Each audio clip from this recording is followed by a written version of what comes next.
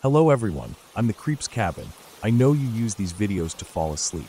So before that, like the video and subscribe to the channel. Also, where are you from and what time are you watching? Now get comfortable and relax.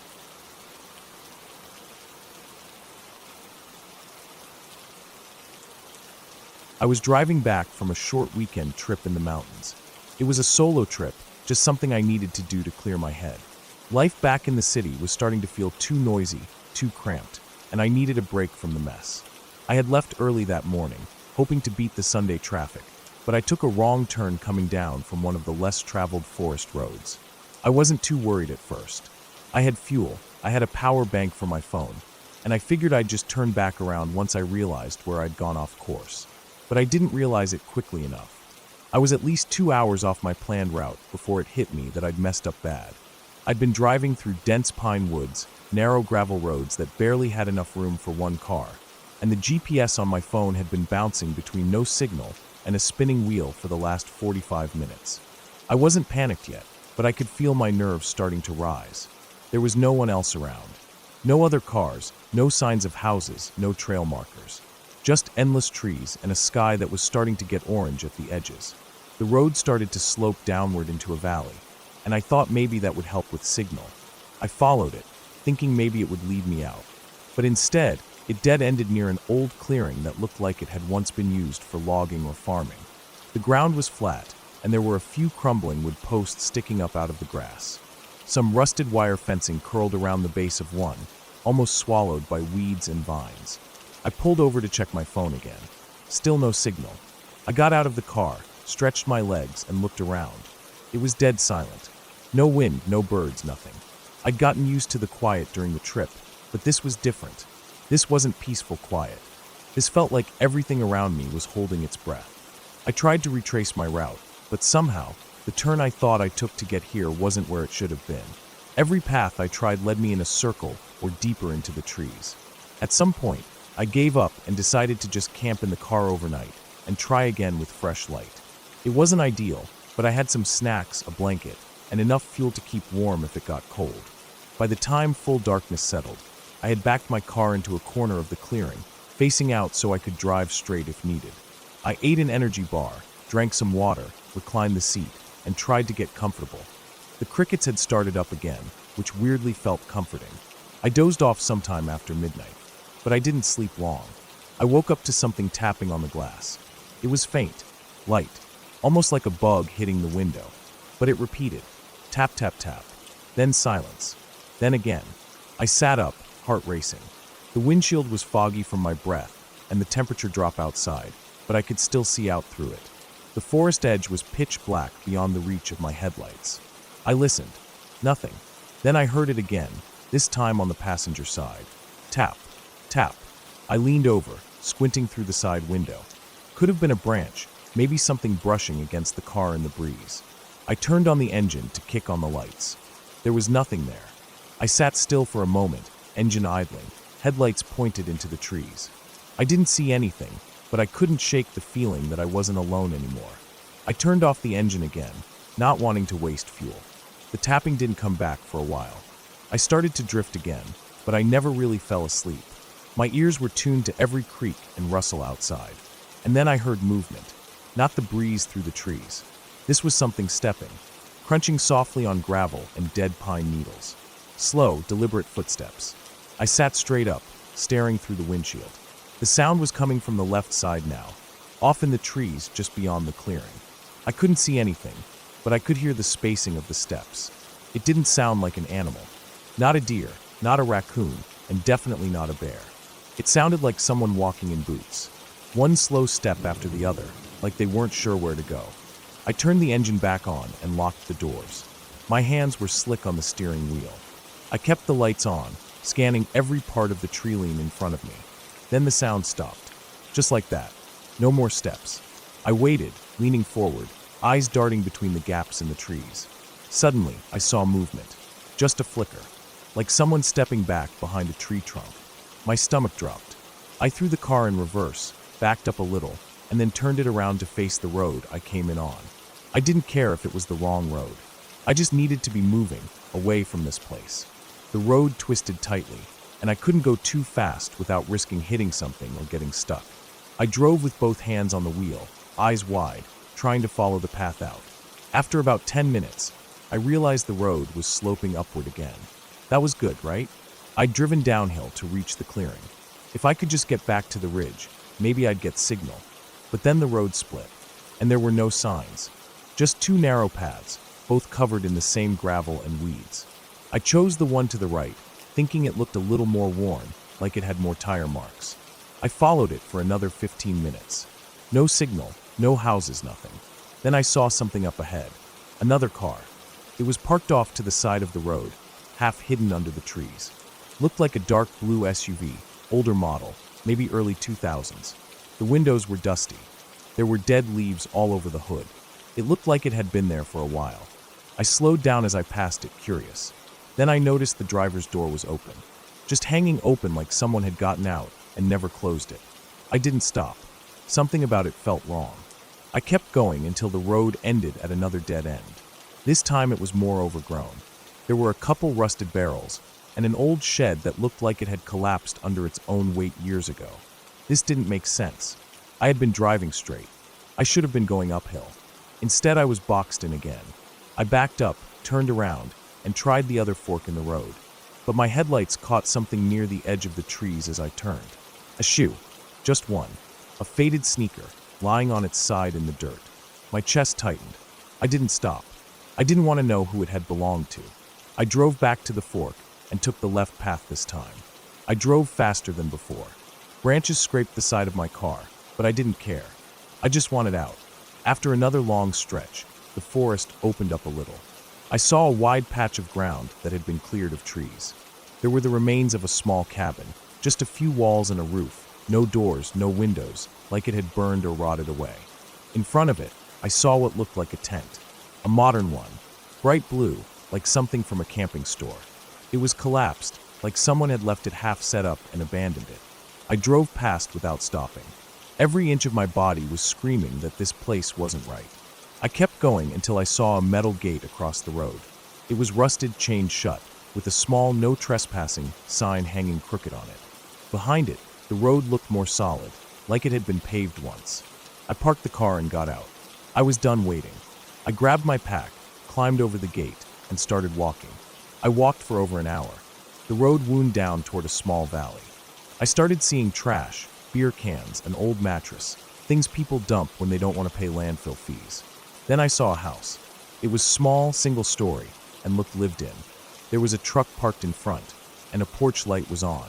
I stayed in the trees, watching it for a while. I didn't see anyone come or go, but the truck was clean and looked like it had been used recently. I didn't want to risk knocking. I still didn't know where I was or who lived out here, but I got a bar of signal on my phone. One bar, blinking in and out. I texted my brother my location. I dropped a pin and typed, "Lost. Need help. Here." Then my signal vanished again. I waited. I didn't want to go back. I sat in the woods, just out of sight, and waited. Almost 2 hours later, I heard a car. A real one. A sedan, not a truck or an SUV. I stood up, heart racing, and moved toward the sound. It was my brother. He had gotten the text. I ran out onto the road. His headlights hit me, and he slammed the brakes. I waved and shouted. He jumped out, ran over, and hugged me hard. I didn't cry, but I could have. We didn't stay. I told him I'd explain later. He didn't ask anything. We got in and drove, back toward a real town, a gas station, and the rest of the world. Later, when I told him what had happened, he looked it up. The area I'd been lost in wasn't even on most maps anymore. Used to be a small logging town there in the 1950s. They'd pulled out after a landslide cut off access. People had squatted there on and off since.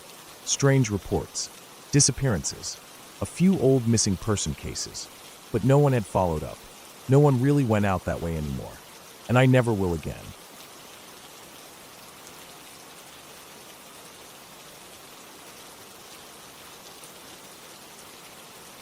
I don't usually talk about this, mostly because it sounds too strange, even though nothing about it is impossible. It wasn't supernatural or unexplainable, just a series of things that happened in a place where no one could help. And I got out. That's what matters now. But I still remember every detail, every moment when I felt like something was wrong and couldn't put my finger on it until it was too late. It happened in northern Utah in early November, a few years ago. The air was dry and cold, the kind that cracks your lips within an hour if you don't use something on them. The days were short and the nights dropped well below freezing. I had decided to take a solo camping trip, something I'd done before in different parts of the West. I wasn't some expert survivalist, but I'd done enough weekend trips and had all the right gear. I had planned to hike into a patch of BLM land near a narrow canyon, the kind of area people sometimes overlook because it doesn't have big peaks or dramatic rock formations. Just a long stretch of juniper and pinyon pine, scrub brush, and rocky outcroppings. But it was quiet, open, and wild enough to be interesting. The kind of place where you can walk all day and not see a soul. That was exactly what I wanted. I parked my car at the mouth of a dirt road that had long since been blocked off by large rocks.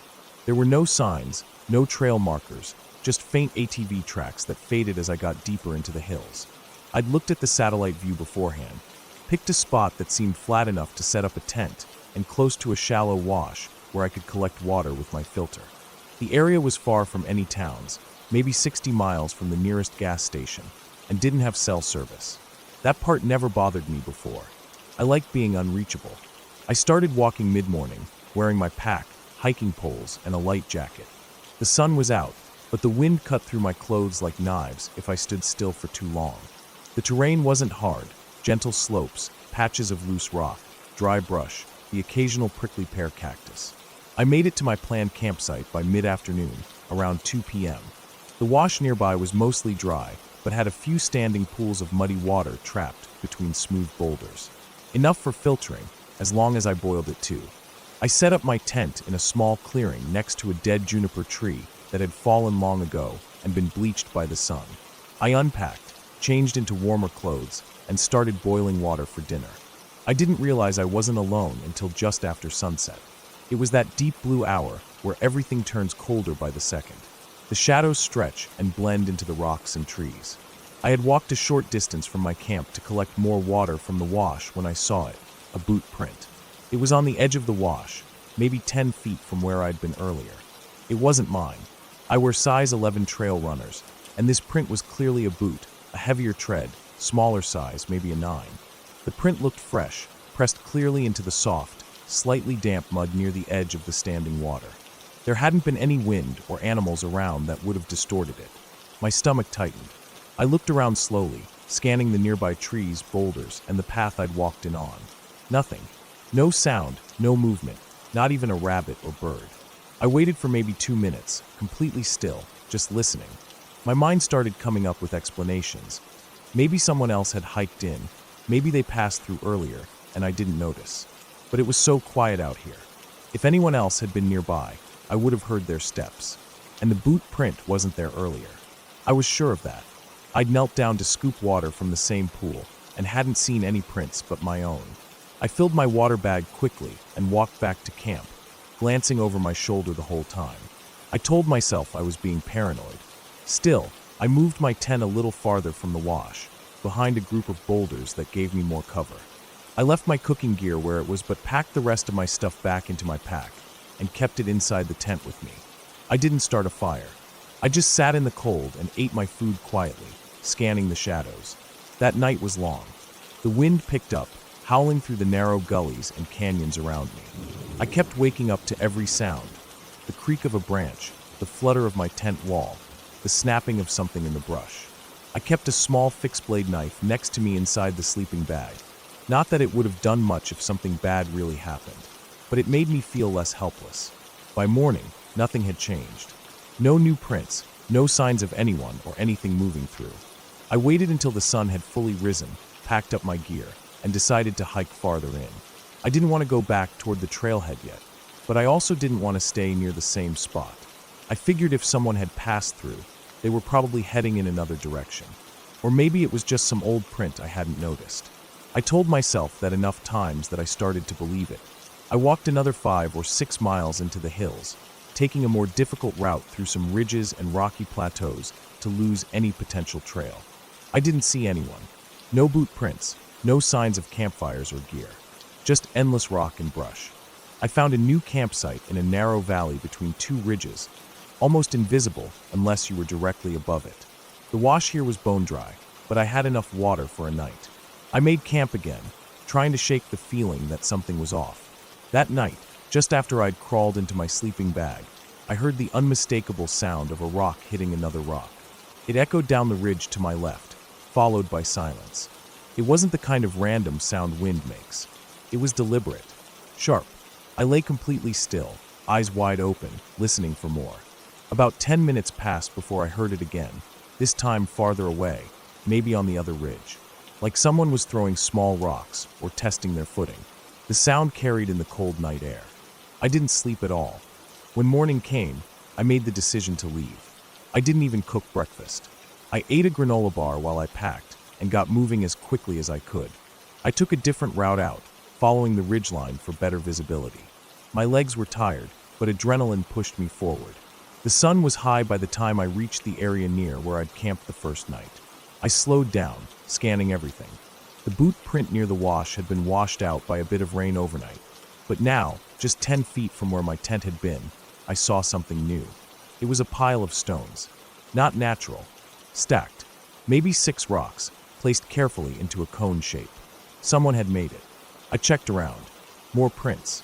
2 sets now, both boots. One larger than the first. They walked in from the west and circled the area. Whoever it was had come through after I left and looked around where I'd been. Then they made that little marker. A cairn. I don't know if it was a signal, a message, or just some weird ritual, but it was fresh, and it wasn't there before. I didn't stay. I kept walking, fast, not running, but close to it. I had maybe 5 miles to get back to my car. I kept checking behind me. Every gust of wind made me jump. My mind was racing, playing through every possibility. Were they hunters? Some strange locals?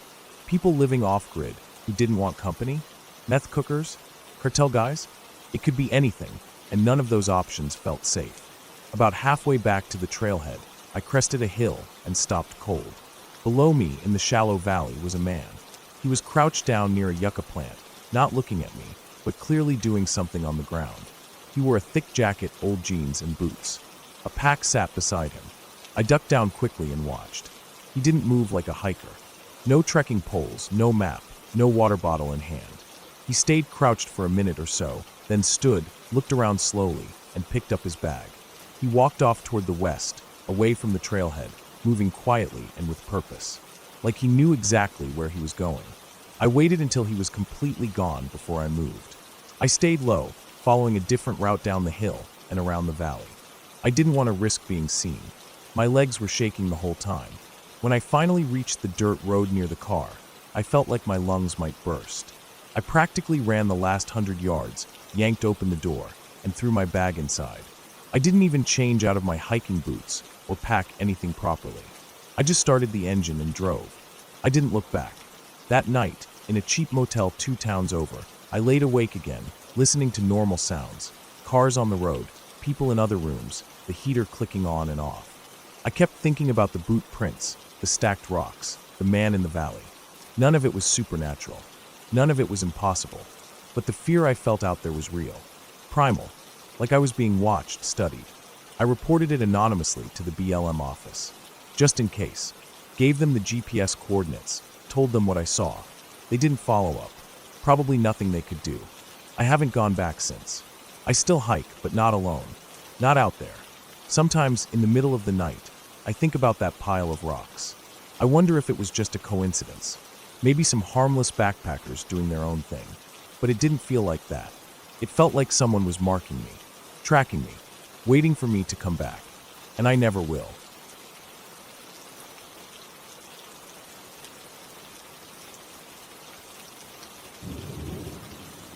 Alright, here's the full-length, first-person realistic scary story based on your scenario. It's written with extensive detail, natural language, no supernatural elements, and a clear ending. I haven't thought about that house in a long time, probably because I've done everything I can to forget about that town altogether. I grew up in a small town in Kansas, the kind of place that doesn't even feel like it belongs to the world anymore. It's mostly forgotten land, surrounded by endless, flat fields, patches of woods that no one has any reason to walk into, and a lot of hollow-eyed people who never left. I got the hell out as soon as I could. But back when I was 16, I didn't know better. I still thought we were invincible. Me and my buddy, we thought we were untouchable. Nothing bad was ever really going to happen to us. Bad stuff happened on the news or in other states. Not in the middle of nowhere where nothing exciting ever happened. But one day something did. We had this habit of driving around back roads for no reason. Burned gas like it was free. We didn't drink, didn't smoke, didn't party much because there wasn't much of a party scene unless you counted sitting in someone's backyard with a cooler full of warm beer and half the town's meth heads showing up uninvited. So we drove, sometimes for hours.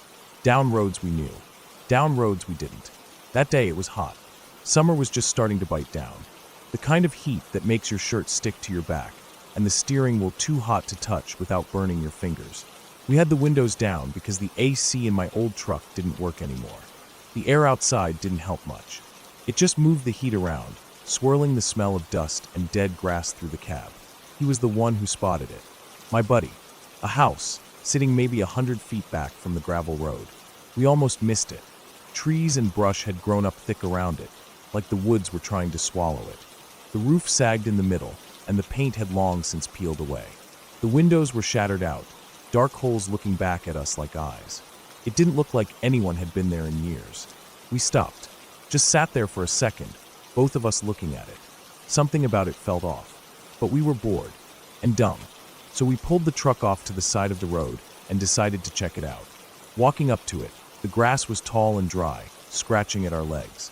There were tire ruts leading up to the house, but they were old, faint, almost covered again by grass. I remember thinking, this place is totally dead. I was wrong. The front door was stuck, like really jammed in the frame. We tried pulling at it, jiggling the handle, pushing a little. No luck.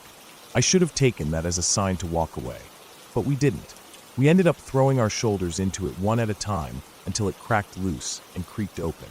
The sound of it groaning open still plays in my head sometimes. The smell hit me first. Chemical. Sharp. Not like bleach or cleaning products. More like a mix of something burnt and something industrial. It was faint, but it stung when I breathed in just a little. My nose and the back of my throat itched. I tried breathing through my mouth, but it didn't help much. The air felt heavy in there. Hot, stale, and wrong. Inside, it looked like the house had been ripped apart by animals and then left to rot. Trash everywhere. Broken furniture. A busted TV on its side in one corner. There were stains on the floor. Black, brown, sticky looking. I didn't want to think about what they were. We walked through the living room, stepping over piles of clothes and broken glass.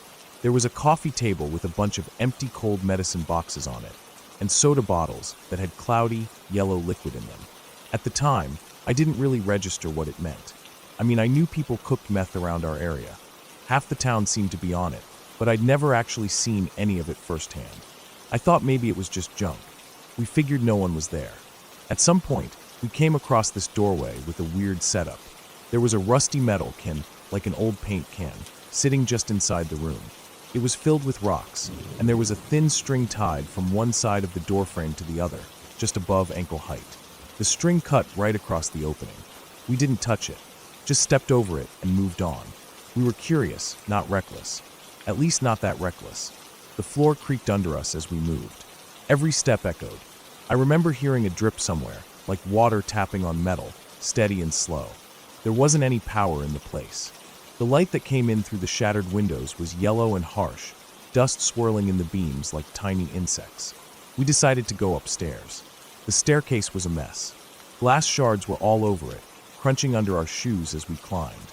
The railing was half broken off, hanging by a few screws. The walls were dirty, scratched. Some places had writing on them. Mostly names, curse words, drawings that didn't make much sense. The moment we reached the top of the stairs, everything changed. We stepped into the upstairs hallway, and there he was. A man. Thin. Dirty. His skin looked like it had been pulled tight over his bones. He had no shirt on, just dirty jeans, and his arms were covered in scabs and bruises. His eyes were wide and bloodshot, locked right on us like he couldn't believe we were real. He was shaking. His whole body jittered like he was trying to vibrate out of his own skin. And he had a gun in his hand. A handgun, small, probably a .22 or something close. I didn't know guns that well then, but I knew enough to know it didn't matter what kind of gun it was. It was pointed at us. I froze. He didn't say anything that made sense. Just started yelling. Words came out fast and broken, loud but slurred, like they were tripping over each other. He sounded terrified. He screamed like he thought we were demons or cops, or maybe both. His hand was shaking so hard, the barrel of the gun was swinging side to side. For 1 second, I remember thinking we're going to die, just like that. 2 dumb kids getting shot in a rotting house in the middle of nowhere. Our parents would find out about it on the news. Or maybe they'd never find out. Maybe we'd just vanish, and someone would find our bones years later under a pile of garbage. Then instinct kicked in. We ran. I didn't think. I didn't look back. I heard him yell again, louder this time, more angry, but I didn't hear a shot. Just our feet thundering down the stairs, crunching glass, slamming into each other, slipping on something at the bottom, nearly falling over each other as we clawed at the door. It had slammed shut again somehow. We hit it with our shoulders, cracked it open, and burst out into the sunlight like rats escaping a trap. I don't even remember running back to the truck. I just remember starting it, dust flying behind the tires as we peeled out, the engine roaring like it had life of its own. We didn't talk. Not for a while. Just sat there, both of us breathing hard, hearts pounding in our ears, staring at the road in front of us. I kept checking the rear view, half expecting to see that guy running after us. But he never came. When we finally spoke, it was short. We both knew what we had walked into. A meth lab. A real one. Not some scene from a movie. The house might have been mostly dead, but it wasn't abandoned. Not completely. Someone was still living in there, cooking God knows what, probably on the edge of his sanity from breathing in those chemicals and living in that filth. Looking back, that string across the door, that can of rocks, it was a tripwire. I didn't realize it then, but I know now. If we had tripped it, maybe it would have made a noise to alert someone. Or worse, maybe it was attached to something more dangerous. Who knows? That guy might have booby-trapped the house thinking cops would come, or other junkies trying to steal his stuff. We were lucky. So damn lucky. I drove past that place a couple years later. It was gone, leveled to the foundation. Nothing left but a patch of dirt and weeds growing wild over it. I didn't stop. Just kept driving, pretending I didn't know what used to stand there. I don't talk about it much. Most people wouldn't believe it anyway, or they'd just roll their eyes and say we were idiots. And they'd be right. We were. But we were also just bored kids in a dying town looking for something to make us feel alive. We found it, and it nearly got us killed. That's the scariest thing that's ever happened to me. Not ghosts, not monsters, just a real person, real drugs, and a real gun. And the dumb luck of walking away without a bullet in our backs.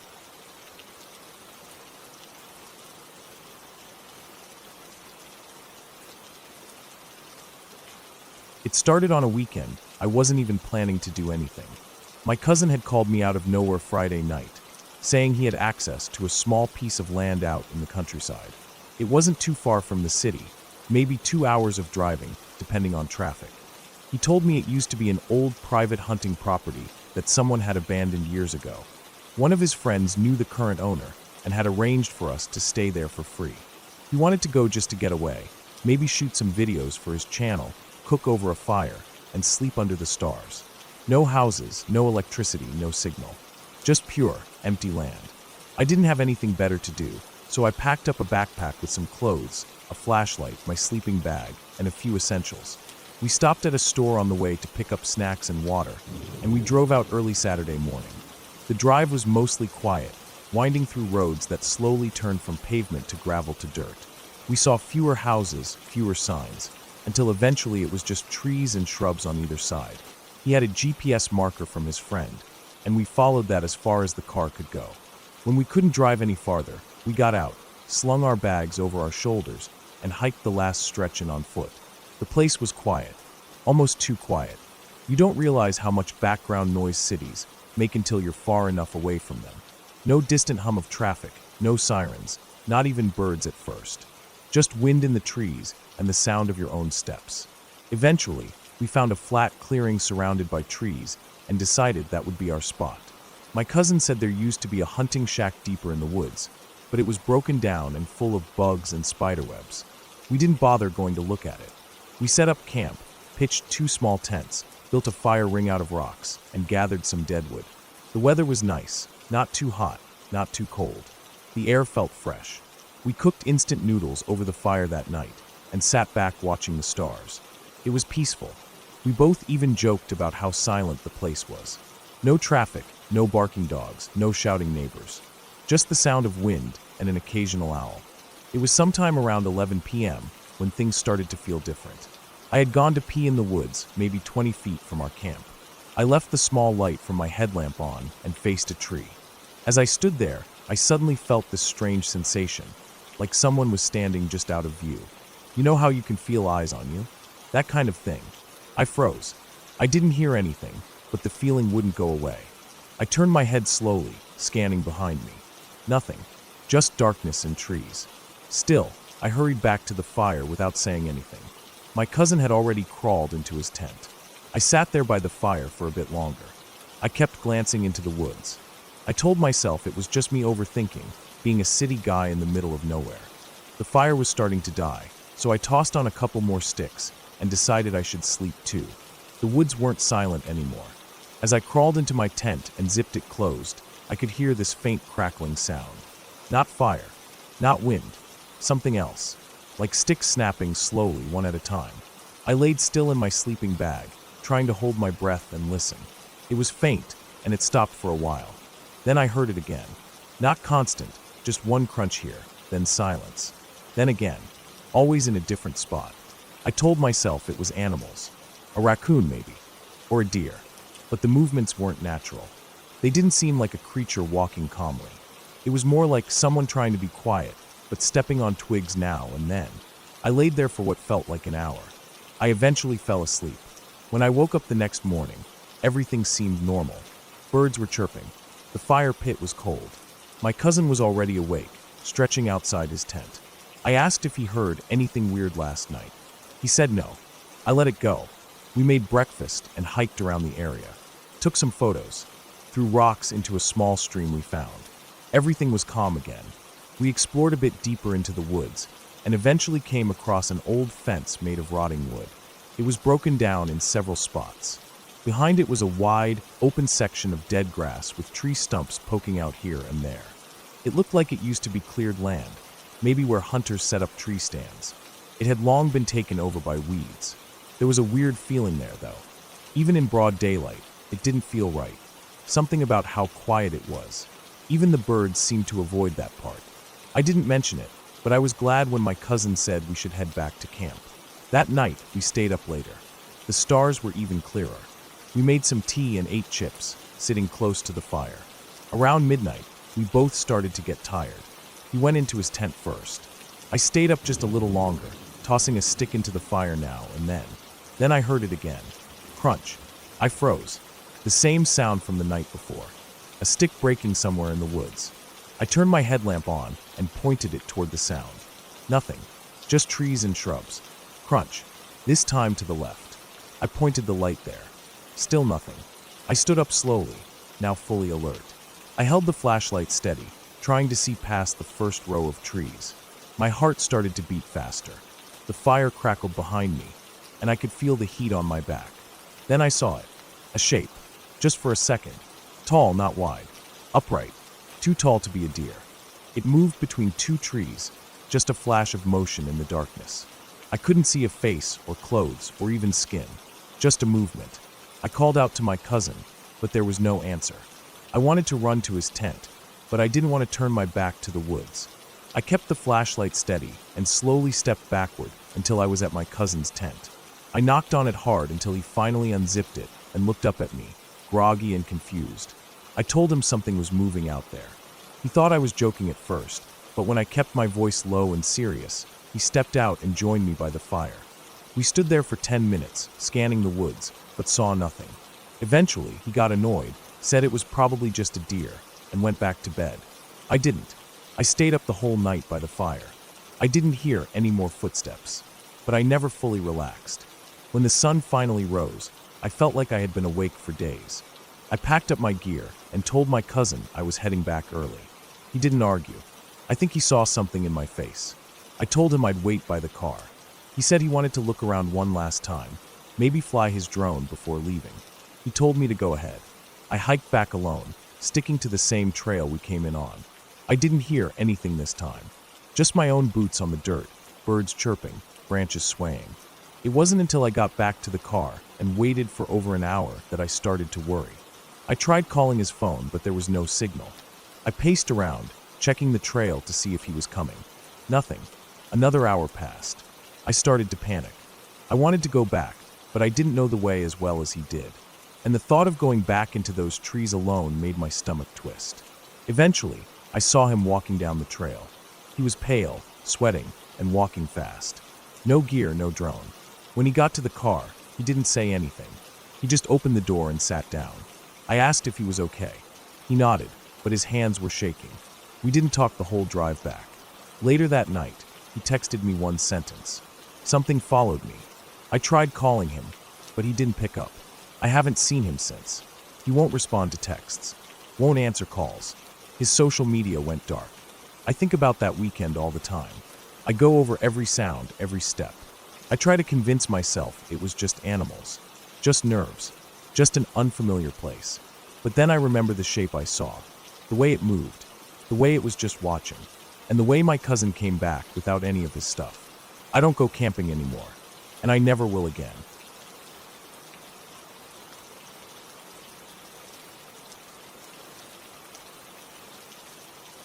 Stephen had just turned 30, and we wanted to make sure it was a birthday he wouldn't forget.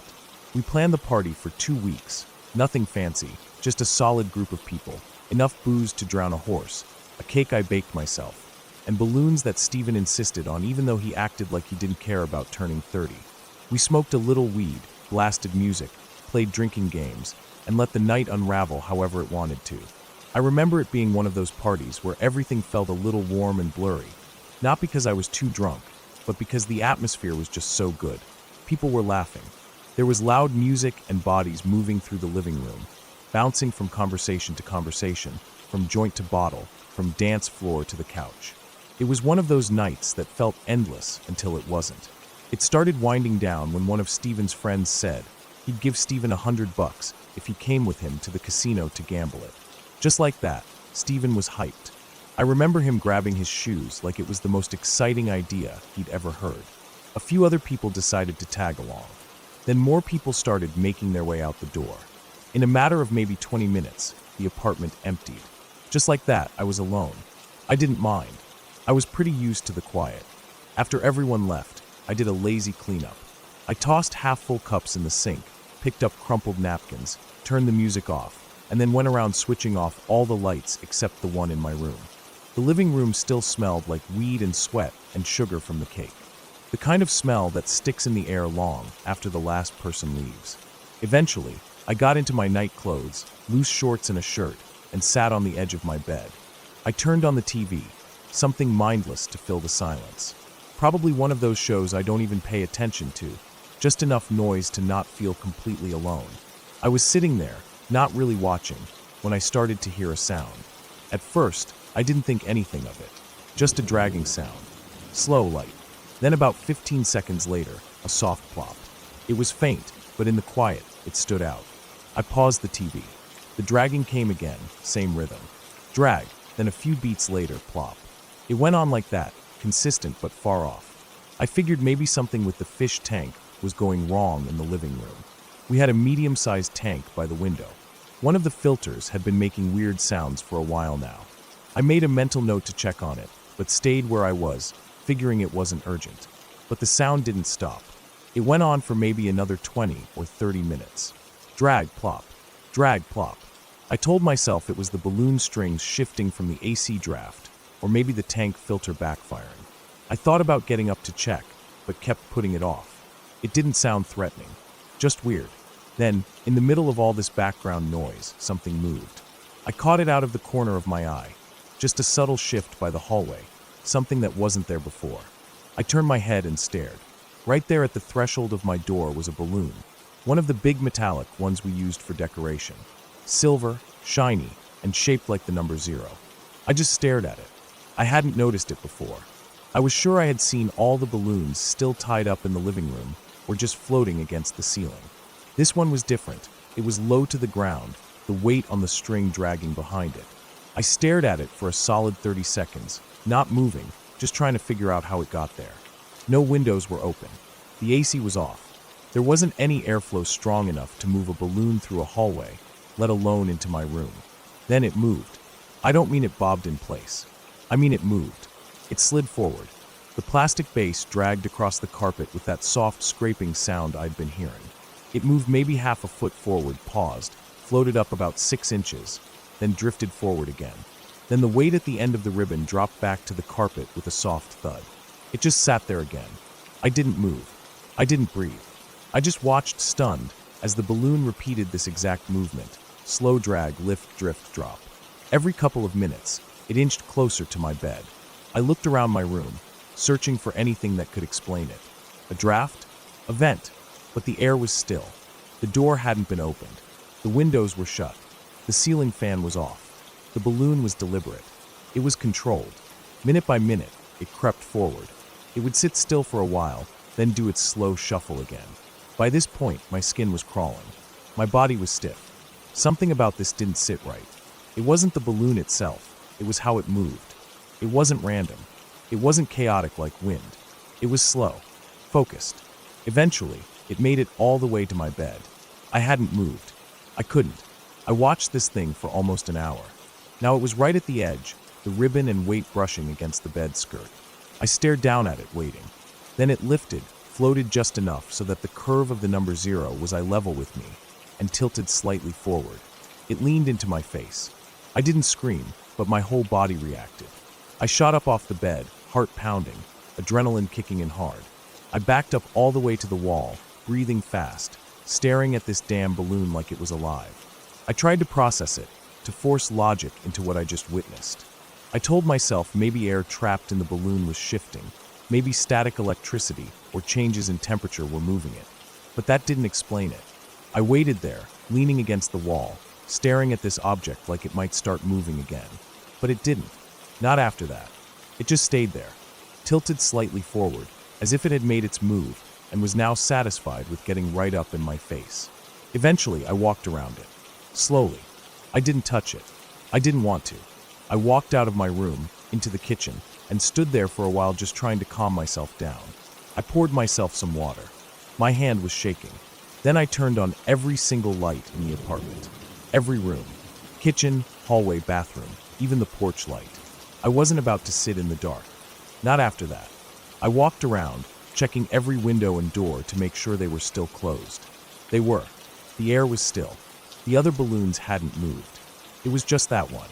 I walked back to my room eventually, peeking in like a kid afraid of monsters. It was still there, still leaning against the bed. I didn't sleep in my bed that night. I closed my bedroom door, turned on the TV in the living room, and slept on the couch. I told myself it was just physics. Something about how the balloon was made, the weight distribution, how it interacted with the air. Maybe residual heat from the party, or a slow leak in the balloon causing shifts in buoyancy. I searched every possible explanation. The next morning, I woke up early. I didn't feel rested. I didn't feel right. The apartment was quiet.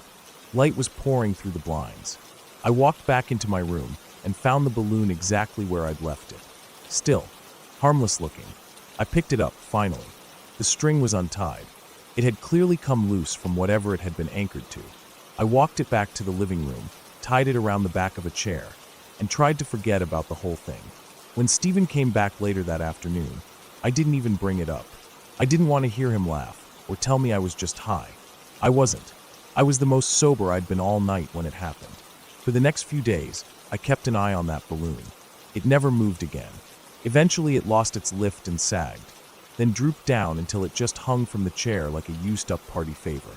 But I never forgot how it moved that night, how it dragged itself through the hallway, slow and steady, how it made it all the way to my bed and leaned in like it had something to say. I still don't have a clean explanation. I tell myself it was just coincidence, a strange mix of air currents and timing, that I was tired, maybe a little paranoid from the weed. But deep down, I know what I saw. I know how it moved. And even now, long after the party's over and the apartment is quiet again, I still feel uneasy when I see helium balloons. I don't trust them. Not after that night.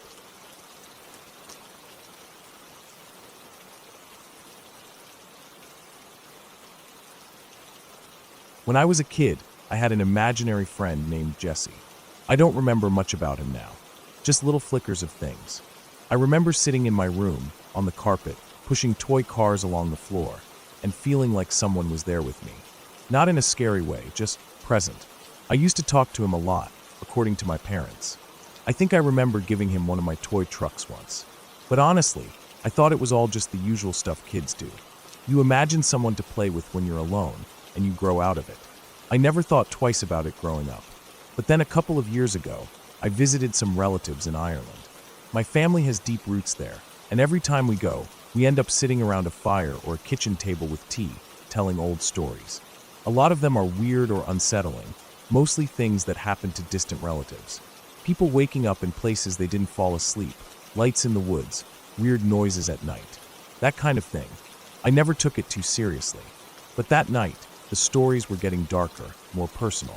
My aunt told a story about something she saw on a farm road once, something she wouldn't explain properly.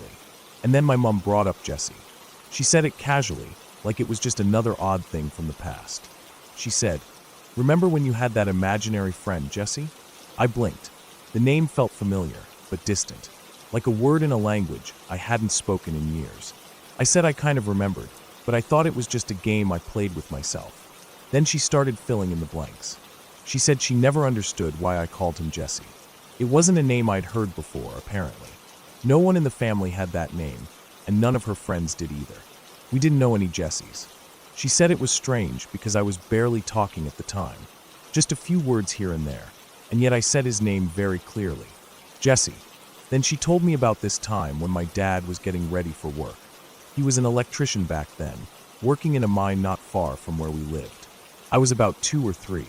She said one morning, just before he left, I asked him to bring back some coal for Jesse's gran. Not for us. Not for a toy. For Jesse's gran.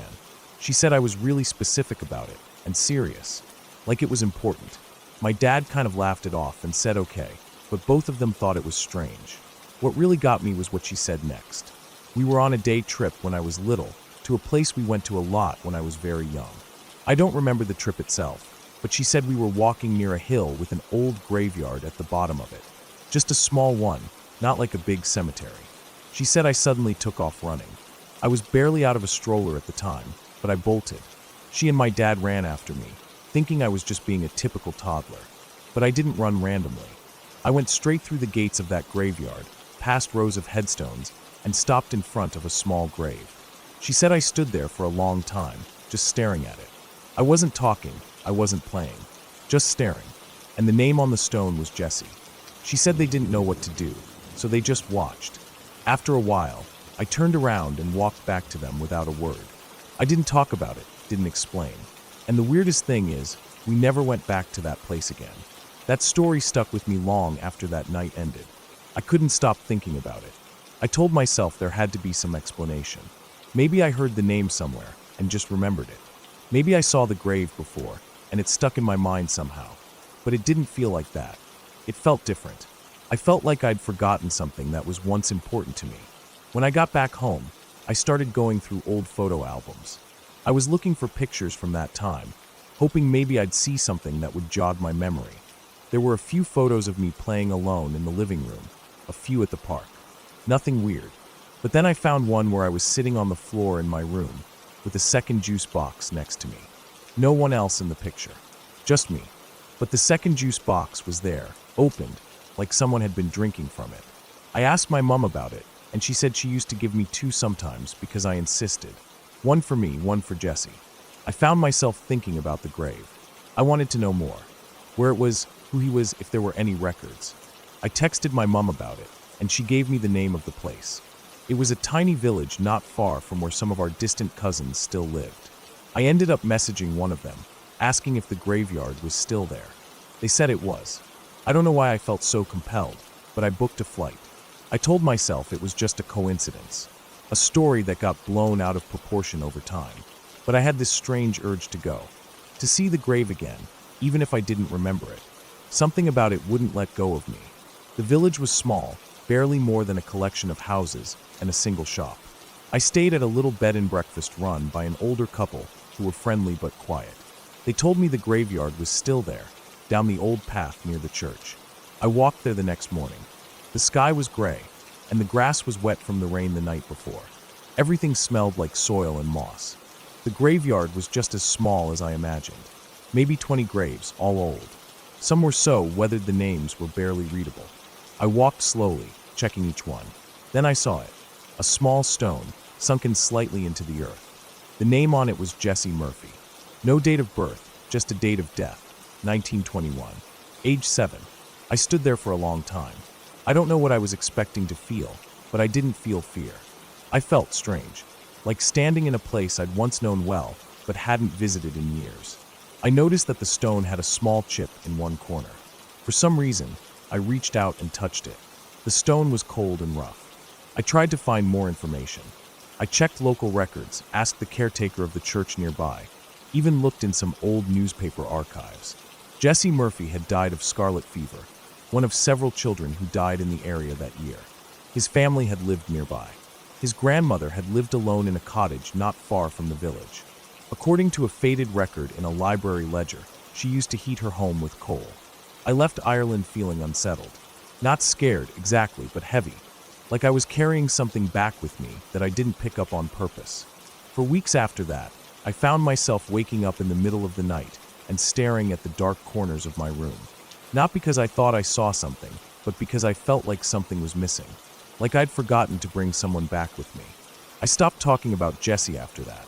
I didn't tell many people what I found, not because I was afraid they wouldn't believe me, but because I wasn't sure what I believed myself. It didn't feel like a ghost story.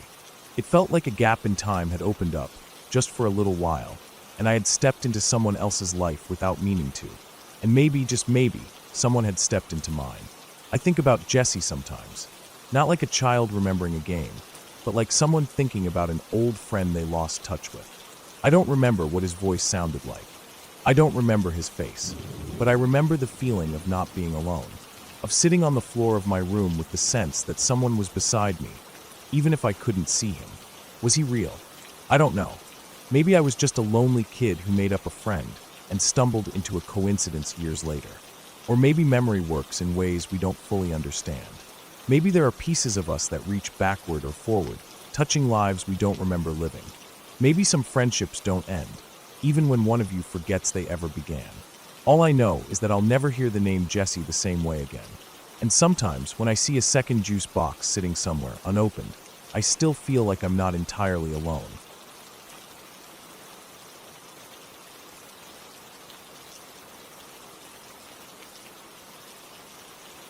When I was about 6 or 7 years old, my family decided to take a summer vacation up to a small island in Maine.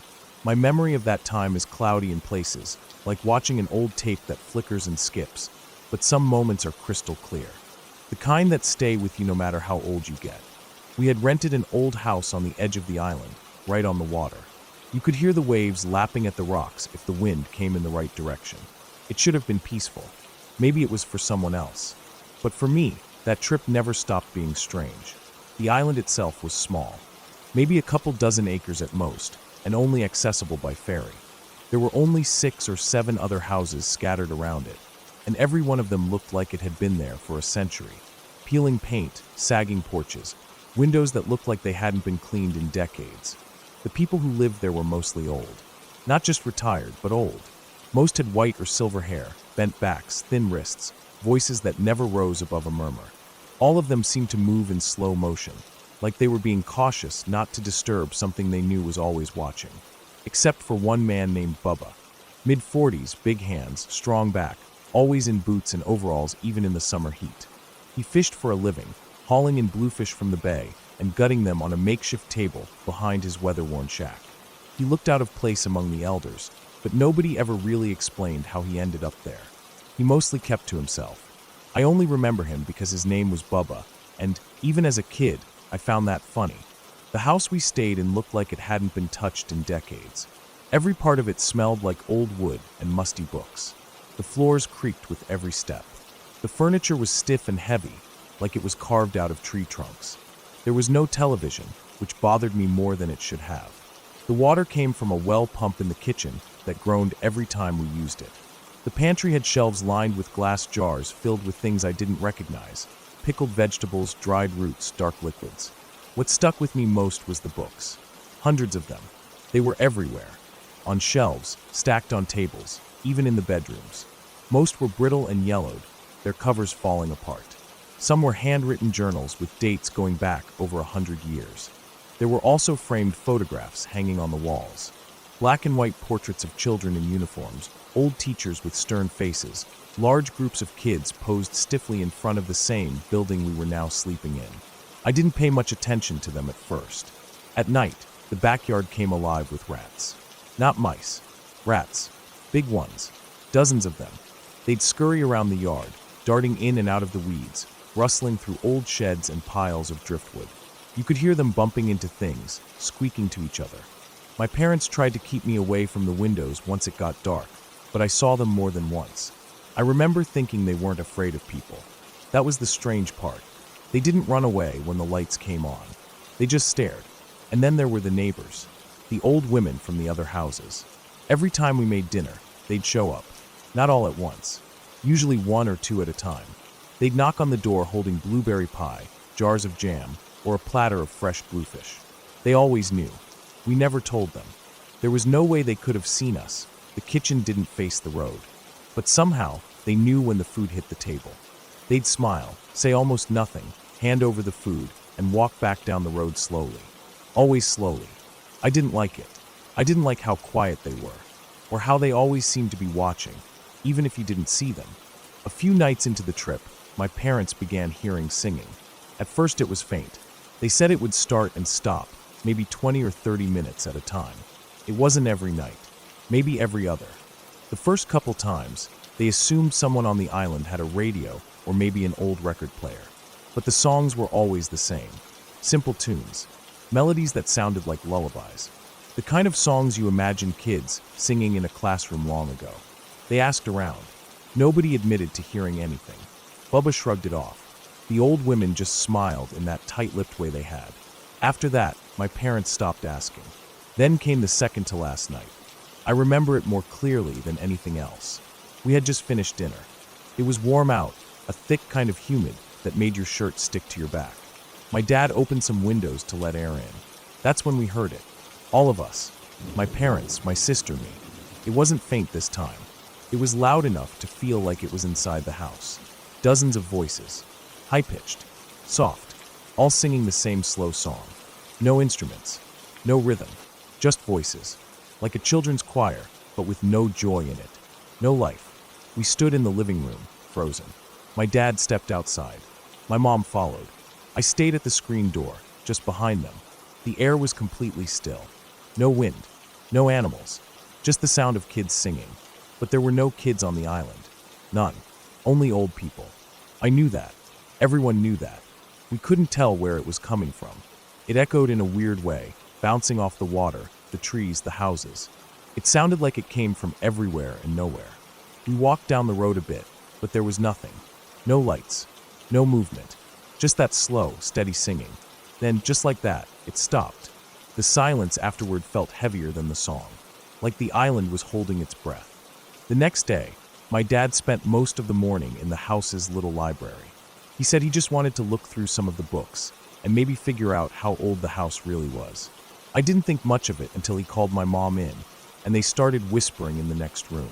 I snuck in when they weren't looking. The book was a large scrapbook, dusty and fragile. The cover had peeled away in places. Inside were newspaper clippings, old photos, handwritten notes. Pages and pages about a school that used to be on the island. Our house. Back in the early 1900s, it was the only school on the island. There were pictures of the students, teachers, school plays, newspaper articles. One page in particular had a full photo of a boys' choir. Maybe 20 kids, all in matching uniforms, standing on the front steps of the building. The same steps that now led to our porch. The faces were blurry, the kind of blur that came from a bad camera and too much age. But the expressions, those I remember. None of them smiled. I remember my mom covering her mouth and turning away. My dad just stared. The caption under the photo said, "Spring Choir Recital, 1923. We left the next day. Packed up early. Caught the first ferry off the island. I don't remember us saying goodbye to anyone. I don't remember seeing any of the old women or even Bubba. It was like the island emptied out the night before. That trip stuck with me. For years. I've never gone back. Never asked to. My parents don't talk about it. Not even when I brought it up later. They act like it never happened, or like it wasn't a big deal. But I know what I heard. I know what we all heard. I know what we saw in that book. And I still wonder about that singing. Not what caused it, but why it stopped.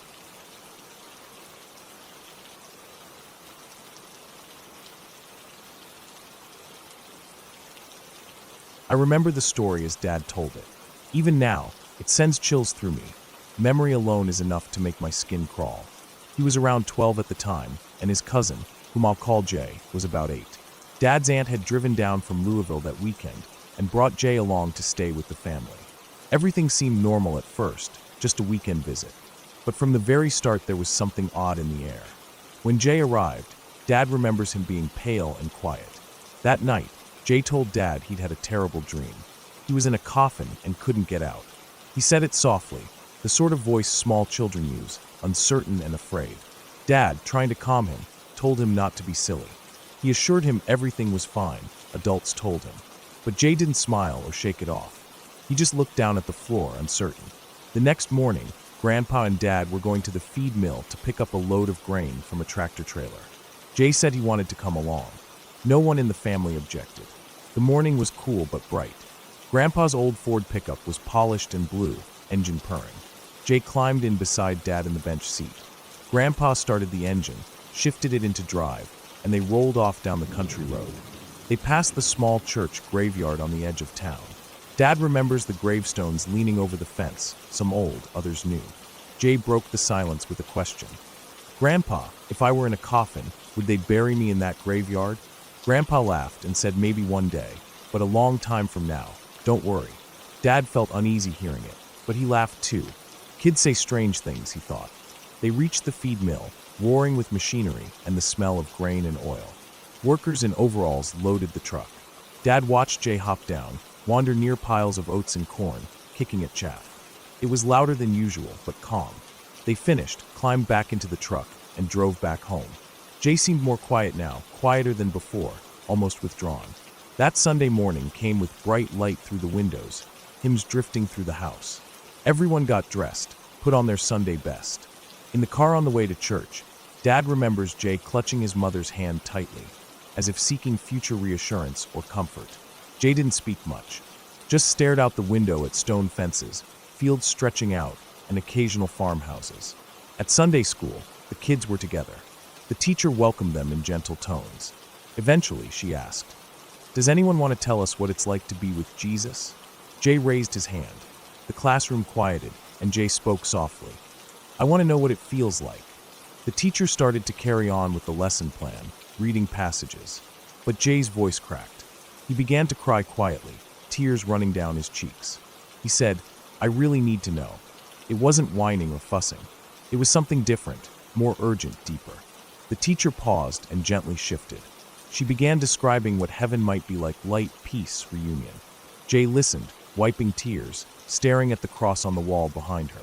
Later, after service and lunch at the church fellowship hall, some families lingered. Jay played lightly with other children, laughter echoing. Dad and Grandpa talked in low voices about the miracle stories. They laughed softly, but Dad noticed Jay's smile was gone. He looked tired, as though something inside had shifted. Then came the tragic moment. Jay crossed the road from the church parking lot, heading to the car with his aunt. A car came unexpectedly from around a corner. The driver didn't see the child. It happened too fast. Dad and Grandpa both saw it, rush in horror. Jay collapsed. By the time someone reached him, it was clear he wouldn't survive. They tried, but he was gone. Just like that. It wasn't ghosts or fairy tales. No monsters hiding under the beds. It was real life, unpredictable and awful. Dad says Jay seemed to know. That dream the night before. The question at the graveyard. The longing in Sunday school. So many small signs. Jay wasn't morbid or wanting attention. He was a child caught between dreams and reality, maybe sensing something he couldn't name. Dad says the way Jay asked, quiet but unwavering, "I want to know what it's like to be with Jesus." It felt like he was saying goodbye. In the days after, the family gathered. The house was full of cousins, aunts, uncles, voices hushed. Dad remembers staring at Jay's empty bed, the quilt folded perfectly. His aunt sat quietly staring at the window. Jay's mother wept in soft sobs. Grandpa's shoulders shook with grief. But everywhere, people spoke in low tones. About souls, about how a child who asked to know heaven might have slipped through the veil early, before pain. Dad now tells me it gives him the shivers. Because when he laid eyes on Jay, there was a light in them during Sunday school, as though he'd already glimpsed something no adult sees. And the dream, and the question in the graveyard. They weren't toys or random words. They were warnings or farewells. He says he doesn't feel haunted. He doesn't believe in ghosts or supernatural hauntings. But it leaves a cold knot in his chest whenever he thinks. A child asked what heaven was like, and hours later, he was taken. In my own days, I see fields and country churches, and I think of Jay. I imagine that day, bright, peaceful, silent messages, but the ending was sudden. No fantasy. Just one innocent life ended too soon. Dad and Grandpa still mention it sometimes, each time in soft tones, voice-catching. They speak as if still hoping to understand. And for them it's more than grief. It's the memory of a boy who seemed to know his time was short, but braved it with simple words. I want to know. There's no ghost at the graveyard, no whispering voices at night. Just the memory of a child who had a dream, asked a question, and disappeared before any of us expected. The ending is clear. Jay died that Sunday, hit by the car. Life moved on for everyone else. But for Dad and Grandpa, and for my family, part of them stayed in that moment. Jay's final question still echoes. A child asking to know what heaven is like. That's the story.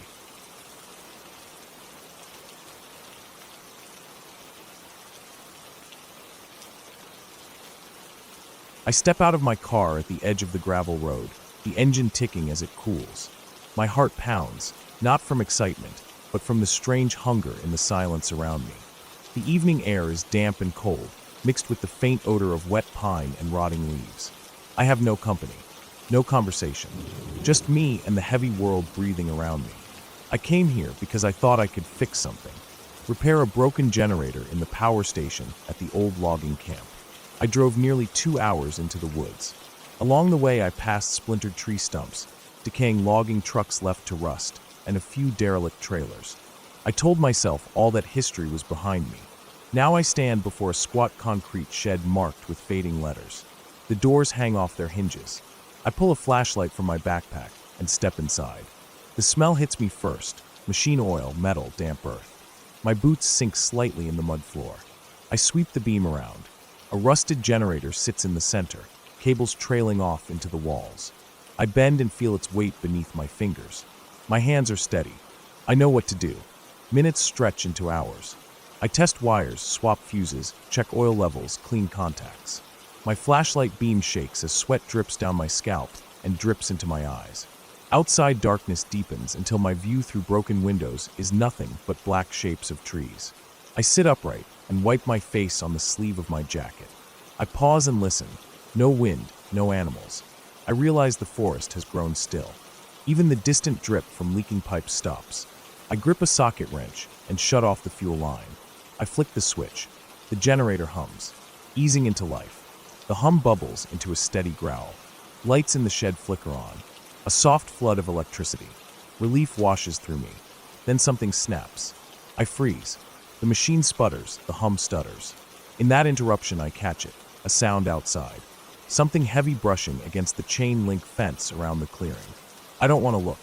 I don't look at the windows. I breathe. Oil drips from the generator, a tiny rhythm beneath my pounding heart. The hum returns, steadier now. Just as I flip the final switch to power up the nearby cabins, I hear another sound.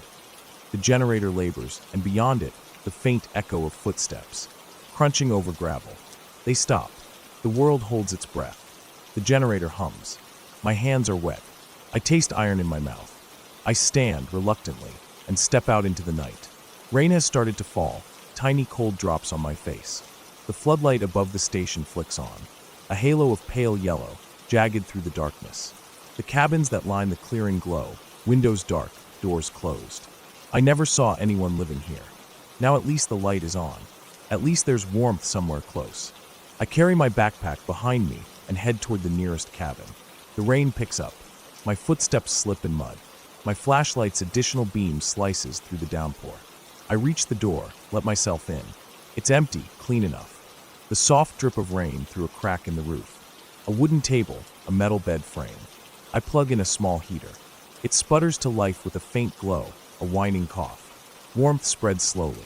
I close the window shutter, not wanting to look outside. I breathe, listening to the heater and the rain and hope. Then I step over to the small kitchen counter and open my lunch bag. A sandwich gone cold. A bottle of water. The lights flick inside the cabin as power takes hold. For a moment I'm so relieved I almost laugh. Outside there's no more music of footsteps. The rain masks everything. I think, if something was out there, maybe it moved on.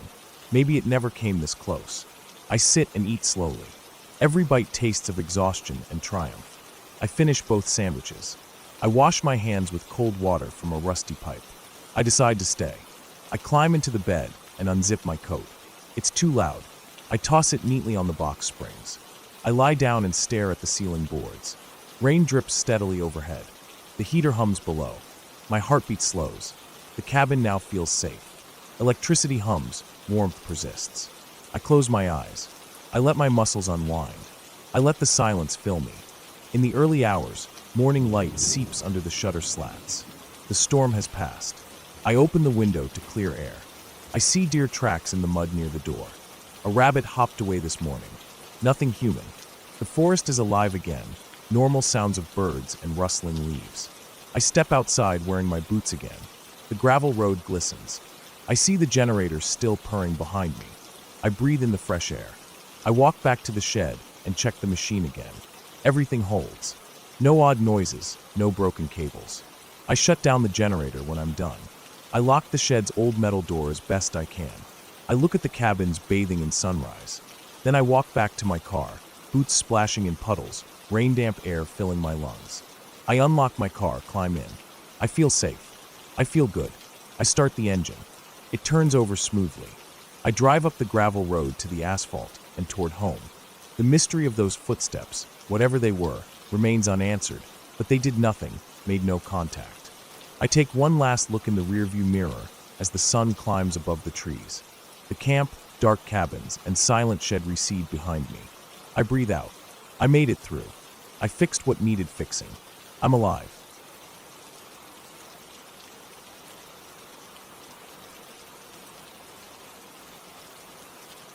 It was supposed to be a quiet weekend. I had driven out alone to a cabin a friend of mine owned, deep in the hills of western Montana. He had offered it to me for a few days after hearing how burned out I was from work. I'd been living in the city for too long, drowning in noise and artificial light. The idea of silence, real silence, had started to sound like heaven. No cars, no phones, no crowds. Just me, the woods, and some peace. The cabin sat about 20 miles off the main road, reachable only by a narrow gravel trail that twisted through the trees like a snake. My old truck struggled with the climb, the tires spitting gravel as I made my way higher into the forest.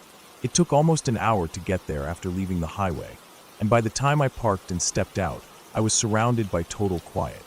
The cabin wasn't much, just a one-room wooden box with a tiny porch and a chimney poking out the roof. No power, no cell signal, no running water. There was a wood stove in the corner, a stack of firewood beside the porch, and an outhouse 20 feet off to the side in the trees. It was perfect. I felt something in my shoulders relax for the first time in months. The first night was uneventful. I lit some candles, warmed up soup on a small camping stove, and sat on the porch in the dark, listening to the sounds of the forest. Crickets, the wind in the trees, the occasional snapping branch. I couldn't see anything past the edge of the clearing, just blackness. But I didn't mind. It felt peaceful. I went to sleep early and woke up around dawn. Birds were chirping. The air smelled fresh, cold, and clean. I took a short walk through the trees, keeping to the narrow path that wound up the hill behind the cabin. I wasn't going far, just getting my legs moving. The forest was dense and old. Tall pines, thick underbrush, and moss-covered rocks. It had that heavy quiet you only get in deep woods, where sound seems to vanish into the trees. I spent the day chopping a bit of firewood, reading an old paperback I'd brought, and taking another walk in the afternoon. I didn't see a single person, car, or plane all day. That was part of what made it strange when I noticed something that evening that hadn't been there before. I had stepped out onto the porch to grab more firewood when I saw a set of footprints in the dirt. They were clear, fresh. Hiking boots, maybe a size or two bigger than mine. They came from the direction of the trail and stopped a few feet from the porch, then turned and went back the way they came. There were no vehicle tracks, no other signs of someone coming through. I hadn't heard anything either. I just stood there for a while, staring at them. Something about it bothered me. I told myself it could have been a hunter or someone hiking through. Maybe they saw the cabin and came to check it out, then left. But why not knock or call out? Why just approach and then leave without making a sound? I walked around the clearing, checking the edges of the trees, looking for more tracks, but saw nothing else. When I followed the footprints back toward the trail, they only went a short distance before vanishing into harder ground where the dirt turned to gravel. That night, I locked the cabin door and kept the fire burning late. I didn't sleep well. The next morning, I felt tired and on edge. The silence that had felt peaceful before now seemed heavy, almost pressing. I kept thinking about those footprints. Around mid-morning, I decided to hike a bit farther out, just to clear my head. I followed the trail past the hill and into a deeper part of the woods I hadn't been before. It was steeper there, rockier. I walked for maybe 40 minutes before I realized I was being watched. It wasn't a sound or a sight, just that feeling, the one you get when someone's eyes are on your back. I stopped, looked around. Nothing, but the feeling didn't go away. I kept walking, slower now, ears straining for any sound. After another few minutes, I heard something behind me, a faint crack, like a twig snapping under a foot. I turned fast. Nothing again, just trees and silence. But I knew what I heard. I stood still for a long time, listening, staring at the trees. I didn't see anything move, but every instinct I had was telling me I wasn't alone. I slowly started walking back, trying not to make too much noise. Every few steps, I stopped and listened. I never heard anything else. But I also didn't shake that feeling. When I got back to the cabin, I checked around again. No new footprints. No signs of anyone. But I couldn't relax. I stayed inside the rest of the day. That night, I didn't sleep at all. I kept thinking I heard things moving outside. Maybe animals, I told myself. But I kept the fire going, just in case. The next morning, I made up my mind to leave. It wasn't fear exactly. More like my nerves were too fried to enjoy being out there anymore. I packed my things, made sure the fire was out, and locked up. I had just loaded the last bag into the truck when I saw something that made my stomach drop. There was something tied to a tree about 20 feet into the woods, just off to the left of the clearing. I hadn't seen it before. It looked like fabric. I walked over slowly. As I got closer, I saw it was a strip of flannel shirt, torn and knotted around the trunk of the tree. Below it, scratched into the bark, was a simple message. Leave. That's all it said. The letters weren't carved deep, but they were clear and fresh. No moss, no aging. It had been done recently. I backed away and got in the truck without looking back. I drove faster than I should have down the trail, the gravel spraying out behind the tires. I didn't slow down until I hit pavement. When I reached the nearest town, I pulled into a gas station and sat there for a while, hands shaking. I looked at my phone and saw I had full bars again. I considered calling someone, maybe the local sheriff. But what would I say? Someone walked near my cabin, scratched a word into a tree. It didn't seem like much. Still, I reported it to my friend when I got back. He said he hadn't been up to the cabin in months, and no one else had keys. He seemed unsettled, said he might go check it out later himself. I didn't ask him if he ever did. I haven't been back there since. I don't know who was watching me out there, or why they left that message. But I've thought about it often. About the silence, the feeling of being watched, the footprints that led up to my door. Somewhere in those woods, someone knew I was there. Someone got close. Close enough to see me. Close enough to leave a message. And they never said a word. They just waited, watching from the trees, until I got the hint and left. Maybe they were just warning me. Or maybe they were hoping I'd stay longer. I didn't wait to find out.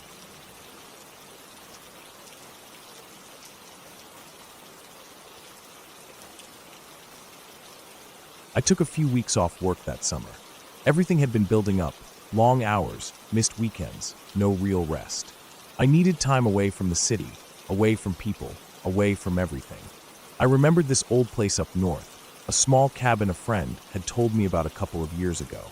It was deep in the woods, miles from the nearest town, the kind of place people go when they want to be forgotten for a while. It wasn't on any website or rental service. You had to know someone who knew someone. I called the number I'd saved, and a man's voice told me it was still standing, still empty, and I could use it as long as I didn't mind roughing it. I packed what I thought I'd need: canned food, water jugs, a couple gas canisters, my camping stove, a sleeping bag, a thick coat just in case the nights got cold. I loaded up my old Jeep and started driving north early one morning. The highway gave way to narrow roads, which turned to gravel, and eventually just a single dirt track winding through pine and birch forest. It was late afternoon by the time I reached the cabin. It looked rough but solid. A single story with a sagging porch, peeling green paint, and a roof patched with different colors of shingles. The windows were dirty but unbroken. There was no electricity. I had to pump water by hand from a rusty spout out back. Inside, it was dusty and smelled like damp wood and old cloth. But there was a working fireplace, a cot with a mattress, and a table with two mismatched chairs. It was enough. The first 2 days passed easily. I hiked a little, read books I'd been meaning to finish, sat by the fire at night with a flashlight and some music from my old portable speaker. No cell signal, which was perfect. The silence was thick but peaceful. I saw deer the first morning, just standing between the trees, watching me. A few squirrels, birds I didn't recognize. The woods were full of small noises, but nothing threatening. It felt good to be out there, really alone. But on the third day, something changed. That morning started like the others. I boiled water for coffee, ate a couple granola bars, and set out to explore a little deeper into the forest. I brought a small day pack: water, a knife, a flashlight, and a snack. I wandered aimlessly, following a small stream for a while, then cutting uphill toward a ridge I thought might give me a view of the area. It took longer than I expected. The trees were dense, the ground uneven. Roots twisted under the dead leaves, and I had to watch every step. I slipped a couple of times, nothing serious, but enough to slow me down. When I reached the top, I could see over the treetops. Miles of forest in every direction. No houses, no towers, no roads. It felt good, but I didn't stay long. The wind picked up, and it had a bite to it. I turned back and started heading down, trying to retrace my steps, but the forest looked different now. The light had shifted. I walked for a while before realizing I wasn't seeing anything familiar. I stopped and looked around. The trees were close together, all thin trunks and tangled branches. No sign of the stream. No path. Just forest. I took a breath and reminded myself I'd been in worse situations. I pulled out my compass. I'd come mostly north to get here, so south should take me back toward the cabin.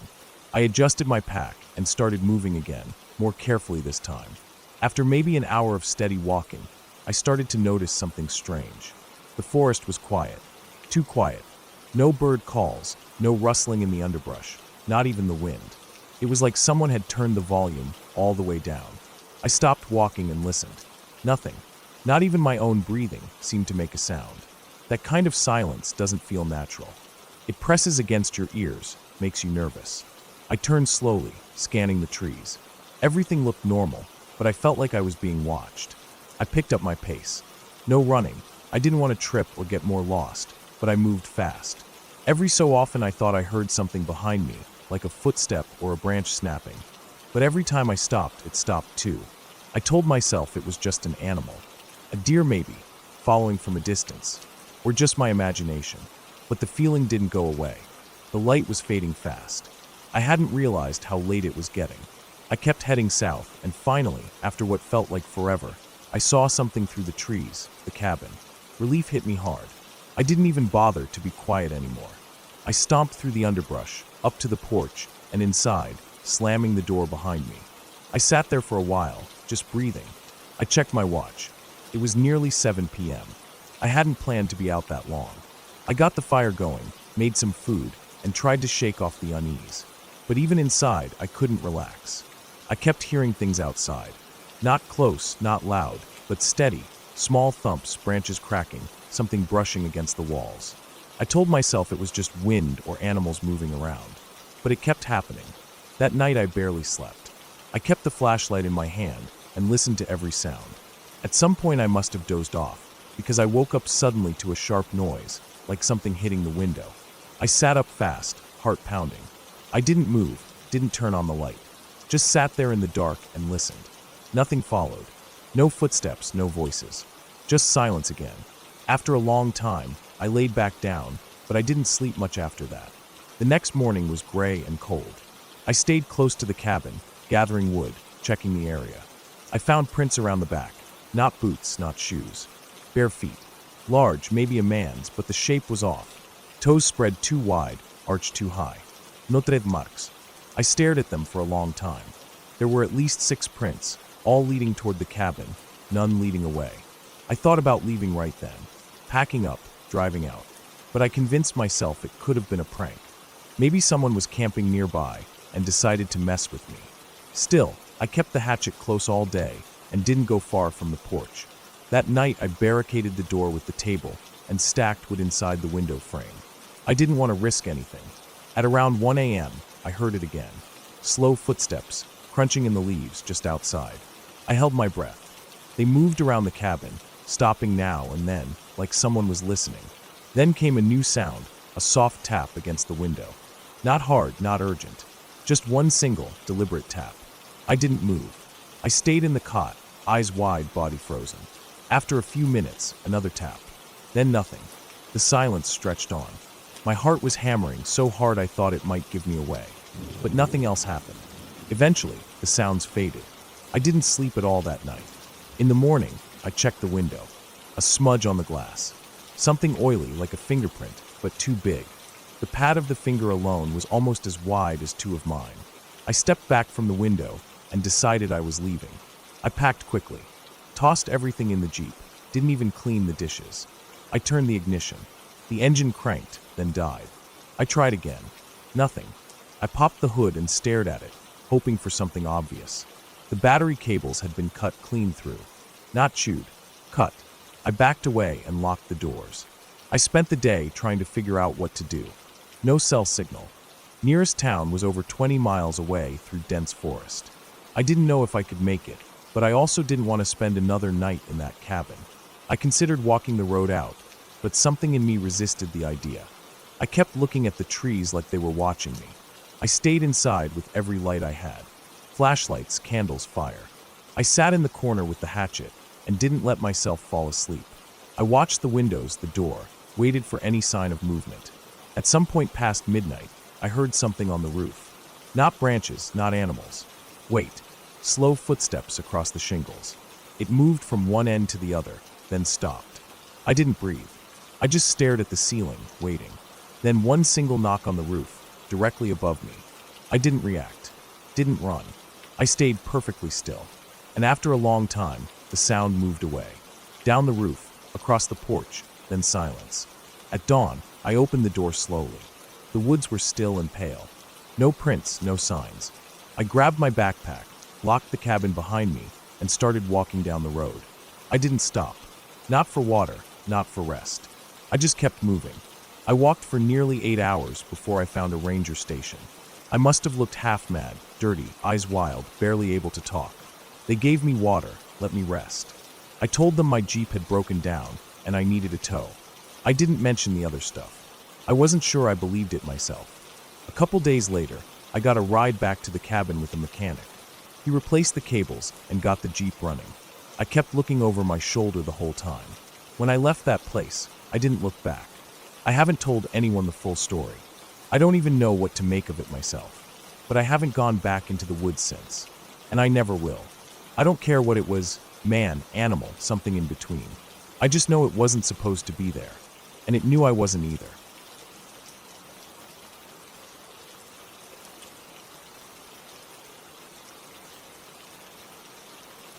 I never really liked driving at night, especially on roads I wasn't familiar with. But that week, I had no choice.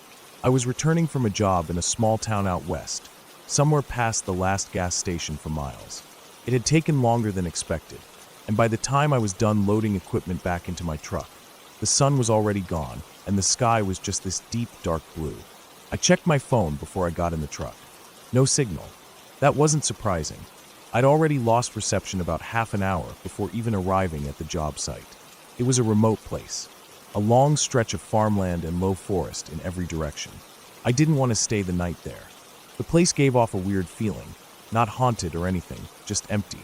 I've always had this thing about being too far from people. Not because I like people, but because when there's nobody around and something goes wrong, you're just on your own. That thought always sat heavy with me. I started the truck and pulled out onto the road, heading east. I knew I'd have to drive for a while before I saw another sign of life. My GPS had gone blank hours ago, but I remembered enough of the turns to be confident for a while. The road was narrow. It wasn't gravel, but it was rough. No lane lines, no lights, just the beam from my headlights cutting through the dark like a knife. Trees lined both sides, and the branches sometimes arched over the road like a tunnel. Occasionally, I'd see something dart across the road, a rabbit, maybe a fox, but nothing unusual. About 30 minutes in, I noticed something strange. The temperature inside the cab felt like it dropped. I checked the controls. Everything looked fine. No AC on, heater was off. I rolled the window up tighter, just in case it had slipped open. Then I noticed I was gripping the steering wheel tighter than usual. My jaw felt tense. I couldn't explain why, but I just felt off. Not scared, not yet. Just like I'd walked into a room where someone had just been fighting. You know that thick air you feel? It was like that. I told myself I was just tired. Long day, empty road, no distractions.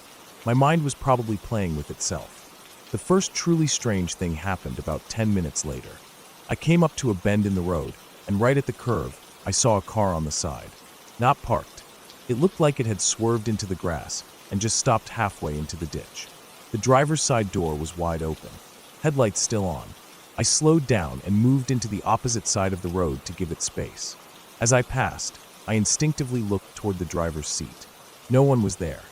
I looked in the rearview mirror, but all I could see was the dim outline of the back of the car, slowly shrinking into the distance behind me.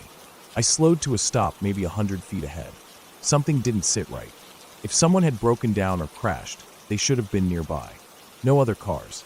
No houses. No sign of a person walking or trying to flag help. I thought about turning around, checking the car. Maybe someone needed help. But I didn't move. I sat there, engine running, looking in the mirror. Then, without warning, the car's headlights blinked off. I felt my skin crawl. There was no sound, no movement, just that car in the dark.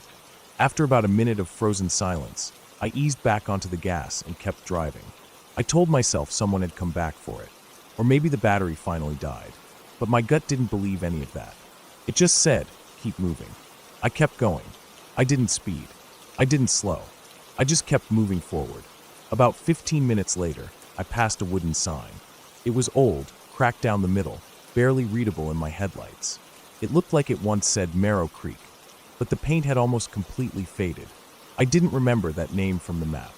I didn't even remember passing through it on my way to the job site. But there it was. Past the sign, the road split. No indicators. No markers. Just two paths left and right. I slowed to a crawl and checked for tire marks or signs of which road was more used. The left one looked slightly more worn, so I went with that. I stayed on it for another 15 minutes. Then I noticed the gas gauge. It had dropped faster than it should have. I remembered filling up earlier that morning. It had been full. Now it was scraping just above a quarter. That wasn't normal. I tapped the gauge, hoping it was stuck. It didn't budge. Another few miles down, I started seeing trees with markings on them. Red paint. Circles. Always the same shape, same height from the ground. They looked like surveyor's marks or something used to mark trails. But there were too many of them. Every few trees. On both sides of the road. The feeling in my chest got heavier. It wasn't fear yet, but it was close. Then I saw something up ahead. At first, it looked like a bundle of clothes or bags on the side of the road. But as I got closer, I realized it was a bicycle. Just a plain, rust-colored bike, lying on its side in the grass. One was still slowly spinning. I didn't stop. I didn't even look at it as I passed. About 5 minutes later, I saw another one. This one was on the opposite side of the road, a different color, also lying on its side. Its wheel bent like someone had hit it or it had fallen hard. No bodies, no blood, just empty bikes. And then, right after that, I saw the first house. It was set back from the road, behind a thin line of trees. No lights on. Old. Maybe a farmhouse, but it looked abandoned. Roof sagging on one side. Porch half collapsed. The grass in front of it was knee-high. I could see what looked like a truck in the back, covered in a dirty tarp.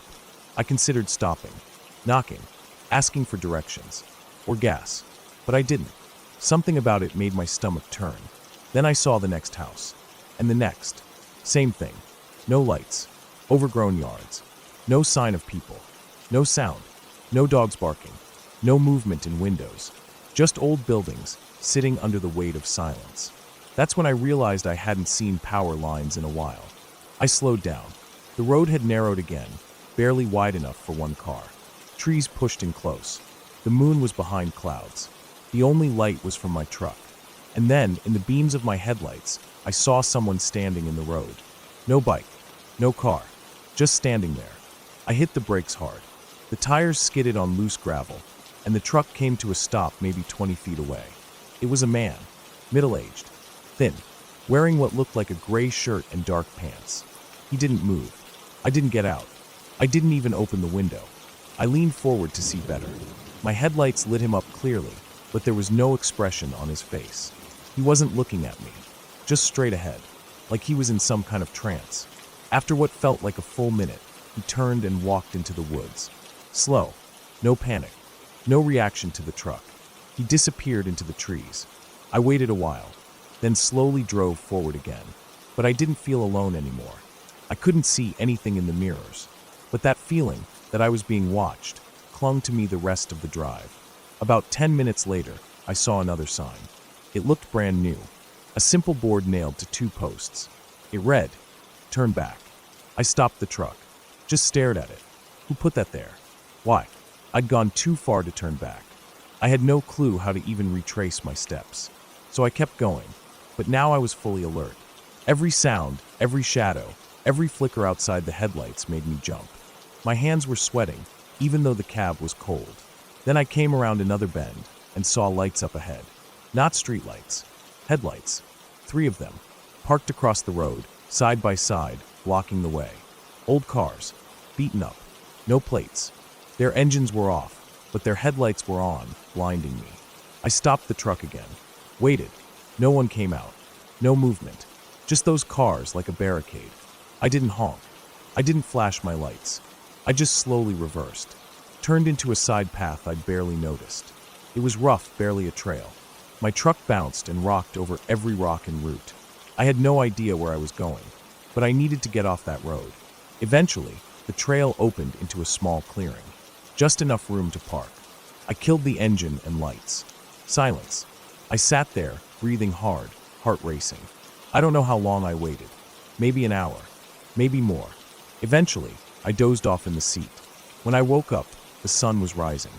I stepped out, stretched, and looked around. The trail behind me was barely visible. No sign of the main road. No tire tracks. But everything looked different in daylight. Less threatening. Just trees. Grass. Sky. I got back in the truck, found the trail again, and followed it until I found another road. Paved. With lane markings. 15 minutes later, I was at a gas station. I asked the clerk where I'd come from. She looked at the mud on my truck, confused. "There's nothing out that way," she said. "No towns. No roads. Not for years now." I didn't argue. I just filled the tank, washed my face, and drove home. I never figured out what that place was. No names matched the signs I saw. No roads on any map matched the ones I'd taken. But I still think about it. And I still won't drive unknown roads at night. Not anymore.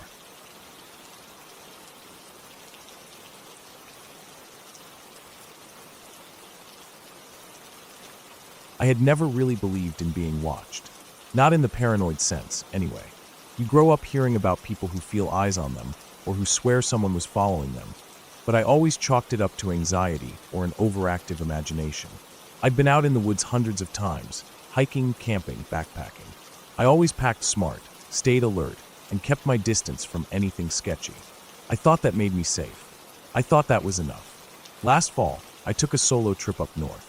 I'd done a few solo hikes before, but this was going to be my longest one. A 5-day stretch deep in a remote section of forest not too far from the Canadian border. I'd planned everything for weeks. Mapped out my route, packed carefully, brought a GPS, and let a couple people know the general area I'd be in. There wasn't much cell service where I was headed, but that was part of the appeal. The first 2 days were beautiful.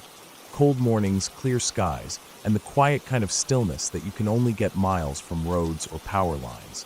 I stuck to the trail, made camp before dusk, and slept soundly both nights.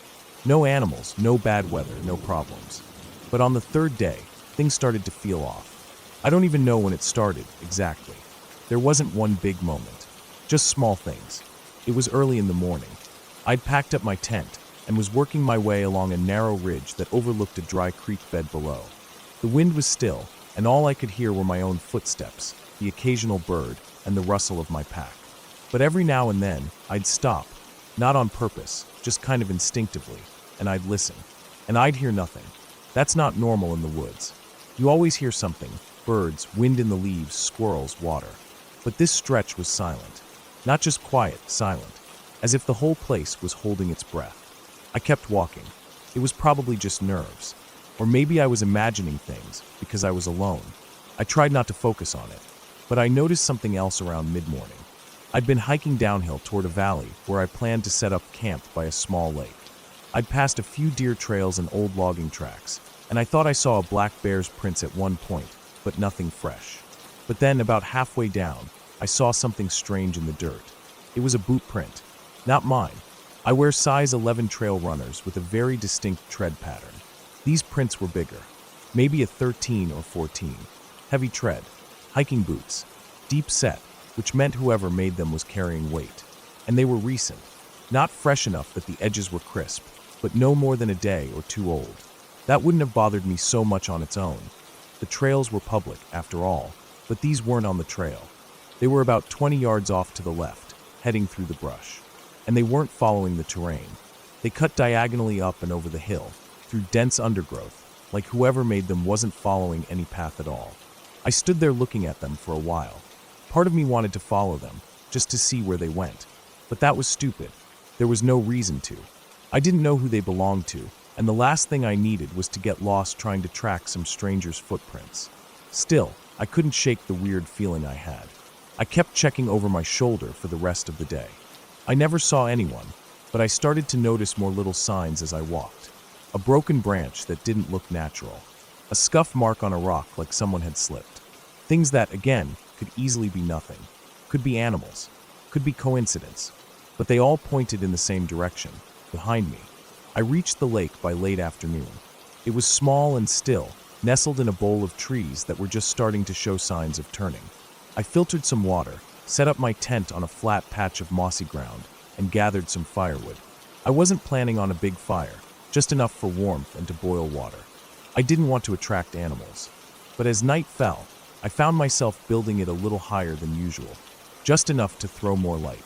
I told myself it was for comfort, that I just didn't like how quiet the forest was.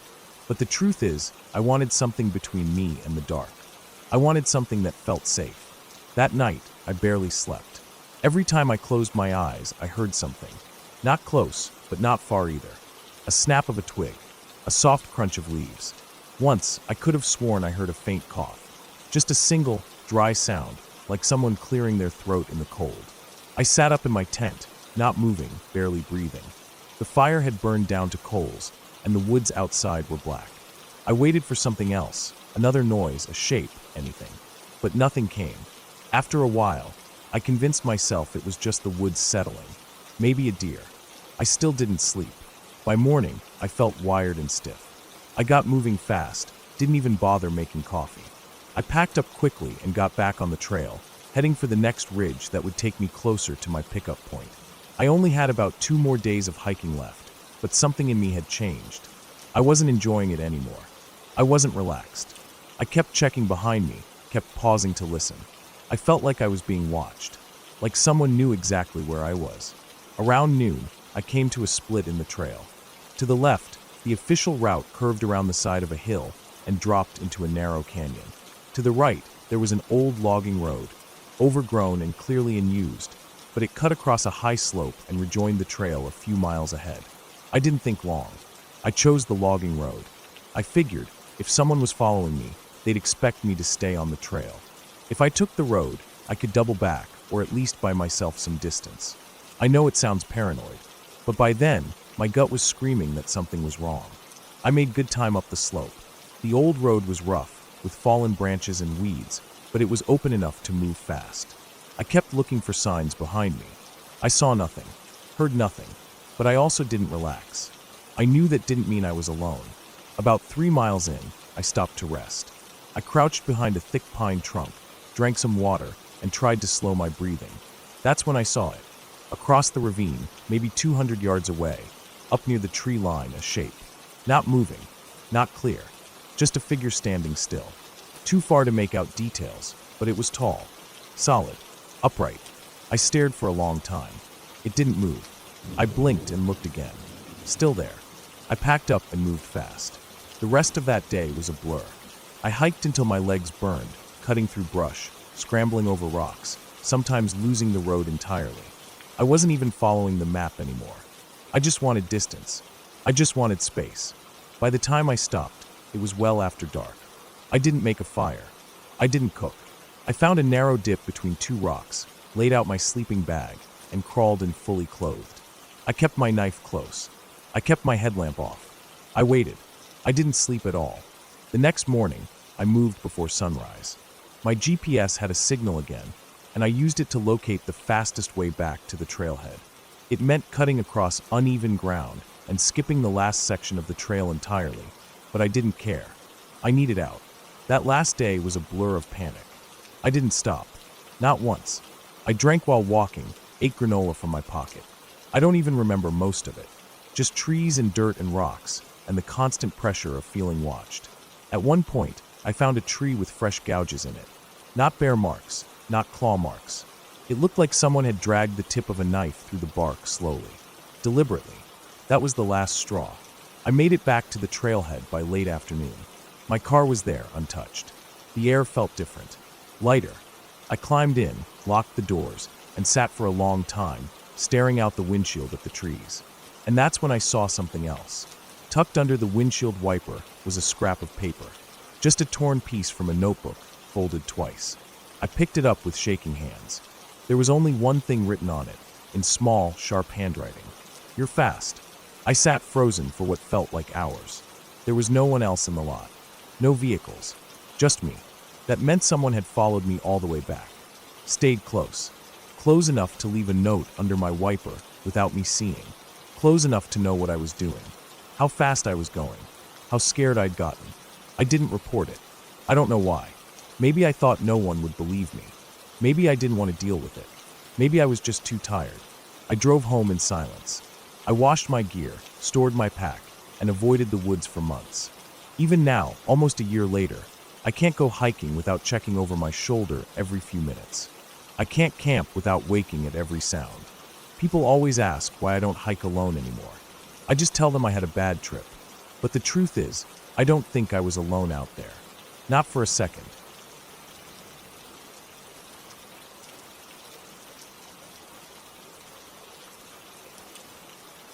I had been working construction for nearly 6 years, mostly on residential jobs. My back was always stiff in the mornings, and my hands were permanently rough. Still, I liked the work. There was something solid and satisfying about finishing a job you could point at and say, "I built that." Most of our projects were in or around the city, but once in a while, we'd get a rural gig that pulled us far off the grid. This one started like that. My boss said we had a new client, some guy who bought land way out near the foothills. He wanted a storage shed and some basic framing work done for a cabin he'd build later. The land was cheap, isolated, and the road to it was barely more than a dirt track. It was the kind of job that didn't pay great, but none of us were in a place to turn it down. It was a 4-man job. Me, Colin, Terry, and Julio. Colin and I drove out first to check the site and drop off equipment, while the others would join us 2 days later.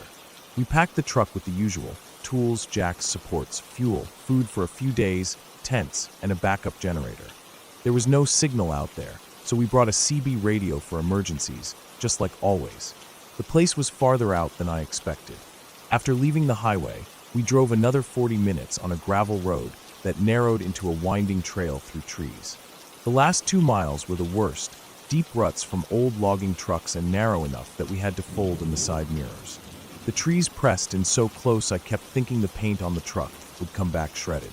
When we reached the site, it didn't look like much, just a flat clearing cut out of the woods with a small creek running along one edge. The guy had done some of the land prep himself, felled a bunch of trees, burned the brush, and dumped gravel. We found a metal stake in the ground with red tape that marked the future cabin's corner. We got to work unloading, staking out the shed's frame, checking the soil, and prepping the lumber. By sunset, we had the basics squared away and built a small fire to heat up some canned beans. It got dark quickly, and without cell service or any light pollution, the sky was just endless black. The stars looked fake, like a planetarium ceiling. Colin set up his tent maybe 15 feet from mine. We didn't say much as we settled in, just the usual grunts and tired sighs. I lay there listening to the wind moving through the trees, the creek gurgling nearby. It was peaceful, almost too peaceful. Around midnight, I heard something. I wasn't fully asleep yet. It was a kind of soft crunch, leaves or twigs maybe. I figured it was a deer or raccoon. Then I heard it again, slower this time. The way it moved didn't sound like any animal I could name. It had weight. That was what made my skin tighten. It wasn't scrambling like a raccoon or light-footed like a deer. It sounded like something placing its feet down with thought, deliberately. I sat up and looked out through the mesh. Nothing. Just dark trees and the faint outline of Colin's tent. The sound had stopped. I waited a long time, body tensed up like a coiled spring. Eventually, I eased back down. Must have been nothing. Next morning, I asked Colin if he heard anything. He just shrugged and said he slept fine. I let it go. Maybe I'd imagined it. We worked all day, made good progress on the frame. Julio and Terry were due to arrive that evening, but when it got dark and they still weren't there, we figured they got delayed or lost. CB wasn't picking up anything, but that wasn't uncommon in areas like this. That night, I was more alert. I stayed up by the fire longer, poking at the coals with a stick and sipping lukewarm coffee from a dented thermos. Colin had already gone to bed. The woods around us were so quiet it started to feel unnatural. I started focusing too hard on background sounds. The whisper of wind through the pine needles, the occasional creak of a shifting tree. Then I heard it again. Same sound, same slow, careful steps. But this time it was closer. I turned off the lantern and crouched low behind a pile of cut lumber. The firelight flickered low, throwing moving shadows that didn't help my nerves. I held my breath and tried to follow the sound. The steps circled slowly around the site, never coming into view, just outside the reach of the firelight. I couldn't tell if it was one person or two. Sometimes the spacing between steps shifted like someone stopping and starting again. I stayed crouched until my knees hurt, then quietly slipped back into my tent and zipped it slowly. I held my hammer tight against my chest and didn't sleep at all. Morning came gray and cold. I checked around the site and found nothing. No prints, no disturbed dirt, no snapped branches. Colin looked at me like I was going off the deep end. Julio and Terry still hadn't shown. By afternoon, we were running low on gas for the generator, and I told Colin we'd need to siphon some from the truck if they didn't show by night. He agreed, but I could tell he was getting worried too. That evening, we heard an engine in the distance and nearly jumped with relief. But the sound faded before it reached us. No vehicle ever arrived. The fire was smaller that night. We were rationing wood until the others arrived with more supplies. Colin turned in early again. I stayed up. It was around midnight when the sound came again, this time from the opposite side of the clearing. I grabbed a flashlight and the hammer again, stepped out quietly, and tried to see where it was coming from. I aimed the light toward the trees. Nothing. Then I heard the sharp snap of a branch, loud, like someone stepped on it hard. The flashlight trembled in my hand as I scanned again. Still nothing. And then I caught it. A shape. Not an animal. Not deer-shaped. More like a person crouched low, just behind the tree line. I stepped back slowly, turned, and hurried to Colin's tent. I shook the tent and whispered his name, but he didn't respond. I unzipped it halfway and found it empty. His sleeping bag was there, but it was flat and cold. My stomach dropped. I ran back to the fire and called out his name. Nothing answered. Not even birds stirred. I circled the site twice with the flashlight and hammer. Still no sign of him. No note. No trail. I couldn't understand how someone could disappear without a sound. I didn't sleep at all. I sat near the fire with the hammer across my lap and the flashlight in my other hand, burning through batteries. The woods felt alive in a bad way, watchful. At first light, I packed everything I could into the truck. I tried the CB again. Still dead air. I drove fast, bouncing hard over the ruts, scraping against the tree limbs. It took me over an hour to reach a point where I had enough signal to call the boss. When I told him what happened, he went quiet. Then he said Julio and Terry never left the city. Their car broke down that morning, and they hadn't even packed yet. They had been planning to call and tell us they'd be a day late, which meant we were completely alone out there. Colin was never found. A search party combed the area for a week. Dogs, drones, foot patrol. No signs, no tracks, nothing. They said maybe he wandered off, got turned around, fell into a ravine or hit his head. But the woods weren't that complicated. We were less than a quarter mile from a creek and open terrain. I told them about the sounds, about the movement, about the figure in the trees. They chalked it up to stress, isolation, fatigue. I didn't argue, but I remember the firelight. I remember the shape behind the trees. And I remember how it never came into view, like it knew exactly how far the light reached and stayed just outside it. I remember how the steps circled, how deliberate they were, and how they always came at the same hour of night. Sometimes now, when I'm alone at night, I imagine those same steps outside, just beyond the walls, moving slow, careful, like they're waiting, but I never go back to that place. The land is still there. The shed was never finished. No one took the job after that.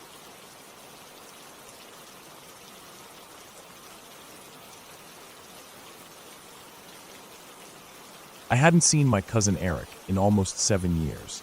We used to be close when we were younger, spending summers together at my uncle's old hunting cabin deep in the woods of northern Minnesota. But as life moved on, college, work, and everything else got in the way. Then out of nowhere, he called me last spring. Said he wanted to spend a week out at the cabin like we used to. He'd already gotten the keys from his dad, and all I had to do was bring a sleeping bag, some gear, and show up. No pressure, just a chance to get away from the noise of everything. At that time, I needed the break. Work was killing me, my apartment felt like a cage, and I hadn't had fresh air in months. So I said yes. I packed light, just a sleeping bag, warm clothes, canned food, my old hiking boots, and a camp stove.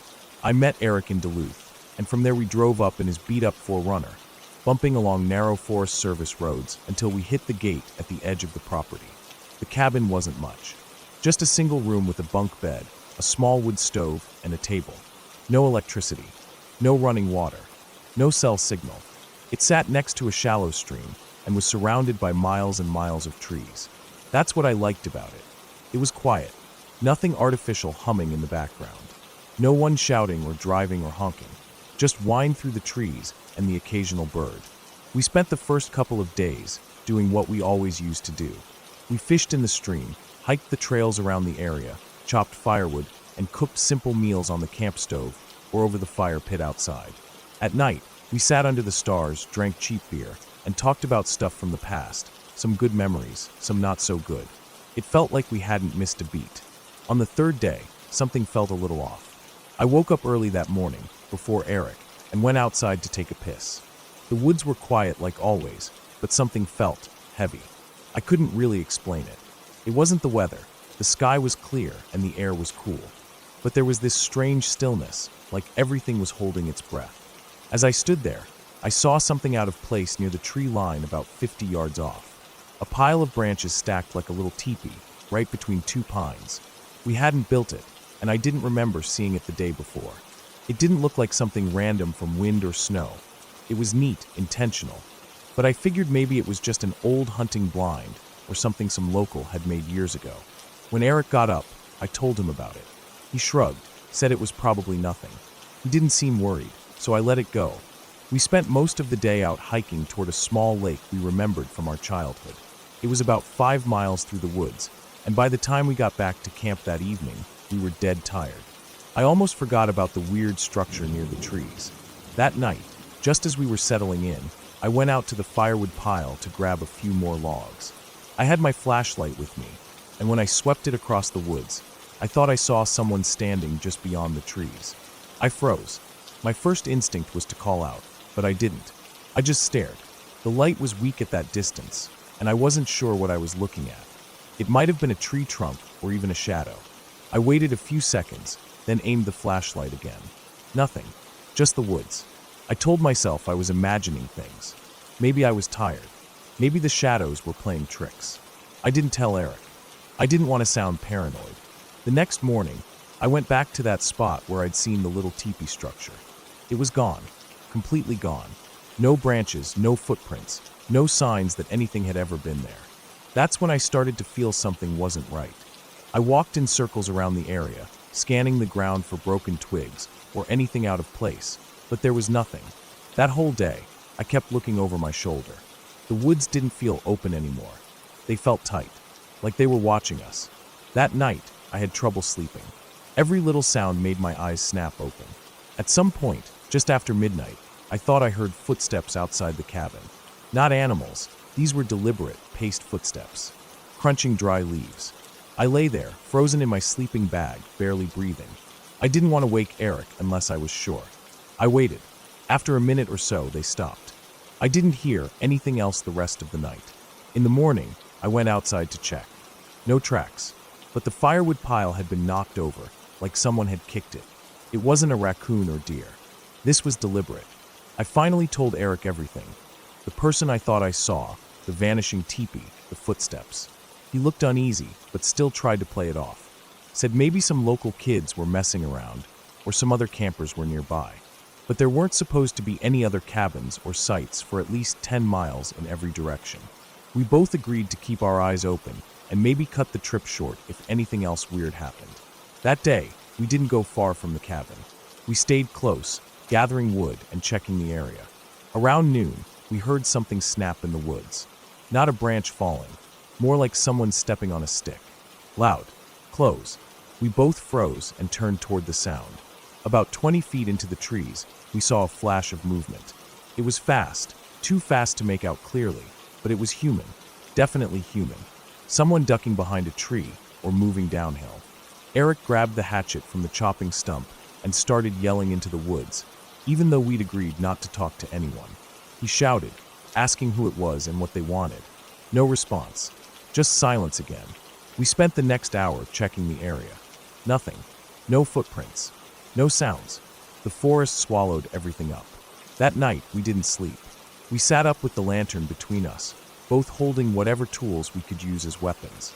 Around 2 a.m., we heard something scrape against the side of the cabin. Just a single drag of something hard along the wood siding. I got up slowly and peeked through the small window, but I couldn't see anything in the dark. When the sun finally rose, we were already packing. We didn't speak much. It was understood. We were getting out. We shoved everything into our packs, dumped the rest, and locked up the cabin. We started hiking out to the road where we had parked the 4Runner. It was about 3 miles on foot through thick woods. We moved fast, but the feeling of being watched never left us. I kept looking over my shoulder every couple of minutes. The woods were quiet again. Too quiet. When we finally got back to the road, we saw the truck parked just ahead. That should have been the moment we relaxed, but something was wrong. The driver's side door was wide open. We hadn't left it like that. Eric ran ahead, yelling my name, and I sprinted after him. Inside the truck, everything had been ransacked. Our extra food gear, and even the map we left on the dashboard were gone.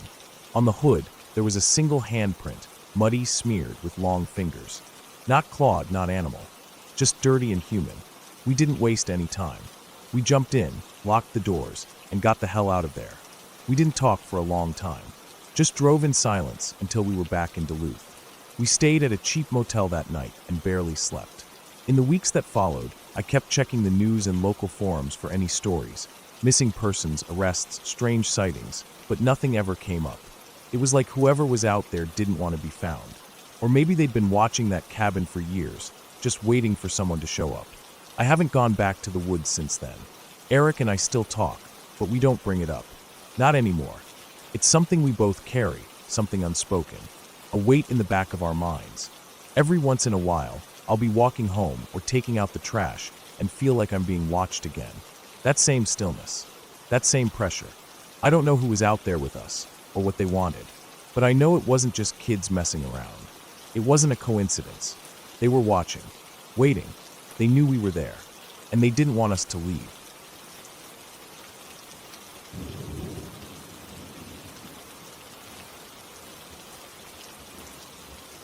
It was supposed to be a quiet weekend. Nothing complicated, nothing wild. Just me, my car, and a 2-day break from city noise. I'd booked a small rental cabin way out in the hills, about 3 hours from where I lived. Not a fancy place. Just a wooden box with a bed, a kitchenette, a bathroom, and a porch that looked out over a long stretch of trees. I'd been there once before, a year ago. It was peaceful. Nothing but hills, trees, and the sound of wind moving through the leaves. No cell service. No internet. That was part of the appeal. I left late on a Friday morning, packed light. Just some food, clothes, a few books, a flashlight, and a couple tools I usually brought on solo trips. The weather was clear. No rain in the forecast. Driving out of the city felt like shedding weight. As the buildings fell away and the road thinned, I felt my shoulders relax. The last 30 minutes of the drive were always a little rough. The paved road ended, and a dirt track wound through thick woods. It was wide enough for one car, maybe two if you drove carefully. The cabin sat near the end of it, perched at the edge of a small slope, with thick trees behind and a dry creek bed running down the hill. When I pulled up, everything looked the same. The porch steps were a bit more worn, and some weeds had grown around the side, but otherwise it looked untouched. I unpacked, locked the car, and settled in. The first few hours were calm. I read for a while, walked around the edge of the property, made some food, and watched the sun drop low through the trees. As night came on, I sat out on the porch. The quiet there always hit me the hardest. No cars, no planes, just wind, insects, the occasional bird. It wasn't until maybe 10 p.m. that I noticed something. I'd been reading by flashlight, sitting in a worn chair on the porch. I kept hearing this soft crackle. Not constant, just now and then, like dry branches snapping. At first I thought it was just a raccoon, or maybe a deer walking through the brush. But the sound kept happening. Not close, but not far either. It was down by the dry creek bed. Every few minutes, crack, crunch, then nothing. I got up and pointed the flashlight down the hill, scanning slowly. I couldn't see anything. I held my breath and waited. Nothing moved. I stood like that for a full minute before sitting back down. Figured maybe my ears were playing tricks on me. 10 minutes later, I heard it again. This time it was closer. Same sound, crack, crunch, but up the hill now, closer to the trees behind the cabin. That bothered me. I hadn't heard anything move between the creek bed and the back of the cabin. No crunching leaves, no rustling. Just quiet, then a sound behind me. I stood up and shined the flashlight at the trees.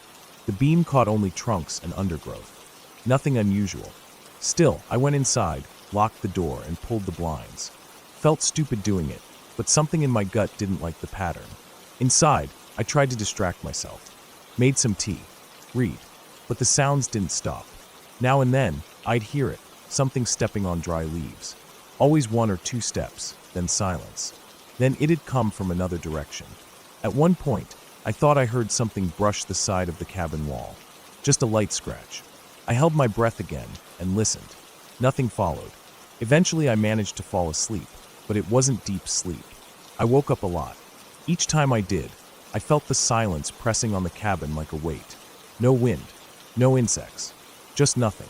Around 3:30 a.m., I heard what I thought was a thud, like something heavy dropping onto the porch. I stayed in bed, frozen. Didn't move. My heart was pounding. I waited for another sound, but none came. Not for a while. I must have dozed off again, because the next thing I remember clearly was sunlight filtering through the blinds. I got up, looked around. Everything looked normal. No footprints on the porch. Nothing out of place. I stepped outside slowly, scanning the woods. Nothing, but there was something odd. A smell. It was faint, but it was there. Like rot.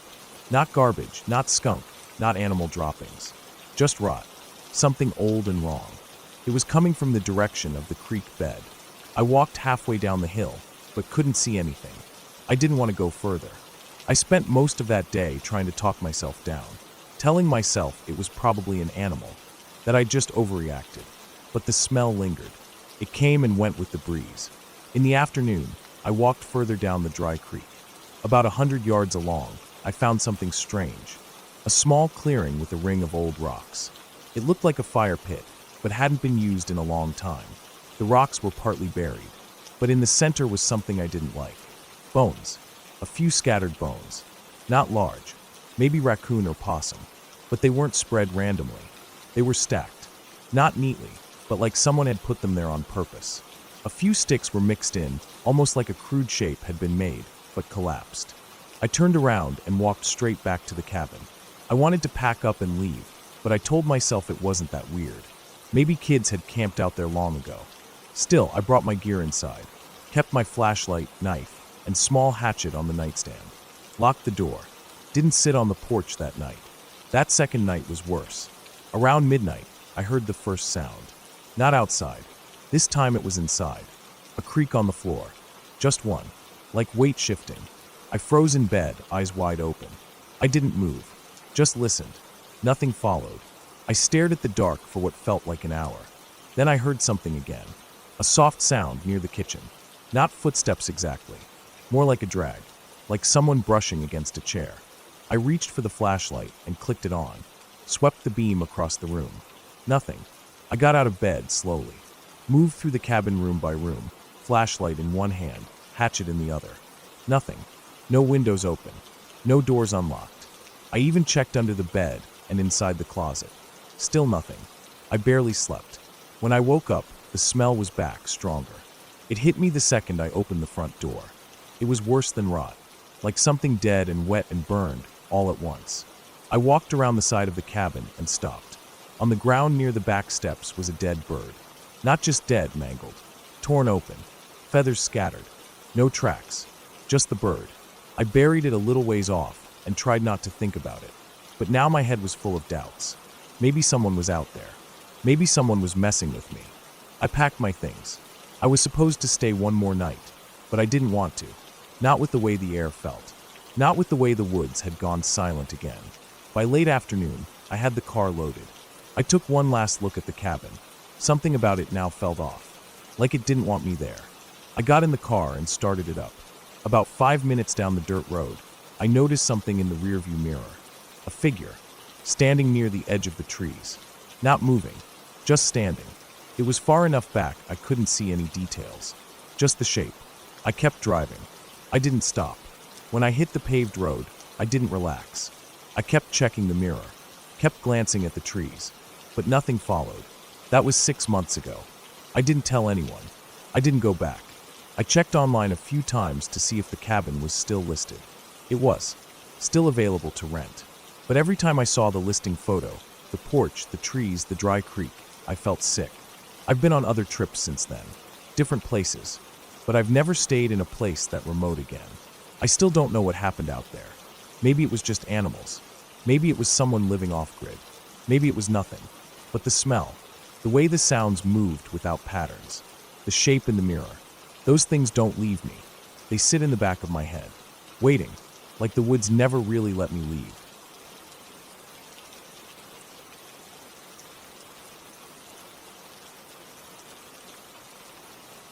I don't even know why I agreed to it. Maybe it was boredom. Maybe I just didn't want to be the only one in the group to say no. Whatever the reason, I found myself alone in an old hunting cabin, miles from town, deep in the woods, with no cell service, a cold wind sneaking through the cracks in the walls, and nothing but a lantern and my sleeping bag for comfort. The others were coming back in the morning. That was the deal. One night alone. I just had to make it to sunrise. The cabin belonged to Ryan's uncle. According to him, no one had used it in years. The wood was gray and brittle like old bones. The porch sagged in the middle, and the roofline dipped in 2 spots. Inside, it smelled like dust, mildew, and mice.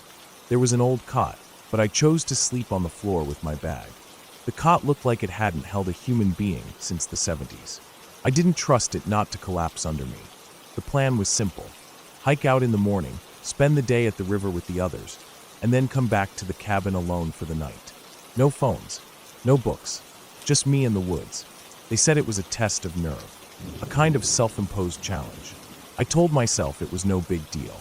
I'd done camping trips before. I wasn't scared of the dark. I wasn't a kid anymore, but it felt different once they left. The silence in the woods is not like silence anywhere else. It isn't quiet, exactly. It's full of little sounds. Cracks, creaks, wind brushing trees, branches popping, small rustles in the underbrush. My ears felt sharper out there, like they were picking up things they didn't want to hear. Every noise felt close. And when the sun dipped behind the hills and the shadows crept in, I could feel the cold settle down like a blanket soaked in ice water. I lit the lantern before it got too dark. The yellow light gave off just enough glow to push back the shadows but not far enough to be comfortable. The corners of the room stayed dark. The windows, though boarded halfway up, left just enough gaps to let in the wind. Every few minutes, I could hear the wooden planks creak as the air pushed against them. The first hour was manageable. I laid out my sleeping bag, ate a granola bar, and tried to focus on anything other than the fact that I was utterly alone. I played little games in my head to pass the time. Count the floorboards, trace the grain in the wall, close my eyes and try to remember every detail of the hike earlier that day. Anything to distract myself. But somewhere around 10 p.m., things started to shift. It wasn't anything dramatic, just a feeling, a slow build, a weight. It felt like the cabin had changed, like something had leaned in closer. I sat up in my sleeping bag and looked around. The lantern flickered once, then went steady again. There was nothing obviously wrong, no reason to panic, and yet my skin started to crawl. I told myself I was just being paranoid. I stood up, stretched, and walked to the door. Opened it. The woods were pitch black, the kind of dark that makes you feel blind. I couldn't even see my hand in front of my face. I shut the door again quickly, heart beating faster than I wanted to admit. I latched the lock. Then I heard it, a soft crunch, like a footstep on gravel. My head whipped around toward the window.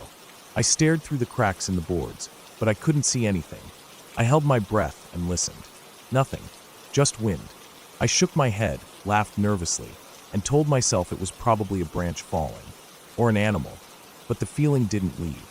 I sat back down in the corner, next to the lantern. I pulled the sleeping bag around me like a shield. My eyes kept drifting to the windows, and then it happened again. Another crunch, closer this time, more deliberate. A step. I stood up slowly, walked to the window, pressed my eye to the crack.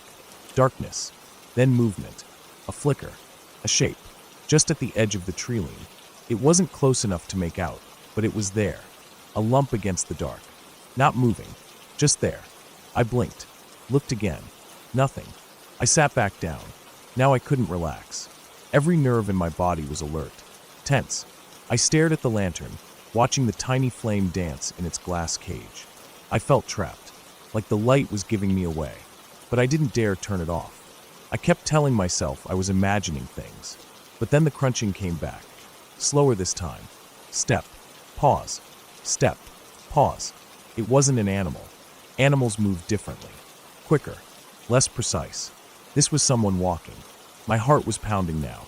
I grabbed the only thing nearby that could be used as a weapon, a rusted old fire poker leaning by the wall. I gripped it tightly, moved to the door, and pressed my ear against it. Silence. Then the faintest sound. A breath. Just one. Right on the other side of the door. I didn't move. Didn't breathe. The hairs on the back of my neck stood straight up. I waited. 5 seconds. 10. Nothing. I backed away slowly. Sat back down. I didn't want to make any noise. Didn't want to give away my position. My hands were shaking. I held the poker in my lap and stared at the door. Minutes passed. Then an hour. Maybe more. The sound stopped. The feeling faded just a little. I started to believe again that it was just my mind playing tricks. That maybe it had just been wind and animals. But I didn't sleep. I sat there, stiff and cold all night. My eyes never left the door. My ears strained to catch every sound. And somewhere around 4 or 5 a.m., just before dawn, I finally stood up and peeked outside again. Nothing. I opened the door slowly, stepped onto the porch. The sky was starting to lighten. There was dew on the ground. My breath puffed white in the air. I walked around the cabin slowly. My legs felt like they belonged to someone else. Every step felt heavy. And that's when I saw it. Tracks. Footprints. Human. Leading from the woods to the cabin. Then stopping. Right at the door. They didn't go anywhere else. No return path. No detour.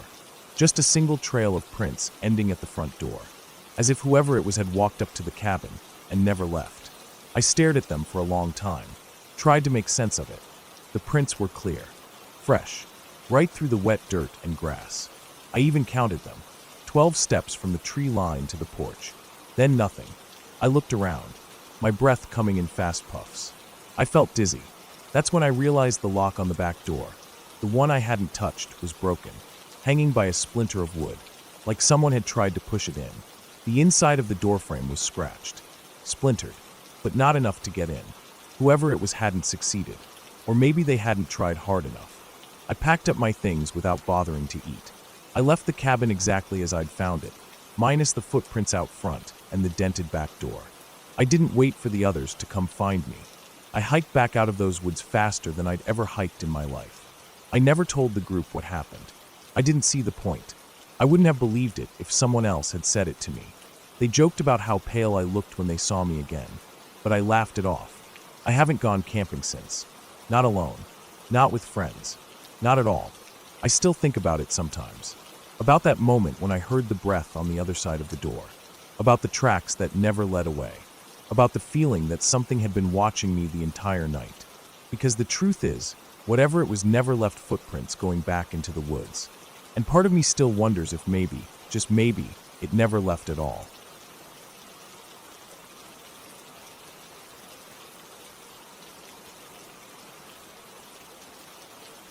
I started working for the county's water and sanitation department about 8 years ago. My job was pretty straightforward. Maintenance checks, filter changes, meter readings, all that. Most of the sites were small treatment stations scattered around the outer districts. Some were near residential areas, but others sat miles from the nearest paved road, half-forgotten places that still needed upkeep. One of those was Site 17. It wasn't the farthest or the oldest, but it always gave me a strange feeling. Nothing supernatural, just something off. It was tucked in a low valley near an old rail line that hadn't been used in decades. The road to it was narrow, partly gravel, and often washed out. No homes nearby. No phone signal. There wasn't even much wildlife around. I was assigned to visit Site 17 once every 2 months. Usually it was a routine stop. Inspect the tanks, run the test equipment, make sure the generators were working, log the readings, and move on. Most guys hated going out there. It was always muddy, there were too many wasps in summer, and it got deathly quiet. The kind of quiet that made you constantly glance over your shoulder, even though you knew no one was there. That October, I got scheduled for Site 17 again. Normally I would have tried to swap it, but our team was stretched thin. I loaded up the truck early in the morning and headed out with the usual tools, the water testing kit, and a gas can for the backup generator. It had rained the night before, and the dirt road was slick and uneven. The truck fishtailed a bit as I drove up the incline before descending into the valley where the plant sat. It was barely more than a concrete blockhouse surrounded by a chain-link fence. A couple of big tanks sat to the left of the structure, and a rusted utility shed leaned against the backside. I parked by the gate, unlocked it, and drove in slowly, splashing through shallow puddles. The place looked the same as always. No damage, no signs of anyone else being there. I cut the engine, got out, and immediately noticed how damp the air was. Everything smelled like wet leaves and mildew. I started with the basics. Checked the intake pumps, normal. Filters had some buildup, but nothing urgent. The generator had enough fuel from the last refill, though I topped it off anyway. I took water samples from 3 points in the system, labeled them, and stuck them in the cooler in the truck bed. Everything was going smoothly until I went to inspect the holding tanks. The tanks were cylindrical and stood maybe 10 feet high. Usually, I just had to check the pressure valves and read the meter on each one. But one of the meters showed an odd reading. Pressure was low, which usually meant a leak or blockage. I walked around the tank and found a patch of wet soil on the far side, which wasn't normal. I squatted down and saw that the ground near the base was darker than the surrounding mud. No flowing water, but it was definitely damp in a focused way. I tapped the tank with my wrench. It rang back solid. Then I noticed something else, a faint humming sound. Not mechanical, more like a low, vibrating tone, just on the edge of hearing. I stood there for a second, trying to figure it out. It was too low for a generator, and the pumps weren't running at the moment. I put my hand on the tank. It wasn't vibrating. The sound wasn't coming from inside it. I stood there for a few more seconds, feeling oddly unsettled. Then I realized something. I could hear the humming louder through my left ear than my right. I turned my head slowly. The sound seemed to be coming from beyond the trees on the other side of the chain-link fence, beyond the brush that led up the hill toward the old railroad line. I stood there listening, trying to make sense of it, but it slowly faded away after about 20 seconds. Just stopped. I shook it off, telling myself it was probably an animal, or maybe some weird echo. I went back to the utility room to check the electrical panel. Inside the blockhouse was cold and musty, with concrete floors that were always damp. I flicked on the lights, bare fluorescence overhead that buzzed a little too loud. The panel looked normal. No trip breakers. I logged the readings and was about to step out when I heard something from outside. It was a single, heavy thud. Not like something falling, more like something landing. It came from the direction of the tanks. I stepped out slowly and looked around. The sky was overcast now, darker than it had been earlier. The air felt still, heavier. There was nothing by the tanks. No movement. No animals. I walked over and looked behind them again. The patch of wet soil was unchanged. I tapped the tank again. Still solid. Then I noticed the door to the utility shed was open. I was sure I had closed it earlier. I remember the loud creak it made when I first went in to grab a wrench. I walked toward the shed, squinting as I approached. The inside was dark, and the bulb in there hadn't worked in months. I stepped up to the doorway and paused. The air inside was colder than outside. Not just a little, it felt like stepping in front of a freezer. I leaned in. Couldn't see much. Just silhouettes of old tools hanging on the wall, a couple of empty plastic bins, coils of hose on the floor. I stepped in. Immediately I regretted it. The smell was sharp, acidic, like ammonia mixed with rotting leaves. I turned to leave and caught something in the corner of my eye. There were boot prints. Fresh ones. They started near the doorway and led toward the back wall, but there was no one there. I backed out slowly, heart pounding. I looked around the site again, nothing. No people, no movement, just wet trees and fog rolling in low along the tree line. The boot prints weren't mine. The treads didn't match. I told myself it was probably one of the other techs. Maybe someone had been here the day before and left the door ajar. Maybe they forgot to log it. But I couldn't shake the feeling that something was wrong. I decided to cut the visit short. I'd log what I had, send a note to the office, and come back later in the week with someone else. As I got in the truck, I noticed the driver's side mirror was tilted upward. I hadn't bumped it. I hadn't adjusted it. It was aimed skyward like someone had pushed it while standing beside the truck. I reached out and adjusted it back. My hand was shaking slightly. The engine started fine, but as I backed up, the truck dipped into a rut I hadn't seen coming in. The front tire sank deeper than expected, and I had to rock it a bit to get free. As I was doing that, I caught sight of something on the ridge above, near the tree line. A person, just standing there, too far to make out features. Wearing dark clothes, maybe a hood. Not moving, just watching. I blinked, and they were gone. Not like they ran, just not there anymore. I sat in the truck for a long moment, gripping the steering wheel. I didn't move. I didn't breathe. Then I put it in gear and slowly made my way back up the road, glancing in the rearview mirror every few seconds. By the time I got back to the paved road, it was already late afternoon. I stopped at the first gas station with cell signal and called my supervisor. Told him I had done most of the checks, but left early due to bad weather. I didn't mention the boot prints, or the mirror, or the figure. That night, I couldn't sleep. I kept thinking about the shed, that freezing air, and the boot prints leading nowhere. The next morning, I got a call. Another guy had been sent out to double-check the readings, since mine were incomplete. He found the utility shed door open again, and this time, the inside had been trashed.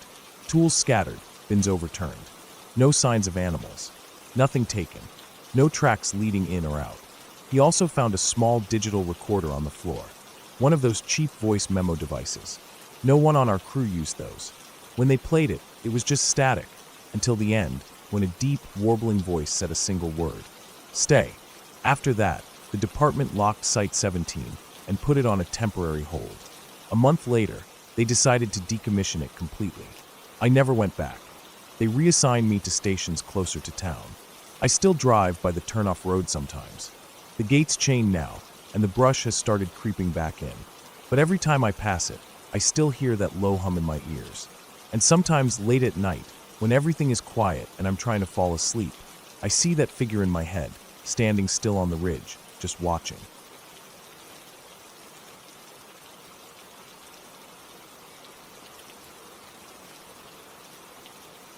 I don't know why I thought it would be a good idea to take that route back home. Maybe it was because I wanted to save time. Maybe I was just tired of being stuck in traffic every time I came back from my sister's place. Either way, I left the main highway and took the old service road that ran along the base of the hills. I hadn't been on that road in years.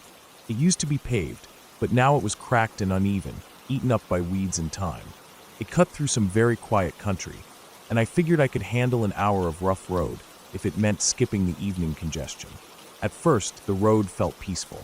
Trees leaned over the sides like they were shielding the ground from the sky. There were no cars, no buildings, just fences, rolling grass fields, and the occasional rusted-out gate that hadn't been opened in years. I drove with one hand on the wheel, the other on my thigh, just relaxing into the rhythm of the bumps and dips. I passed a dried-out creek bed, then a crumbling barn with no roof. I didn't see a single person, but the sun was dipping fast. I noticed it when the shadows got long and sharp across the road, like someone had stretched the trees out. I checked the time, 6:48 p.m. Still early, but in the countryside, darkness comes fast. I turned on my headlights just in case. I was about halfway through the stretch when the road narrowed suddenly, squeezed by a rock face on one side and a barbed wire fence on the other. The pavement ended, replaced by gravel. It wasn't on the GPS, but I kept going. I figured the gravel section would only last a mile or two. Then I saw something odd. A red pickup truck, parked on the shoulder just ahead. Old model. No plates. The back was empty. It wasn't blocking the road, but it stood out like a tooth in a mouth full of gums. I slowed a little as I passed, glancing at the cab. No one was inside. The windows were rolled up, and the glass had that haze to it, like no one had touched it in months. I kept going. A few minutes later, I spotted a black trash bag off the side of the road, half buried in the grass. It was ripped open. I could see a boot sticking out. Not just any boot, a work boot, cracked and covered in dried mud. Looked like it had been there a while. I stared at it a little too long as I passed, and my tires dipped hard into a rut. My steering wheel jerked, and I felt the jolt through my whole spine. I stopped the car to check if I'd blown a tire. All 4 tires were fine. No hissing, no bulges. But when I stood there, next to the car, something felt wrong. The air was too still. Not even the sound of wind. I looked around. The trees didn't move. No birds, no insects, nothing. Just silence. I got back in and locked the doors. I was starting to regret the shortcut. The road kept getting worse. The gravel turned to dirt, and it was packed down in places and soft in others. My tires slipped a couple times, and I had to slow to a crawl. I passed more weird things. An old bicycle, half buried in a ditch. A deer carcass that had been picked clean, just bones and a hide like paper. A set of tire tracks that came out of the woods, crossed the road, and disappeared into the trees on the other side. Then I saw the shack. It wasn't even a real house, just a single-room wooden structure with no windows. The door was open, hanging crooked off one hinge. No lights, no sign of life. Just there, sitting about 30 feet off the road. I don't know what possessed me to stop again, but I did. Maybe I just wanted to understand who used this road, who lived out here, if anyone. I stepped out again, left the engine running. The sun had dipped below the hills now. The trees were throwing shadows like black ink across the road. I walked to the shack. There was a smell, like old oil and wet metal. I got to the doorway and peered inside. Empty mostly. A broken chair in the corner. A dirty blanket on the floor. A tin can with dried beans stuck to the bottom. The wall opposite the door had scratch marks, long, deep scratches that tore through the wood like claws or knives. They weren't random. They looked deliberate. Almost like someone had been marking days, but not neatly. Like they were done in panic, over and over. I backed away. I turned back to my car and felt something shift in the air. Like pressure. Like the kind of pressure you get before a storm hits. But there wasn't a cloud in the sky. My stomach twisted. I walked faster, then jogged. When I reached my car, I saw something that made my chest go cold. The driver's side door was open. I hadn't left it open. I was sure of that. I always lock my door, especially when I'm out of the car on a deserted road. I froze. I looked inside. No one there. Nothing seemed touched. My phone was still in the cup holder. Wallet on the seat. Keys in the ignition. Engine still running. But I couldn't shake the feeling that someone had just been inside. The air inside the cab felt warm, like it had been breathed in. I looked around the road, the trees, the shack. Nothing. I got in and locked all 4 doors. I pulled back onto the road faster than I should have, kicking up dust. My hands were slick on the wheel. For a while, I didn't see anything else. Just more trees, more road, more dark. I kept my eyes forward, only glancing in the rearview mirror now and then. I didn't want to look into the woods again. I just wanted to be out. Then, about 10 minutes later, I saw a man walking along the side of the road. He was walking away from me, in the same direction I was going. Just a figure at first, gray jacket, long legs. As I got closer, I slowed down. I figured he might need help, but something in me screamed not to stop. I couldn't explain it. I just didn't want to be near him. So I drove around him, gave him a wide berth. I didn't look at his face, but in the mirror, I saw him turn around. He stopped walking and just stood there in the middle of the road, watching me drive away. I hit the gas. I didn't stop again until I reached the main road. When I finally got back to familiar ground, I pulled over at a gas station. Bright lights, people, safety. I sat there for a long time, engine off, hands still on the wheel. That road isn't on the GPS anymore. I checked later. It shows up as a thin gray line with no name. Google says it's closed off past a certain point. Says it's overgrown, inaccessible. But I drove it. I never should have. The next morning, I went out to my car. I was going to take it to a mechanic, just to get it looked over. I didn't trust it anymore. When I opened the door, I found something on the passenger seat. It was a boot, the same kind I saw in the trash bag, covered in dried mud. I didn't touch it. I slammed the door shut and called the police. They came and took it, asked a lot of questions. I answered what I could. They called me 2 days later. The boot matched a missing persons report from 5 years ago. A man who disappeared while driving through that area. Never found. Now I take the highway every time, even if traffic's bad, even if it adds an hour. Because whatever is out there, it doesn't want to be found. But it doesn't like being seen either.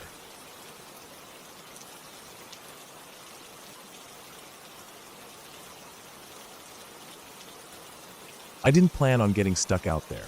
Not for that long. I only meant to stay the weekend. My friend Ben had a cabin out in the woods, just past the state line and far enough from the nearest gas station that cell signal barely clung to life. He told me the place needed a little cleanup, some leaves blown off the porch, trash taken to the burn barrel, pipes checked, and so on. Ben had some family emergency and asked me if I could go instead. I owed him for something, and I had some time off work, so I said yes. The drive took me almost 4 hours. First on the highway, then down narrower roads that turned to cracked pavement, then to gravel, then just dirt. By the time I pulled up, I could see why Ben said it needed care. The grass was high and patchy, weeds crawling up the porch supports, and the old wood siding had dark streaks where rain had bled dirt from the roof down the walls. It was a single-story cabin with a shed off to the right. A big fire pit sat in front of it, circled by crooked logs for seats. The woods around it were thick, barely any space between the trunks, and shadows settled early. I parked, stretched my legs, and checked my phone. 1 bar. That would be the last time I saw any signal until I got back to town. The first couple of hours were easy. I swept out the porch, checked the interior. The place smelled stale but clean enough. Mice had chewed a few holes through the back closet, but nothing too bad. I made a mental note to seal it later. I unpacked the few groceries I brought into the old fridge. It still worked, buzzing a little loud, but the milk stayed cold. That night, I made a small fire outside. It was chilly for spring, so I kept my jacket on. There wasn't much sound out there. No birds, no rustling wind. Just the fire cracking, and once in a while, a faint thump in the woods that I told myself was a deer or a branch falling. I turned in early. The bed in the cabin was stiff and narrow. I lay awake longer than I expected, staring at the ceiling. There was this strange feeling I couldn't shake, like the woods were watching. Not a presence exactly, just an awareness. Too quiet. I must have fallen asleep around midnight. The second day started fine. I got up early and walked to the stream about half a mile behind the cabin. There was a path, though it was overgrown. I carried a bucket and rinsed out some tools Ben had left in the shed. I liked how quiet it was at first. No cars, no people. It felt peaceful. I walked the edge of the woods for a bit after lunch, just exploring. I didn't go far, but I remember stopping at one point and looking back. The trees looked thicker behind me than they had when I came in, like they moved somehow. Probably just my imagination. Light can play tricks like that. When I got back, I noticed something off. A chair that had been tucked under the porch was now sitting out in the grass near the fire pit. I stared at it for a few seconds. I couldn't remember moving it. I walked over, looked at it, picked it up, and carried it back. I told myself I must have moved it and forgot. Maybe I was losing track of time. That night, I had a harder time falling asleep. Around 2 a.m., I woke up suddenly.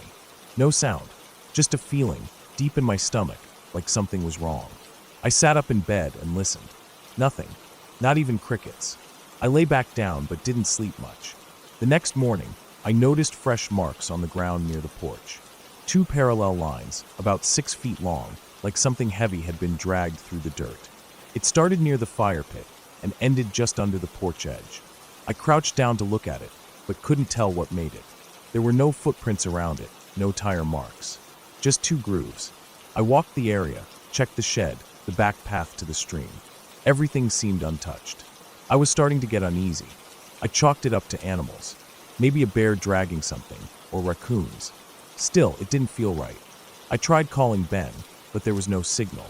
I held my phone up, walked in circles. Nothing. I considered packing up and heading out early, but something about leaving without a real reason felt dumb. I told myself to man up and stay the last night. That evening, I locked the door. I don't mean I just latched it. I slid the bolt, wedged a chair under the knob, and kept my flashlight and pocket knife on the nightstand. It felt paranoid, but I couldn't ignore the feeling in my gut, like something was just off. Not dangerous, just not right. I didn't sleep much that night either. Around 3 a.m., I heard movement. Not inside, just outside the wall, past the headboard. It was soft, a shuffle, then a faint scratching sound. Not like claws, more like fingers dragging slowly across wood. It stopped, started again. I didn't move. I just lay still, heart pounding. It went on for maybe 10 minutes. Then silence. When morning came, I stepped outside with a hammer in my belt and my phone in my hand. There were marks on the wall, right where my head had been while I slept. Long, narrow scratches. Vertical. Too high up for an animal unless it stood upright. My stomach dropped. I packed my bag. I didn't care that I promised Ben a full weekend. I tossed everything in the car, turned the engine, and started back down the dirt road. It was slow going, potholes everywhere. I drove for maybe a mile, then hit something. The front tires slammed into a shallow ditch that hadn't been there on the way in. It looked like the ground had been dug up and shifted. Maybe rain washed it out, maybe something else. I tried backing out, but the tires spun. I was stuck. I climbed out and looked around. The road was narrow, woods on both sides. No sign of other cars, no houses. I popped the trunk, pulled out the folding shovel, and started digging around the tires. It was hot, and I was sweating like hell within minutes. I got one side clear and tried again. Nothing. The tires spun and threw dirt. I almost screamed. Then I heard something. A crack in the woods, maybe 30 feet off. I stopped, listened. Another crack. Then silence. I backed up toward the car, stared into the trees. I couldn't see anything, but the hairs on my neck stood straight up. I got in the car and locked the doors. For the next hour, I just sat there, watching the woods. I didn't eat, didn't drink, just sat in the heat waiting. The sound didn't come back. Around noon, I got out again, dug more, cleared space under both tires. Eventually, with a lot of rocking and spinning, I got the car free. I peeled out and didn't stop until I hit the main road again. I didn't look back. I drove straight home. When I got signal again, my phone exploded with missed calls and texts from Ben. I called him and told him the place was done. I didn't explain. He didn't ask. A few weeks later, he told me something weird. He went back up himself to check on things. The shed door was wide open, tools scattered. One of the porch supports had been clawed halfway through. He thought it was a bear. I didn't argue. But here's the thing. A few nights after I got back, I had a dream. It wasn't like normal dreams. It felt real. I was back in the cabin, lying in bed, and something was at the window. Not knocking, just watching. And then it walked away. That's all.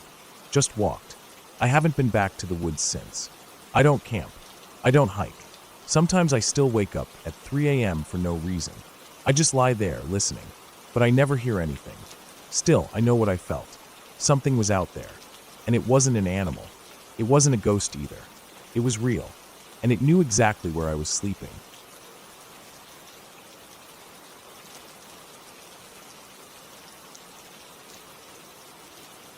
It was late September when I took the trip out to the hills alone.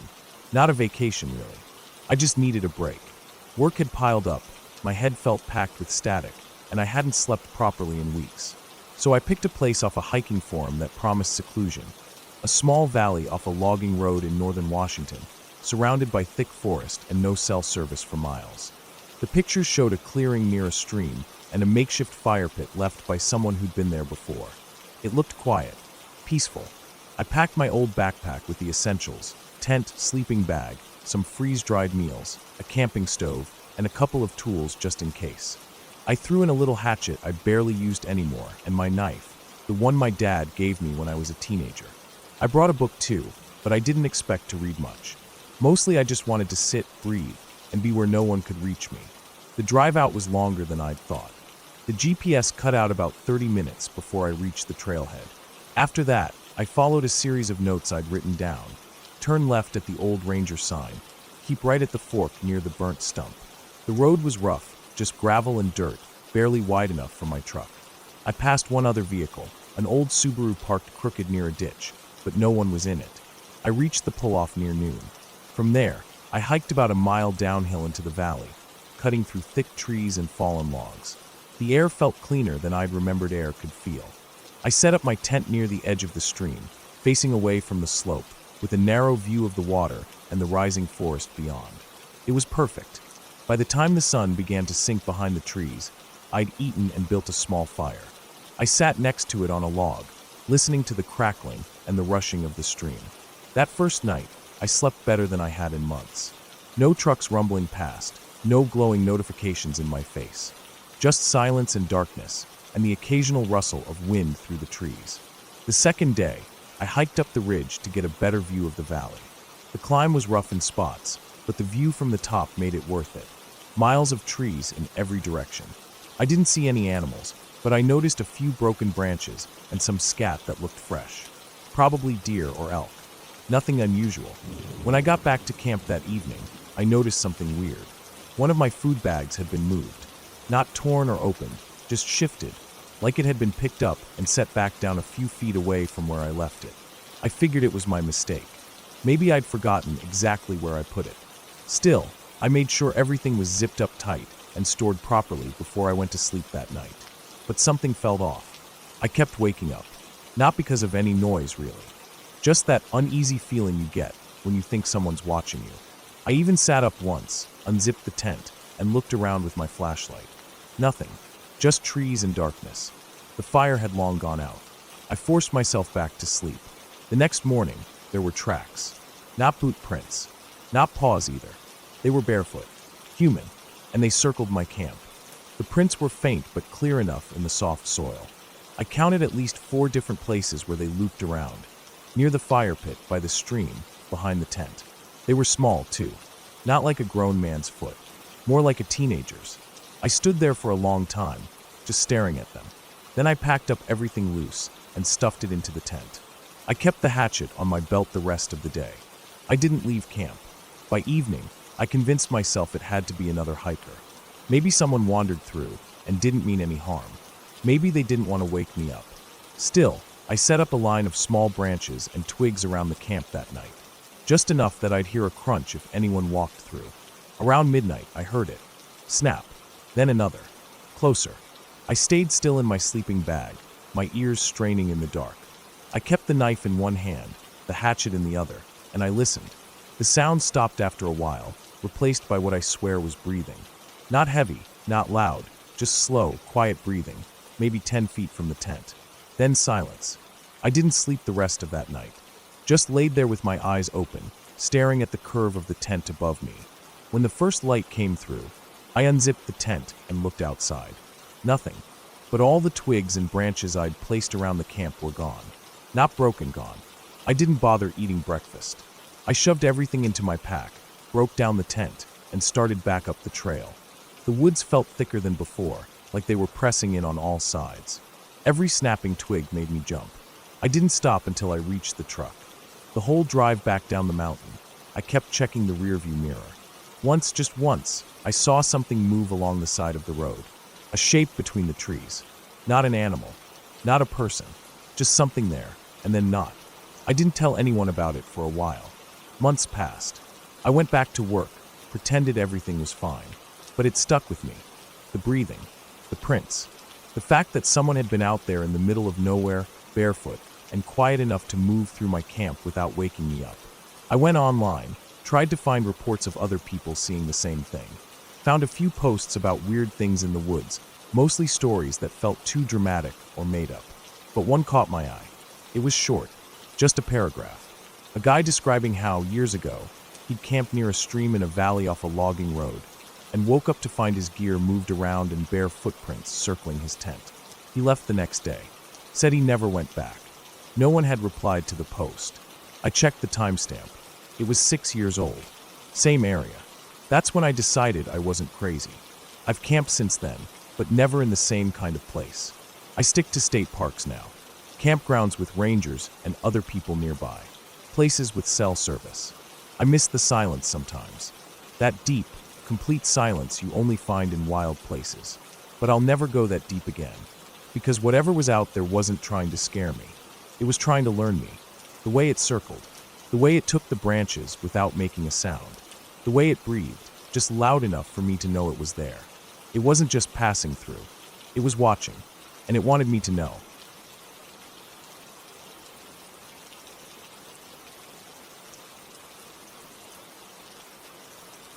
I woke up suddenly, the pounding in my chest echoing in the near-total darkness of my small apartment.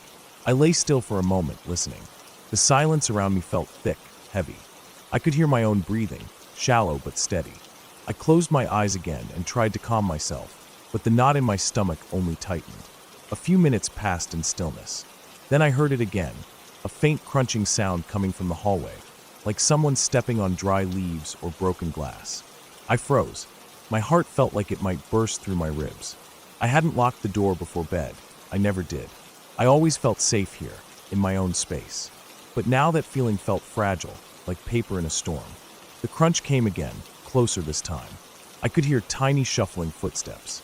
I lay on my back, every muscle tensed, waiting for what would happen next. My mind raced. Someone could be in the building. Maybe drunk, maybe lost. But I don't carry knives.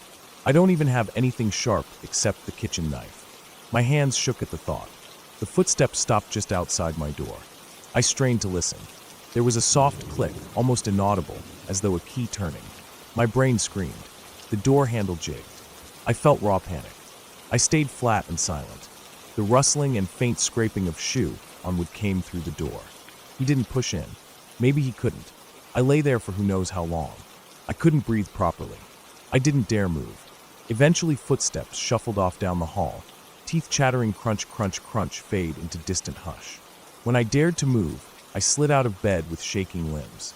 I pulled on clothes I left on the floor and checked the lock. Somehow it was locked. I locked it again, shaking. Then I moved through the apartment, checking windows and doors. All secure. Nothing else seemed out of place. I found my phone and called the front office. No one answered. I called the emergency number. I left a message. I spent the rest of the night in the living room, lamp on, breathing into a pillow when I felt the fear too sharp. Dawn finally came. I saw sunlight through blinds, and I felt some calm return. I walked carefully out, down the hallway, to the front office. Someone was waiting, sleep in eyes. I told them everything. They said they'd check building cameras. They escorted me back inside. They reviewed the footage. They found a figure that entered the hallway around midnight, wearing a dark hoodie. He tried several doors. When mine remained locked, he moved on. He left around 12:30. They didn't recognize him as a resident. They called local security and increased patrols. I spent the day nervous, but safe inside. Weeks passed. No further incidents. I started sleeping normally again, though I still locked the door carefully. I installed a security camera at my entrance. I installed a motion sensor light in the hallway near my door. I felt safer. I began to rebuild my peace of mind. One afternoon, I got a call from the building manager. He told me they'd identified the intruder. It turned out to be a delivery person working for a third-party courier company. He had tried doors to see if units were open, looking for a place to leave packages. He hadn't meant harm, just someone lazy or careless. It wasn't the answer I expected, but it explained it. He was banned from the building. I felt relief wash through me at that. It was no prowler with evil intent, just someone sloppy. It didn't excuse it, but it meant I wasn't the target. I felt safe again. By the end, I learned. Fear can grip easily when boundaries feel broken. But I also learned to take action: locks, cameras, motion lights, simple measures that bring real peace. I still smell the sharp edge of anxiety when night comes. But now I breathe differently. I move differently. It ended good and clear. I'm safe. The person who entered is gone and banned. I have locks. I have cameras. I talked it through with the manager. I sleep in peace again. I know now that most threats aren't monsters under the bed. They're messy humans making thoughtless mistakes. And when I saw what happened, I felt relief and gratitude. I rebuilt security in my home and my mind. Fear no longer has the same power.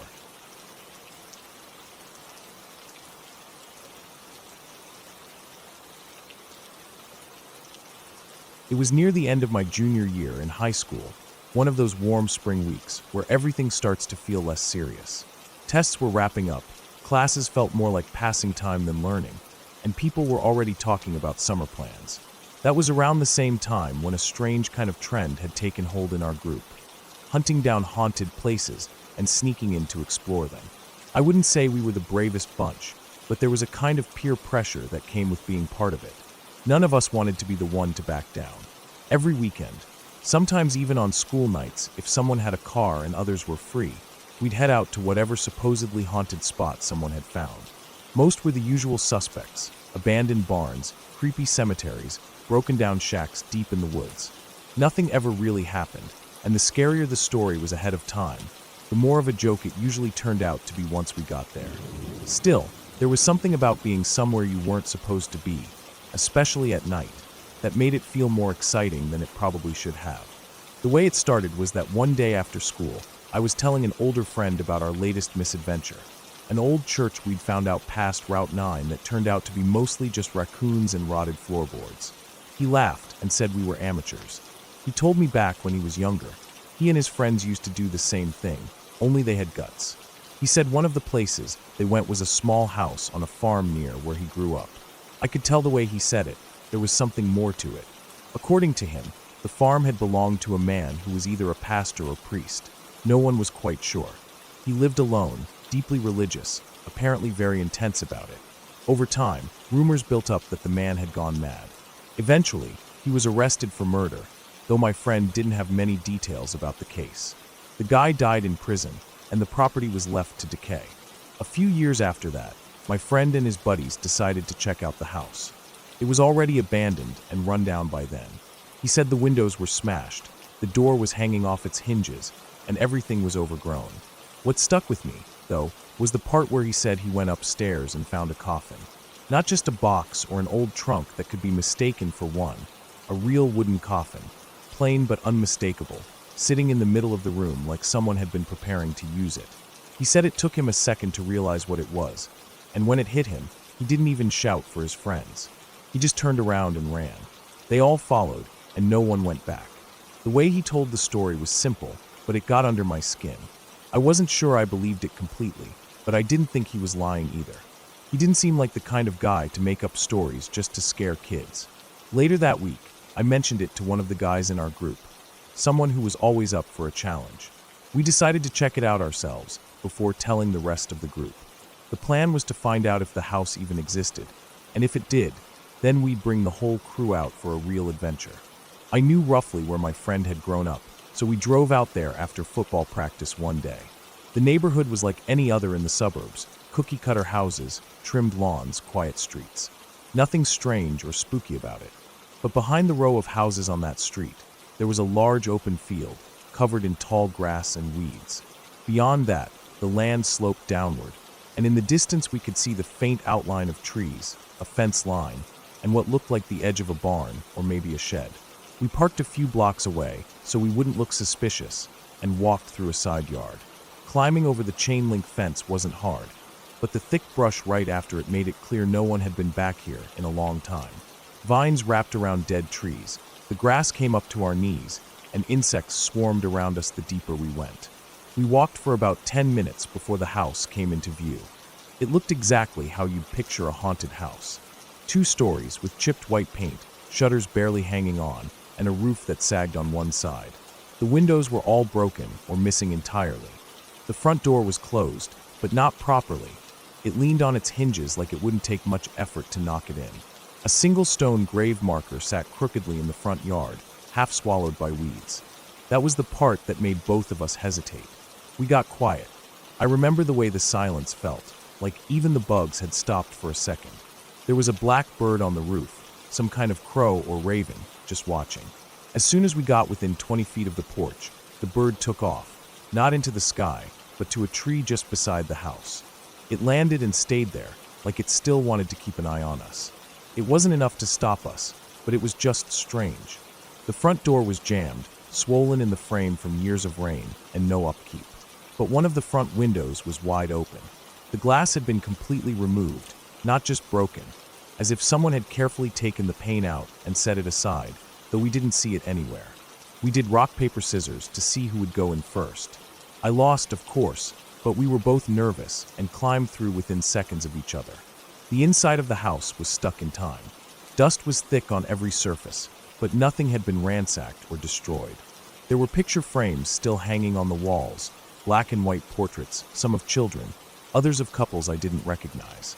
In the living room, there was a small couch with floral patterns, still intact, and a wooden rocking chair that looked like it would fall apart if you breathed on it too hard.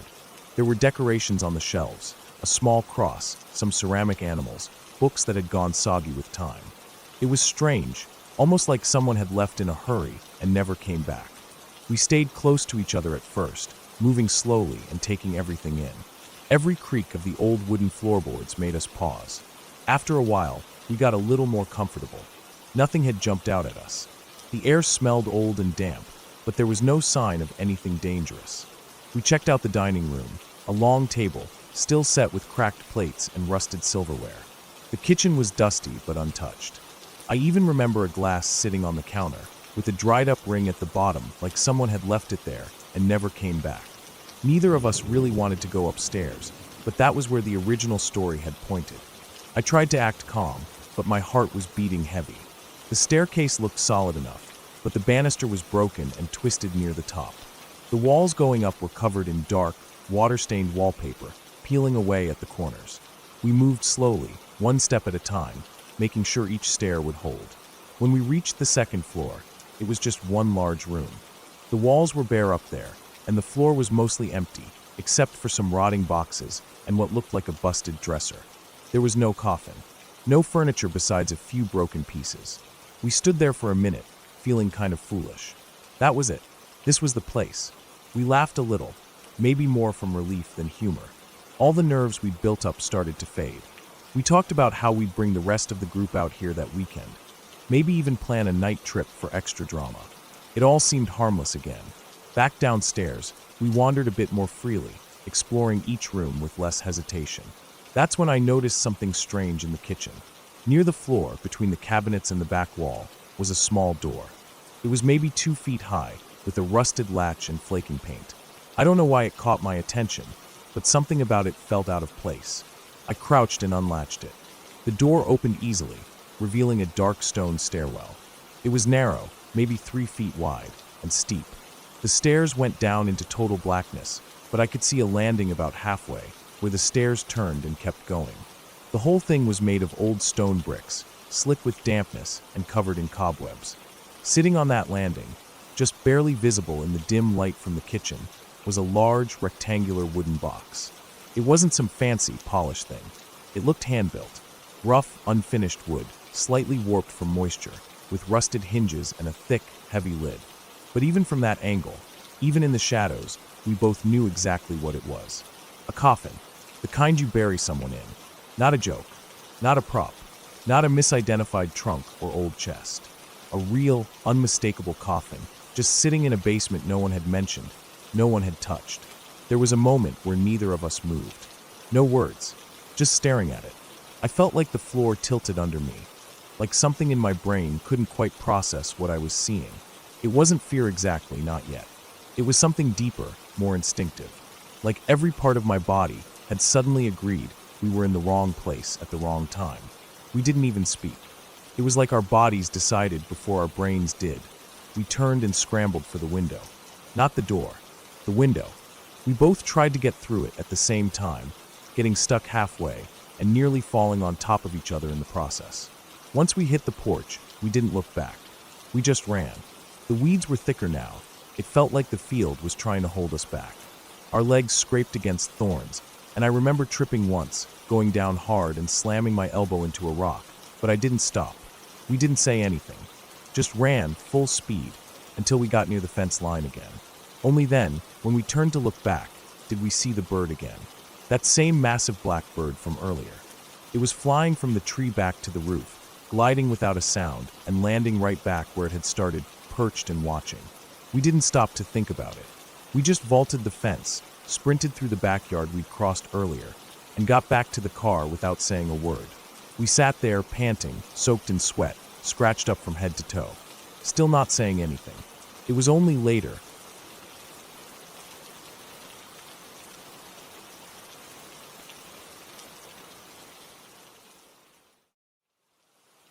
Hello everyone, I'm the Creep's Cabin.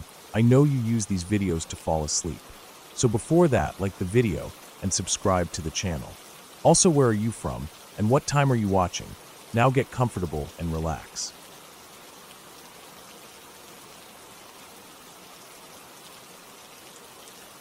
I don't tell many people about what I went through. The few times I did, their expressions changed. Not always in a bad way, just that kind of polite nod or raised eyebrow that means you're weird, but I don't want to say it. So I stopped. It's easier that way. Most people are good at hiding how uncomfortable they are, but I can always tell. It started when I was a kid. I can't say exactly when, but it was early enough that I thought it was normal. Like how some people fall asleep to the hum of a fan or the ticking of a clock. I fell asleep to angry faces. That sounds strange, but when something's part of your life from the beginning, you don't question it. I'd close my eyes and see these faces float toward me. Men, women, animals, even cartoon characters I recognized from TV. Their expressions weren't just mad, they were furious. Pure rage, boring holes into me. I never felt like they were going to hurt me, though. They didn't reach me. They just came close, then faded off to the side. Always in two rows, like they were parting to let something through. At first, it was unsettling.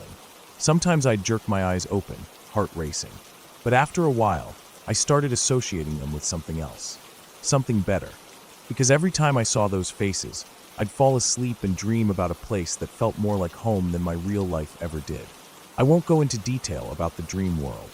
I don't want to mess with it. It was special, familiar. It felt like somewhere I'd grown up, like I had memories there that went deeper than dreams. It had streets I could navigate without thinking, places I knew by smell and sound, faces I trusted, faces I liked seeing. That place made the angry faces worth it. I'd even try to bring them on, squeezing my eyes shut and hoping they'd come. I made the mistake of telling a few people about it once. Just some friends who liked weird stories. I didn't think anything of it at the time. Just casual stuff. I keep having dreams about this place that doesn't exist kind of talk. They laughed. One of them asked if I was trying to write a book. I wasn't. I just missed the place. I hadn't been there in a while and hoped that talking about it might trigger something. I didn't expect what happened next. That night, the angry faces came back. I was thrilled. It had been months since I'd seen them, and I lay in bed practically grinning, ready to be taken back. I fell asleep fast, and when I opened my eyes, I was there. Everything looked the same at first. The familiar buildings, the soft light, the smell in the air. But something was different. People were watching me. Not in the way friends do, but in the way strangers do when they're suspicious. Their expressions were wrong. Cold, tight jaws, narrowed eyes. Angry. And not just random people. People I remembered from before. People I liked. People who used to smile at me. I don't know what I did wrong. I remember walking into a room. I knew that room. I had been there before. There was a red chair in the corner and a narrow window. A man I used to think of like an uncle was sitting there. He looked up at me with that same angry face I used to see before sleep. Then he raised a gun and shot me. I didn't wake up in my bed. I woke up in the dream. Different room. Same cold light. My chest ached where the bullet had gone in, but I was standing. I remember thinking I'd survived. I was confused but relieved, until someone else found me. A woman with braided hair, someone who used to sell fruit in the dream's market, stared at me from across the room. Her eyes were full of hate. She shot me too. I came to again, not in real life. Still dreaming. That time it was a library. I had never been in that room before, but I knew it belonged to the dream. The windows were dusty. There was a fireplace. I turned slowly, scared to see who was next. It was a little boy I used to play with in that world. His face was warped by anger, and he didn't hesitate. Third shot. This time, I didn't wake up. Not in the dream. Not in bed. It all just went black. After that night, the angry faces stopped visiting me before sleep. The dream world was gone. I'd close my eyes and see nothing but the insides of my eyelids.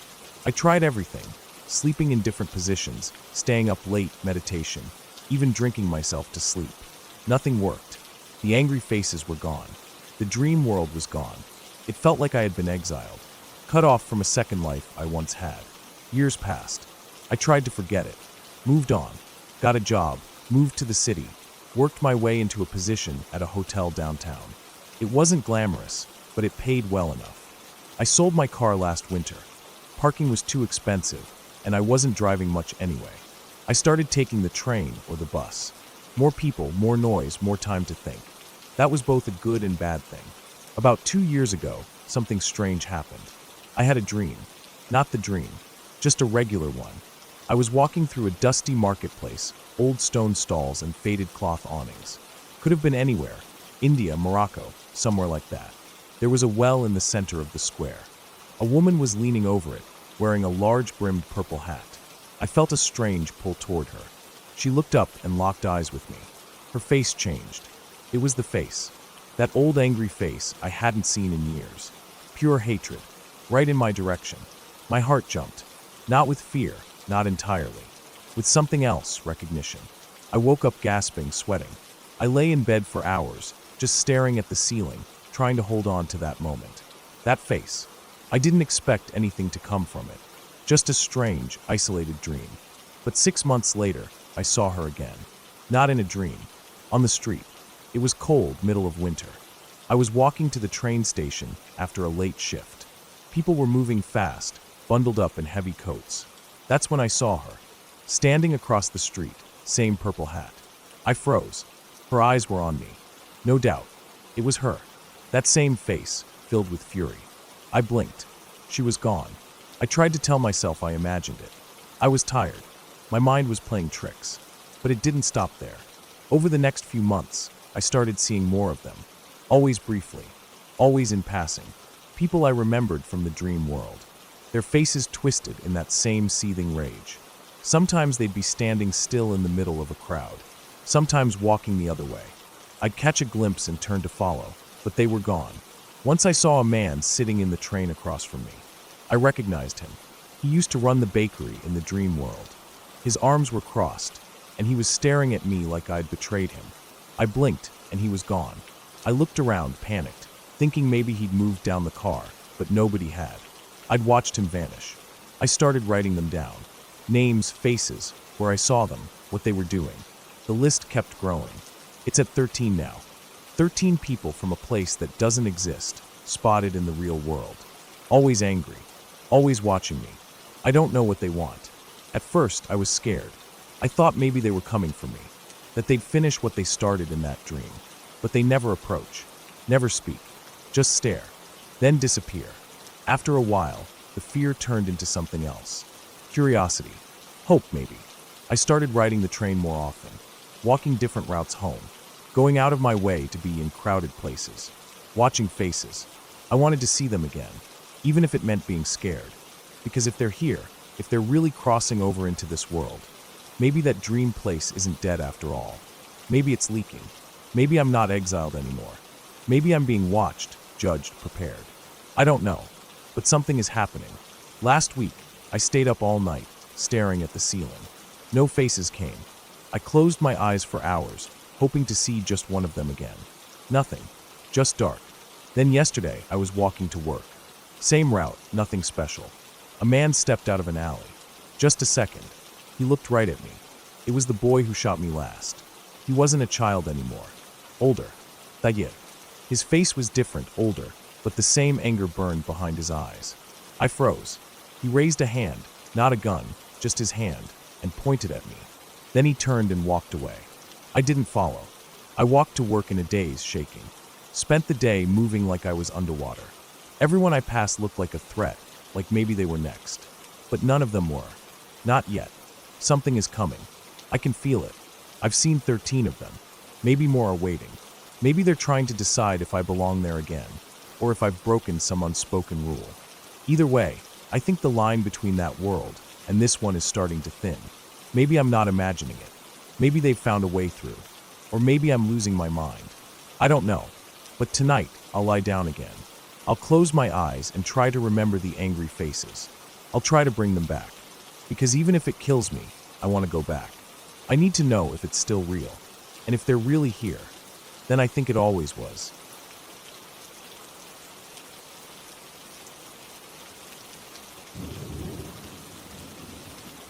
I've always had trouble sleeping.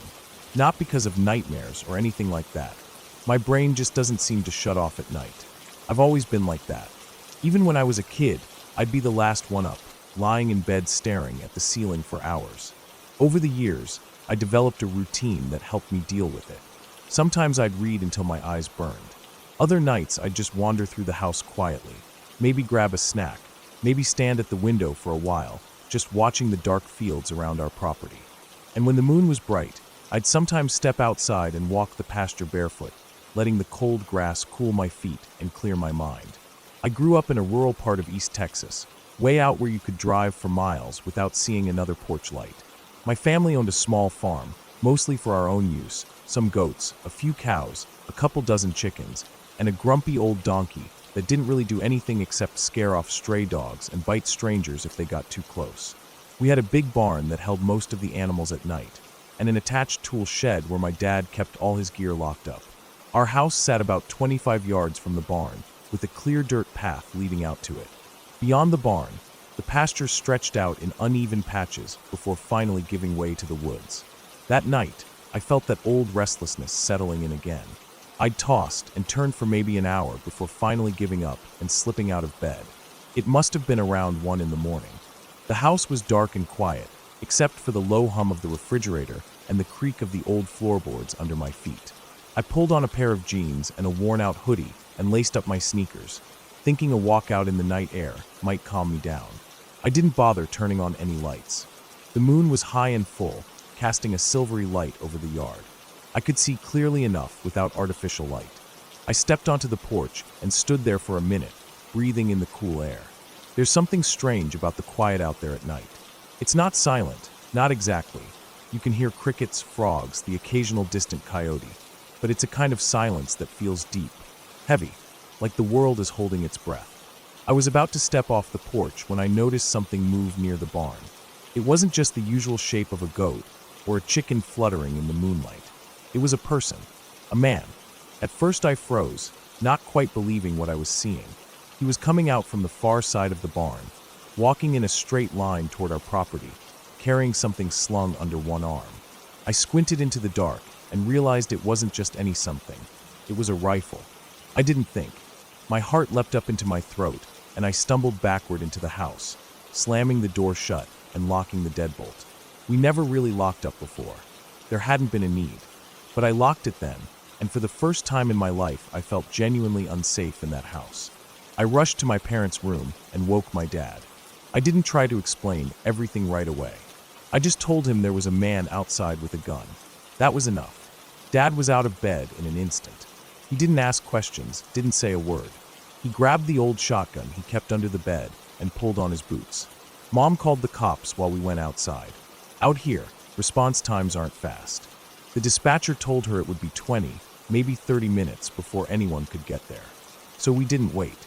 The yard looked empty again when we stepped out.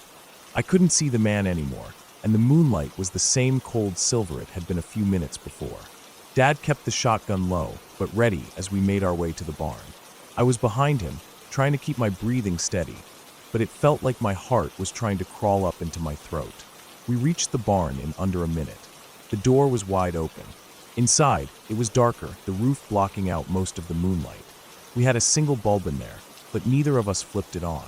We didn't want to announce ourselves if someone was hiding. But the barn was empty. The goats were gone. So were the cows. The donkey, too. Even the chickens that usually clustered in the corner had vanished. The smell of hay and animals was there, but it felt hollow without the sound that usually went with it. The barn felt wrong.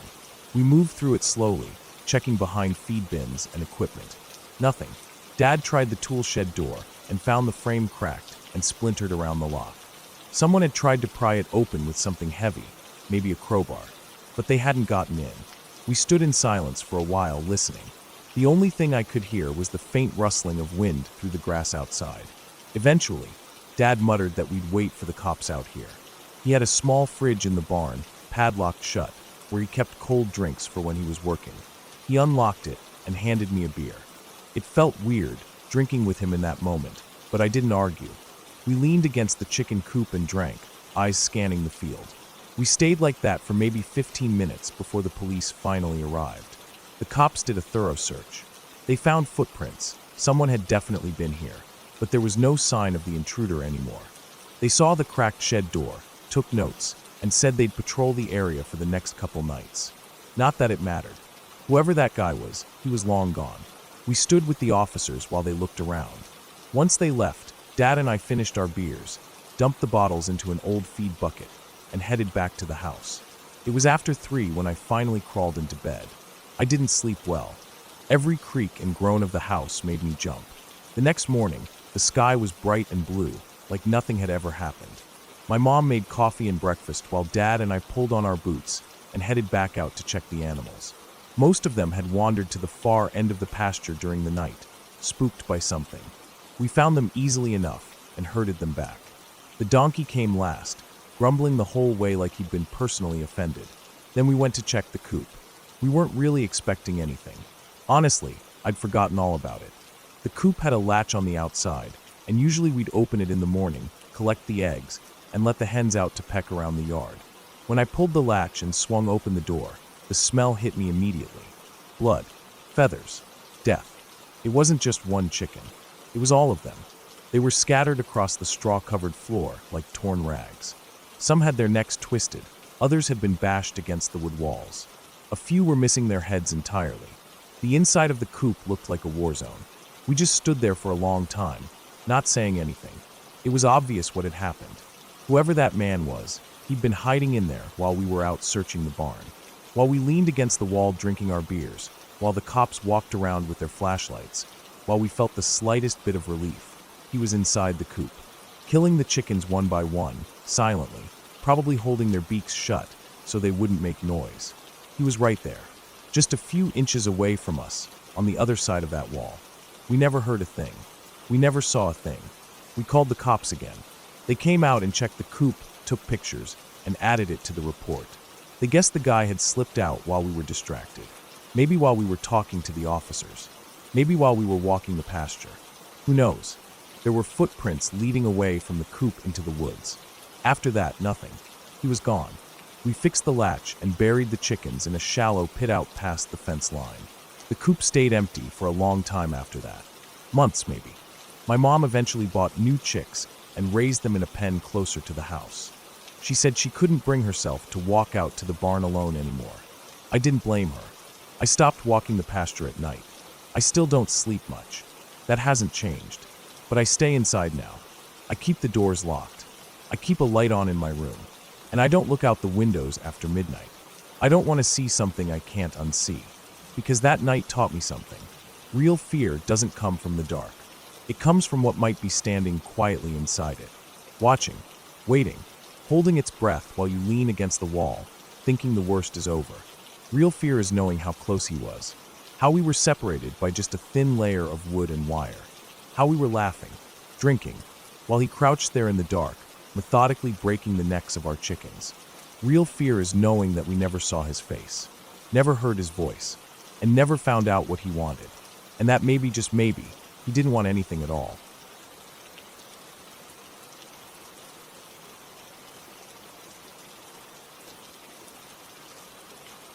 When I was in high school, I remember sitting around the kitchen table with my mom and grandma one evening. It was one of those quiet nights where the house felt still, and the kind of night when old stories seemed to float more easily to the surface. That was the first time I heard about Kathy. At first, it sounded like one of those family legends, odd and unsettling, but harmless. As the years passed, I found myself thinking about it more often, especially as I got older and started noticing how consistent the story always was. My mom didn't like talking about it, and my grandma only told it with a kind of heavy quiet in her voice, like it physically weighed her down to remember. I never fully understood how much it affected them until I moved into an old apartment of my own years later.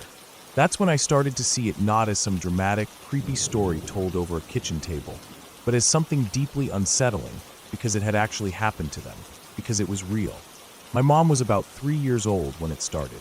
Back in the early 1970s, my grandparents had moved into a high-rise apartment building in downtown Columbus, Ohio. 9th floor. My grandpa had gotten a new job, and it meant uprooting and starting fresh. The apartment was small, nothing fancy, plain white walls, beige carpet, an old elevator that groaned when it moved. But it had a great view of the city from the living room windows. They didn't have much money at the time, so the apartment was bare bones. Some second-hand furniture, a TV that barely worked, a couch with the stuffing starting to peek out of the cushions. My grandma always kept things clean, though, and she was proud of making it feel like home. But my mom didn't like it. She was just a toddler, so she didn't have the words to explain it, but my grandma would say that she acted strange right from the start. She didn't sleep well in the new place. She'd wake up crying for no reason, sitting bolt upright in bed like something had startled her. She didn't want to go near the big windows in the living room. That was unusual, because back in their old house, she used to love looking outside. At first, my grandparents chalked it up to the move. New place, new city, unfamiliar sounds. It was probably just overwhelming. But then my mom started talking about someone named Kathy. It started small, just a name here and there. My grandma would hear her mumbling to herself while playing with her toys.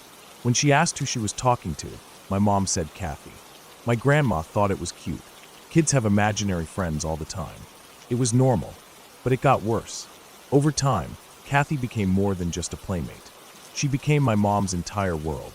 She wouldn't play with other kids at the park anymore. She didn't want to go anywhere without Kathy. If they tried to go out to dinner, she'd throw a tantrum unless they left space at the table for Kathy. She wouldn't eat unless there was a plate set for her friend. She stopped using her toys properly and would instead sit in the corner, whispering, for hours. My grandma would walk by the room and see her sitting with her back to the door, head tilted like she was listening to something. The first few times, she thought nothing of it, but after months of it, she started to feel uneasy. My grandpa, a more practical man, didn't put much stock into imaginary friends or feelings. He thought it was just attention-seeking behavior. My grandma, being deeply religious, started to worry more. She didn't believe in spirits or anything like that, not in the ghost story kind of way. But she believed that darkness could influence people, even kids. She started reading the Bible out loud more often in the apartment. She'd leave the radio playing hymns during the day. At one point, she even sprinkled holy water in my mom's room. Not because she thought it would exorcise anything, but because it gave her peace of mind. They started noticing that things were getting broken around the apartment. Glasses from the cabinet, picture frames knocked over, books pulled from shelves. My mom always said Kathy did it. Whenever she was caught in a mess or something was damaged, she blamed her friend. My grandpa lost his patience more than once, but nothing changed. They even took her to a child psychologist. The doctor told them what they expected to hear, that it was common for kids to develop imaginary friends, especially when they felt lonely or isolated. But it didn't feel common. Not to them. My grandpa decided to do something about it in his own way. He thought my mom needed a distraction, something real to take her mind off Kathy. So one Saturday afternoon, he went out alone and came back a few hours later with a small German Shepherd puppy. He was excited, hopeful that the pup would keep her busy, give her a new friend to care for. My grandma didn't love the idea of having a dog in a small apartment, but she didn't argue. If it would help, she was willing to try anything. When my grandpa got back with the dog, the apartment was quiet. He walked in and found my mom sitting in the far corner of the living room, by the big window. She had a few of her toys spread out around her, but she wasn't playing with them. She was sitting still, staring at something only she could see. The dog, happy and wagging its tail only seconds earlier, suddenly changed. The moment it stepped into the room and saw my mom, it froze. Its ears went back, tail stiff. Then it started to bark. Not playful barks, but loud, angry, guttural snarls. The hair on its back stood up. It wasn't barking at the wall or at a shadow. It was staring straight at my mom. My mom didn't move. Then, out of nowhere, she started screaming. Not crying, screaming. It was loud enough that a neighbor knocked on the door to check if everything was okay. The dog stopped barking as suddenly as it started, and my mom collapsed into tears. My grandma rushed to her. She was hysterical, shaking, pointing toward the window. When they finally got her to calm down enough to speak, all she said was that Kathy had fallen out of the window. That window didn't even open wide enough for a child to fit through. It had one of those safety stoppers. My grandma always kept it locked. But that wasn't the point. The point was that after that day, my mom never spoke about Kathy again. Not once. It was like a switch had been flipped. The obsessive play, the conversations with no one, the whispers in the corner, it all stopped. She went back to her old toys. She slept through the night. She even started playing with the puppy. My grandma didn't take it as a coincidence. She started crying the first night my mom went to sleep without asking for Kathy. She told my grandpa she wanted to move. She couldn't shake the feeling that something had been wrong with that apartment. Really wrong. It took a few months to find a new place they could afford, but they packed up and left before the lease was even fully up. When they handed the keys back to the landlord, my grandpa made small talk. Just conversation. How the building was, how long the landlord had owned it. Eventually, Kathy came up. My grandpa mentioned how their daughter had developed an imaginary friend with that name, and how weird it had all been. That's when the landlord froze. He asked if they were sure the name was Kathy. My grandpa said yes, even spelled it out. The landlord looked uncomfortable. He didn't want to say it, but eventually he told them something that neither of them had expected. A few years earlier, the family that lived in the same unit before them had a daughter named Kathy. She was 5 years old when she fell from the 9th floor window and died. The family moved out shortly after. The apartment had sat empty for a long time before my grandparents moved in. The landlord admitted that they had trouble finding people to stay in that unit for more than a year. He didn't go into details, just said that people always ended up leaving. My grandma never recovered from that information. She took it as a sign that something had been wrong from the start. She started going to church twice as often, and for years, she refused to let anyone in the family talk about it. She said some things were better left alone. As for my mom, she doesn't remember much of it now. Or maybe she does and just chooses not to. She shrugs it off when I ask. Says she was too young, that it was probably all in her head. But sometimes I catch her staring out the window in my house, like she's not really looking outside, like she's remembering something. She doesn't say anything when she does that, just watches quietly, then changes the subject. I don't know what really happened. Maybe Kathy was just a creation of a lonely little girl's mind. Maybe something happened in that apartment that none of us can explain. Maybe the mind of a child can pick up on things that adults have long forgotten how to sense. But I believe the story. I believe my grandma. I believe my mom's screams that day weren't pretend. And I believe that something, for whatever reason, ended when Kathy fell out of the window. And sometimes, when I'm sitting alone at night, I think about how children sometimes see things we can't. I think about the way the dog barked, the way my mom screamed, and the way it all just stopped. Not faded, not slowed, just stopped. I don't think Kathy was ever imaginary, but I don't think she was a ghost either. I think she was a memory, a moment trapped in a place where it didn't belong anymore. A leftover impression of something terrible that happened in a quiet corner of a high-rise apartment where no one could hear a child cry for help. And I think my mom, for just a little while, was the only one who noticed.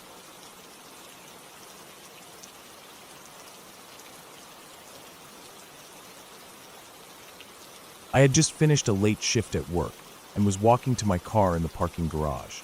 It was close to midnight, maybe a bit later. The place was almost completely empty, just a few scattered vehicles here and there. Most of the lights were on, but some overhead lamps were flickering. I parked on the 3rd floor, near the elevator, but I decided to take the stairs that night. I don't know why, maybe because I wanted to move, shake off the fatigue. As I turned the corner to where my car was parked, I noticed something, or someone, in the middle of the driving lane between the 2 rows of parked cars. At first, I thought it was just a pile of clothes or garbage, but as I got closer, I saw that it was a man. He was lying at an odd angle, one leg bent awkwardly under him, the other stretched straight out. His arms were spread out, and his head was turned to the side. He wasn't moving much, just a small twitch in his hand. He had on a gray hoodie, the hood pulled halfway up. His jeans were dirty, like he'd been crawling on the floor.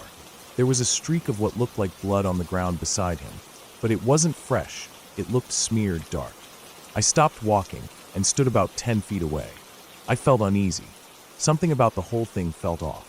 The way he was lying there, it didn't look right. People don't collapse like that. I didn't know what to do. I looked around, but there wasn't a soul in sight. The garage was completely silent except for the hum of overhead lights and the distant sound of a car engine, maybe on the street below. Then he moved his head slightly, not much, just a little, and his mouth opened. He made this croaking sound, barely a whisper. I couldn't hear exactly what he said at first, but then I caught it. He wanted help. He needed to go to the hospital. I took a step closer. That's when I saw the side of his face, or what was left of it. There was a deep gash running across his forehead, and blood had dripped down his temple and cheek. His skin looked pale and sickly, like he'd been out there for hours. His hoodie had a big stain on the chest that was almost black with dried blood. He looked like he'd been in some kind of accident, or worse. I hesitated. Every part of me screamed to stay away, to just turn around and walk away, call 911, and let someone else handle it. But something pulled me in. I don't know if it was guilt or instinct, but I felt like I couldn't just leave him there. I asked him if he could walk, but he didn't say anything. He just groaned again, softer this time, and tilted his head a little toward my car. I figured he meant he needed a ride. I unlocked the doors with the key fob and walked toward the back of my car. I popped the trunk and turned back to him. I offered to put his bag in there for him. He didn't answer. He just stood up slowly, way too slowly. I expected him to stagger or limp, but he didn't. He moved in this weird, mechanical way, like he was testing each limb before trusting it. He didn't hand me the bag. Instead, he walked past me and got into the passenger seat. Before closing the door, he tossed a black duffel bag down near his feet. I caught the shape of it just before it disappeared into the shadows of the footwell. It was bulky, probably heavy. I didn't think much of it at the time. I assumed it was just clothes or something. I got in and started the car. I didn't say anything. I didn't want to. I just drove. I headed toward the main road, planning to take him to the nearest hospital, which was about 10 minutes away if there was no traffic. The streets were dead, so I thought we'd get there quickly. I was trying to calm myself down, telling myself I'd done a good thing. I kept thinking about how I'd feel if I were in his position, injured and alone, hoping someone would stop to help. But I couldn't stop glancing over at him. He didn't move. He didn't say anything. He just sat there, hunched forward slightly, hands on his knees, staring out the windshield. I couldn't even hear him breathing. About 5 minutes into the drive, I looked over again, and my stomach turned. The blood on his face, it didn't look right. It wasn't dried anymore. It looked like it was coming off. Not dripping, but peeling. His skin looked wrong. The red on his cheek was curling up at the edges like old paint. I squinted, trying to make sense of it.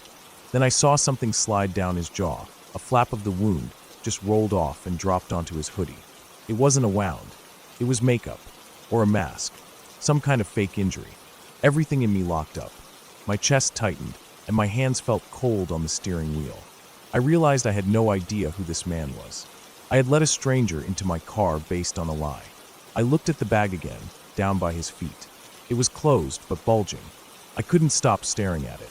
My mind started racing, coming up with possibilities I didn't want to think about. I had to do something. I didn't want to alert him. If he realized I was onto him, who knows what he'd do. I kept my eyes on the road and tried to steady my breathing. I told myself I needed a plan. I couldn't just keep driving with him next to me. I slowed the car gradually, as if I'd noticed something wrong with the way it was driving. I made a soft turn and pulled over near a stretch of empty road under a flickering streetlight. I told him I thought something was wrong with the back tire. I said I was going to stop and check.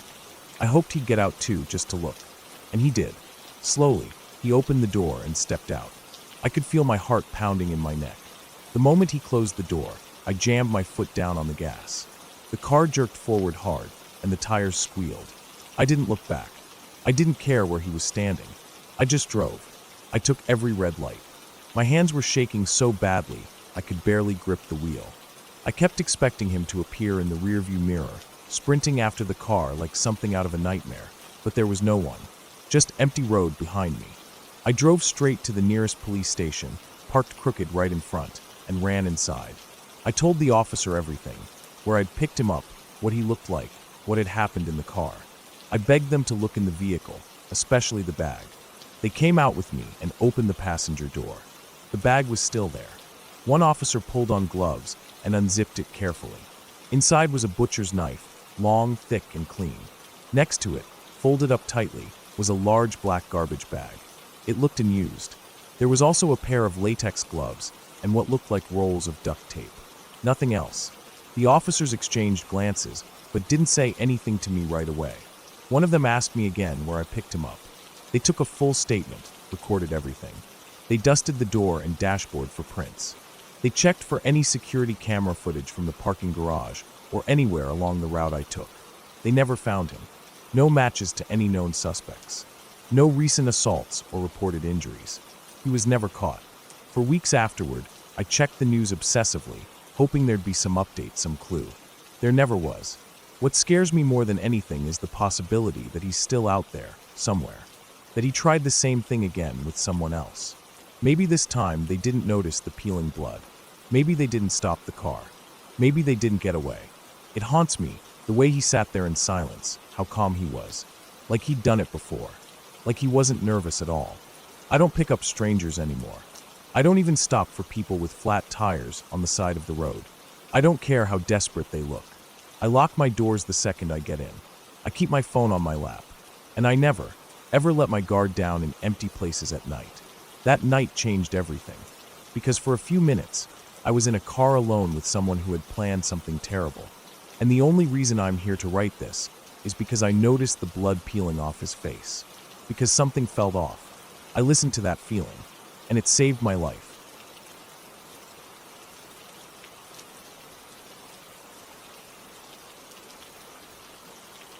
I've driven through a lot of nowhere in my life. Long stretches of desert highways where the horizon never moves and your thoughts echo louder than the engine. The kind of roads where, after a while, you forget the last time you passed a gas station or another human being. That kind of silence starts to gnaw at you after a few hours.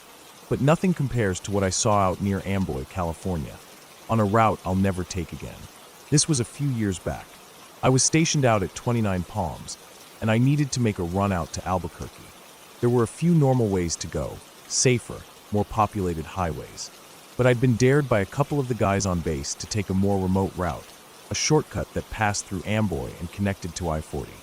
It wasn't faster by much, but it cut through some strange, forgotten parts of the desert that most people don't talk about unless they've been through them. I figured it would be a cool solo drive. I like being alone on the road sometimes, just me, the desert, and the hum of the tires. That solitude helps you think, clears your head. So I filled up the tank, packed light, grabbed a few protein bars, extra water, and headed out late in the morning. The desert out there is dry, flat, and sun-bleached. After a couple hours of driving, even with music on, it starts to feel like you're drifting through some old, dusty photograph. Every hill, every rock formation starts to look the same. You see mirages on the asphalt ahead, heat shimmering like waves. It's a kind of beautiful nothing, but it plays tricks on your mind if you're not used to it. I made it to Amboy in the early afternoon. It's barely a town anymore, more like the shell of what used to be one. A single diner, a gas station that probably hadn't worked in a decade, a faded motel with half its letters missing. Most of the buildings were sun-bleached and crumbling, windows broken or boarded up. The famous Roy's Motel and Cafe sign still stood, though a tall, rusted landmark in the middle of nowhere. I stopped briefly, mostly to stretch my legs and snap a picture of the Amboy City sign to send to my buddies, just to prove I had actually gone through with it. It was the kind of thing we always did, dumb dares and proof of doing something offbeat. I didn't stay long. The place had a weird feel to it, like time had gotten stuck there decades ago and forgotten how to move forward. I got back in my car and drove out the other side of town, heading northeast into a small mountain range. The road narrowed and twisted more as it climbed. There were no other cars, no houses, no people. Just the Tulane Road and desert scrub on either side. Eventually, the elevation started to drop again, and I found myself descending into a canyon. Tall grass lined both sides of the road. The sun was still high, but out there, the shadows always seemed darker than they should have been. That's when I saw it. A red Pontiac Fiero, old model, sitting sideways across both lanes like it had been parked there on purpose. At first, I thought it was an accident, but there wasn't any sign of a crash. No skid marks, no damage, just the car, perfectly positioned to block the entire road. A suitcase lay open near it, clothes spilling out like they'd been tossed or scattered in a rush. Then I saw the bodies. 2 of them, a man and a woman, face down in the road, one on each side of the car, not moving. I brought my car to a slow stop about 100 feet back. I didn't pull up close. Something about it didn't sit right. I've seen car wrecks. I've seen what bodies look like when things go wrong. This didn't look like that. It looked staged, too clean, too symmetrical, almost like someone had laid it all out deliberately. The air inside my car felt tight, heavy. I could hear my own breathing. The engine idled quietly beneath me. I didn't turn it off. My gut was tying itself in knots. I've always trusted that feeling. It saved my life more than once. I was a Marine. Still am at heart. We're trained to look at a scene and recognize threats, to spot things that don't belong. My eyes scanned the road, then the tall grass on either side. That grass was high enough to conceal someone lying down, or crouching. The silence around me was unnatural. I reached under my seat and pulled out my 9mm, chambered around. I wasn't planning to shoot anyone, but I also wasn't planning to be unarmed if something was about to go down. I kept staring at the scene ahead. The way the car was angled, the way the bodies were spaced, it was too much like a trap. If I got out and walked up, I'd be exposed. Out in the open. No cover. No exit. I didn't move. I sat there for what felt like a full minute, just looking, listening. The wind rustled the grass, but nothing else moved. Then I made a decision. There was just enough room on the left side of the man's body to ease my car through. I could swerve slightly right after that and go around the woman, then cut behind the car and get back on the road. It was going to be tight, but I could do it without hitting anything or anyone. I dropped the car into first and pressed the gas. My foot was shaking, but I kept it steady. As I got closer, my heart pounded harder. I passed the man first. He didn't move. His skin looked real. His arms were sprawled like he'd fallen hard. The woman was next. Same thing, face down, unmoving. Then I slipped behind the Fiero. No movement. I exhaled, kept driving. My eyes flicked to the mirror. And that's when everything twisted. Both bodies were moving. Not in pain, not struggling. They were getting up, onto their knees, like they'd been lying in wait. And then, from both sides of the road, people started rising from the tall grass. Dozens of them. At least 20. Maybe more. I can still see it if I close my eyes. Figures in dirty clothes, men and women, some barefoot, some in rags, others in what looked like normal streetwear, just old and faded. No one spoke. They just stood there, watching, facing my car. I don't know if they were all part of it, or if some had been lying in wait even closer than I thought. I didn't waste another second. My foot slammed the gas pedal to the floor. The engine roared, and I didn't let off. I watched the group vanish in the rearview mirror as the road curved and dropped again. I passed 2 more bends in the canyon before it opened up toward flatter land. My hands were locked around the steering wheel so tight my knuckles ached. I didn't stop. Not for water. Not for gas. I didn't slow down until I reached the on-ramp for I-40 East, miles ahead. Even then, I barely let the speedometer drop below 70. It wasn't until I got to the first real gas station along the highway that I finally pulled over. My mouth was dry. My chest felt hollow. I sat in the lot, engine off, windows up, doors locked, just trying to make sense of what I'd seen. I don't know who those people were. I don't know if they were a cult or a gang, or just something twisted out in that part of the desert. I never found any news stories about it. I never reported it. What would I say? That I saw bodies lying in the road that got up and 20 strangers emerged from the grass like they were part of some coordinated ambush? But it happened. I never went back through Amboy. I don't take shortcuts anymore either. I stay on well-traveled roads. I keep my doors locked. I keep my gas tank full. And I listen to that feeling in my gut every single time. Because I don't know what they would have done if I'd gotten out. I don't know what they wanted. I just know that scene was set up for someone. Maybe anyone who passed through. Maybe just me. And I know I was lucky. Most horror stories you can turn off. Close the book. Walk out of the theater. But that stretch of desert road, it's still out there. So are the people I saw. Maybe waiting for someone else to stop. Maybe waiting for someone who doesn't get that same bad feeling in their gut. Maybe waiting for someone who actually wants to help. Someone who doesn't make it to the highway.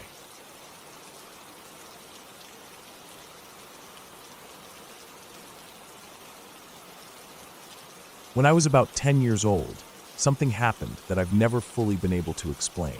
It wasn't something terrifying in the traditional sense.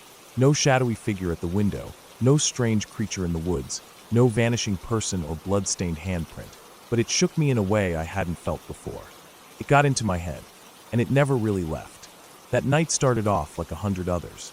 My father and some of his friends had gone duck hunting earlier that day. They left just after sunrise, bundled up in thick coats and rubber boots, shotguns strapped over their shoulders, coffee thermoses in hand. I remember standing in the doorway with my mom watching them load the last of their gear into the back of my dad's old pickup. It was cold out, and even though the sun was barely over the trees, I could see their breath hang in the air. "Be back late," my father had said, not looking back as he shut the tailgate. My mom nodded, not saying much, and waved as they drove off down the gravel road, tires crunching through small patches of frost. Most of the day after that was quiet. My mom puttered around the kitchen, doing dishes, folding laundry, and occasionally reminding me to put away the toys I kept leaving out. I played with my plastic army men on the carpet for a while, making little forts out of building blocks, pretending they were under attack. I'd get so lost in those made-up battles that hours would pass without me noticing. Eventually, we ate a simple dinner, macaroni and leftover ham, and by 9:30, my mom told me it was time to start getting ready for bed. I argued a little, like always, but I wasn't too upset. I was tired, and the house felt colder than usual that evening. I brushed my teeth, pulled on some old flannel pajamas, and climbed into bed. My room was small, with a twin mattress pushed against one wall and a narrow window over the headboard. Through the glass, I could see the edge of the woods behind our property.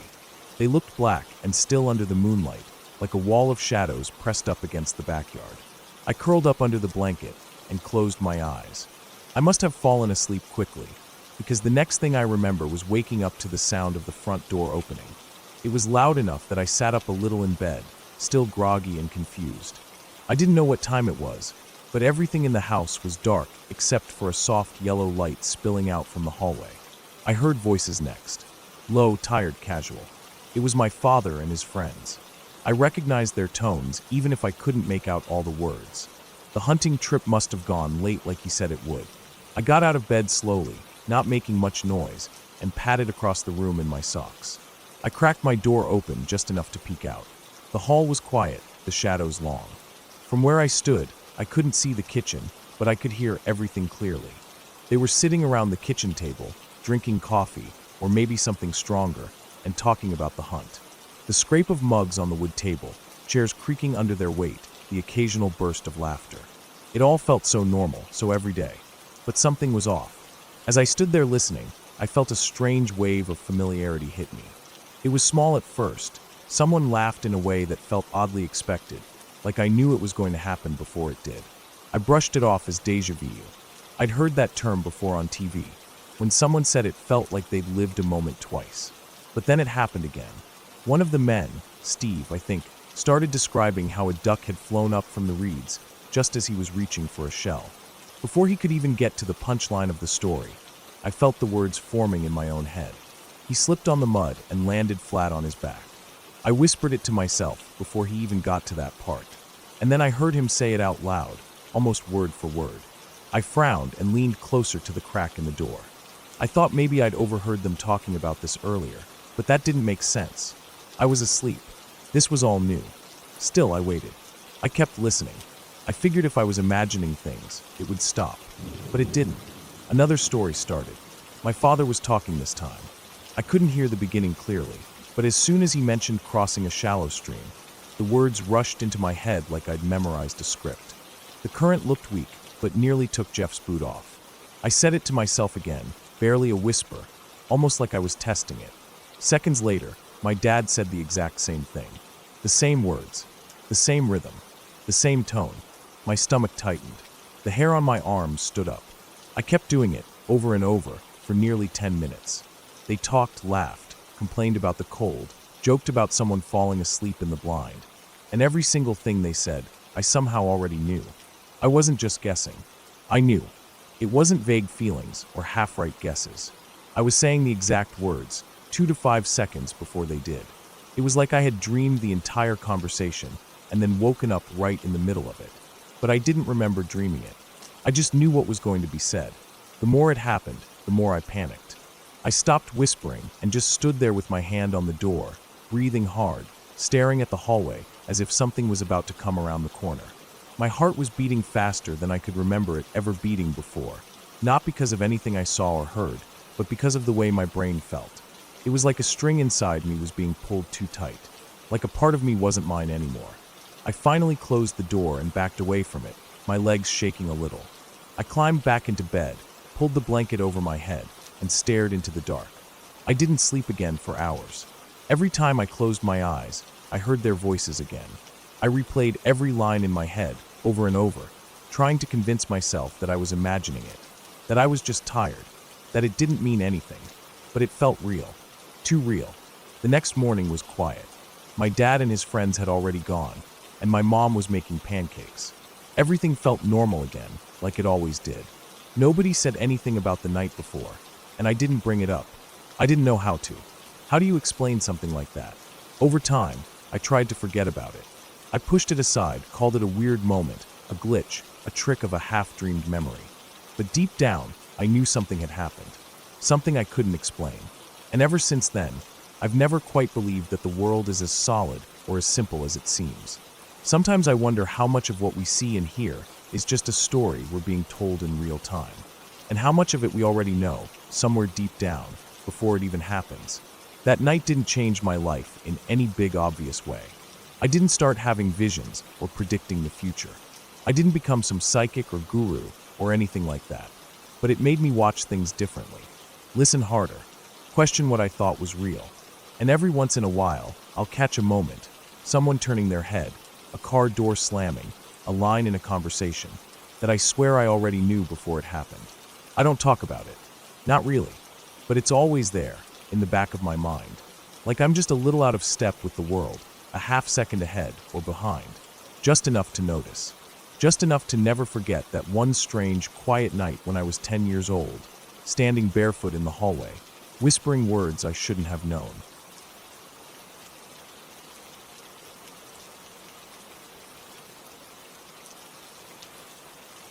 The rain had been coming down for a while before we left the driveway, but none of us expected it to turn into what it did.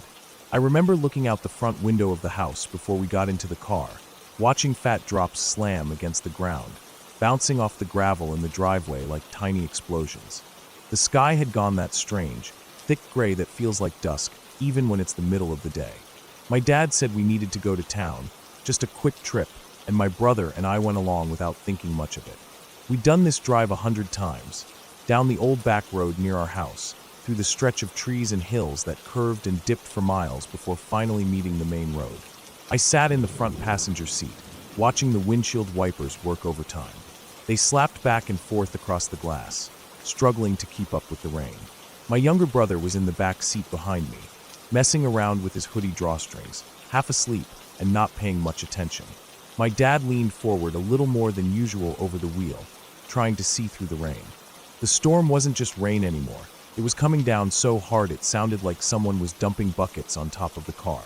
The hail started not long after we got moving, and it hit with hard little taps against the roof and hood like tiny stones.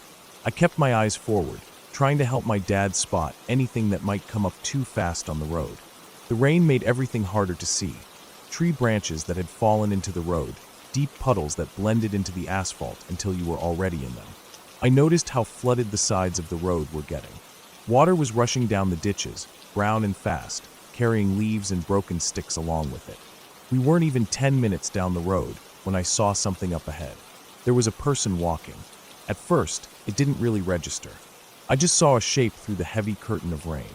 A figure, yellow, moving slowly. The rain blurred everything. Our windshield, the air outside, even the person. But as we got closer, I could see him more clearly.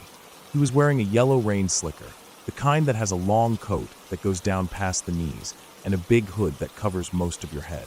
The slicker was bright against the washed-out gray of everything else.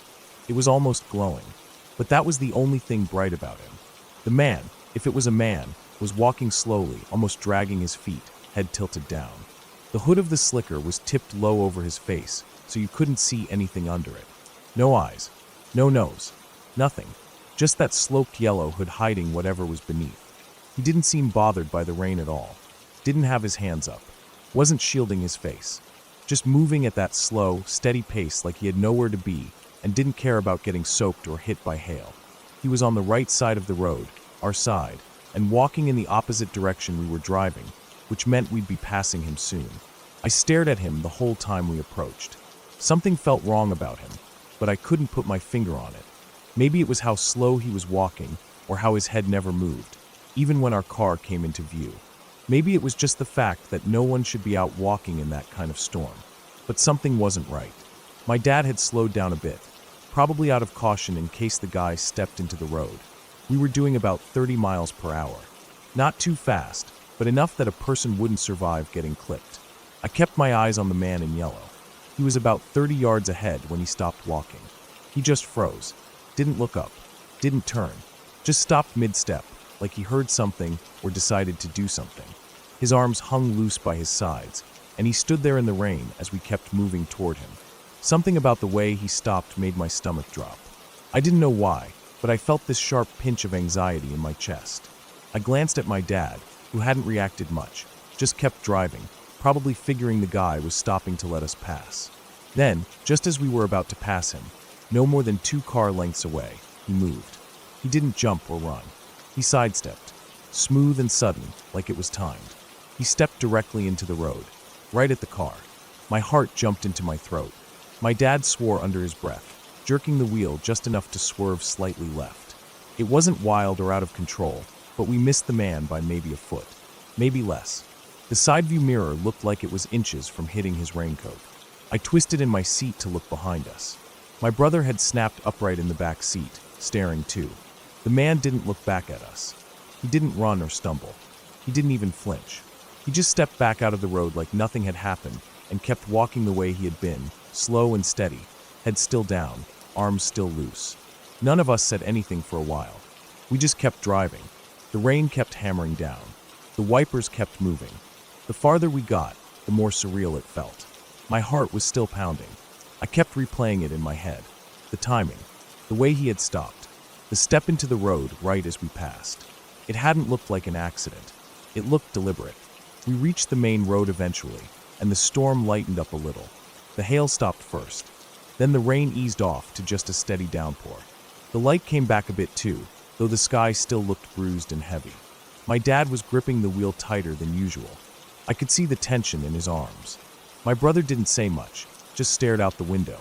We got what we needed from town, but the whole trip felt off after that. The store lights felt too bright, the cashier's voice too cheerful. I couldn't stop thinking about the man in the yellow slicker. I tried to explain it to myself. Maybe he was just disoriented. Maybe he had bad hearing and didn't realize how close we were. Maybe he was drunk. But none of those answers really made sense. He hadn't looked drunk. He hadn't looked scared. He hadn't even reacted when the car passed inches from his body. He didn't jump, didn't twitch, just kept walking. On the way back, I stared hard at the road, watching for him. We didn't see him again. Not in the ditch. Not on the shoulder. Not anywhere. I looked all the way back to the exact spot where he'd stepped into the road, and there was nothing there. No sign of anyone. The road looked like it always did, wet and worn and surrounded by trees and empty space. When we got home, we didn't talk about it much. My brother went to his room, and my dad walked out to the garage and started organizing tools like he always did when something was on his mind. I went to my room and sat on the edge of my bed, still trying to make sense of it. For a few nights after, I had trouble sleeping. I'd picture that slicker, that yellow shape in the rain. I kept thinking about how close we were to hitting him, and how he didn't care. It didn't make sense. Anyone else would have jumped back. Anyone else would have looked up when a car was barreling toward them. He didn't even flinch. I started going over different possibilities. Maybe he had some kind of death wish. Maybe he wanted to get hit. Maybe he was mentally unwell.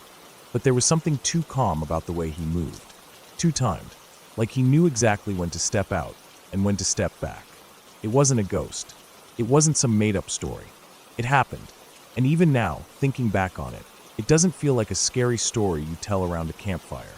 It feels like something real, something that sits in your memory like a knot you can't untie. There was no big event, no crash, no scream. Just a strange figure in the worst storm I've seen in years, stepping right in front of our car like it was nothing, and walking away like it didn't matter.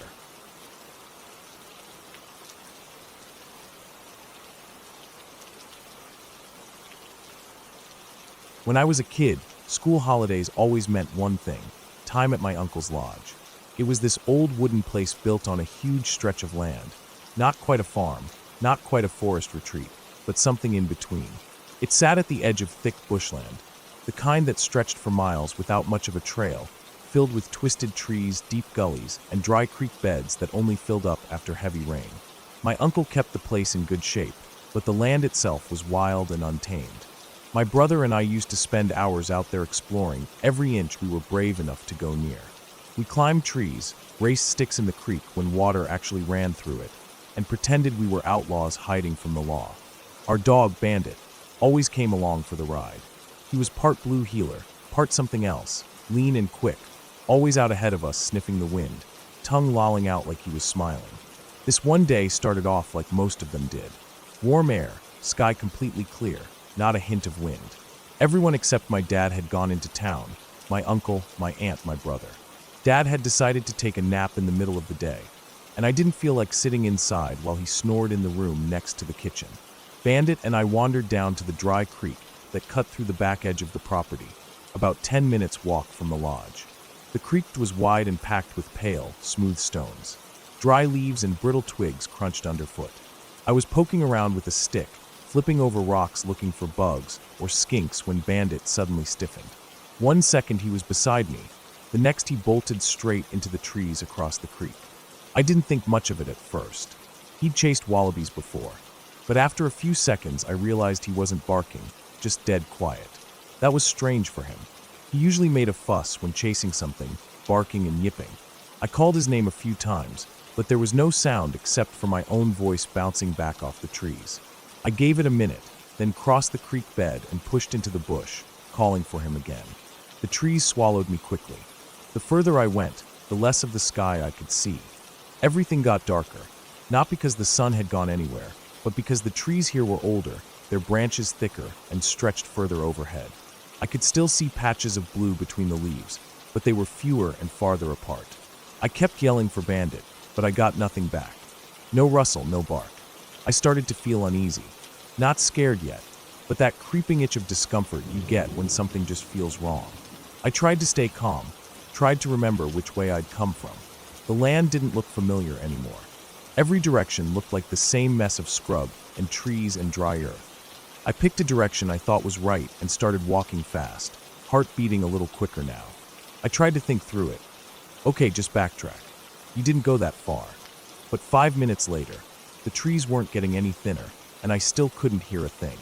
No bird sounds, no insects, just a strange, heavy silence. Then I tripped. My foot caught on something, maybe a root or a loose rock, and the next thing I knew, I was falling.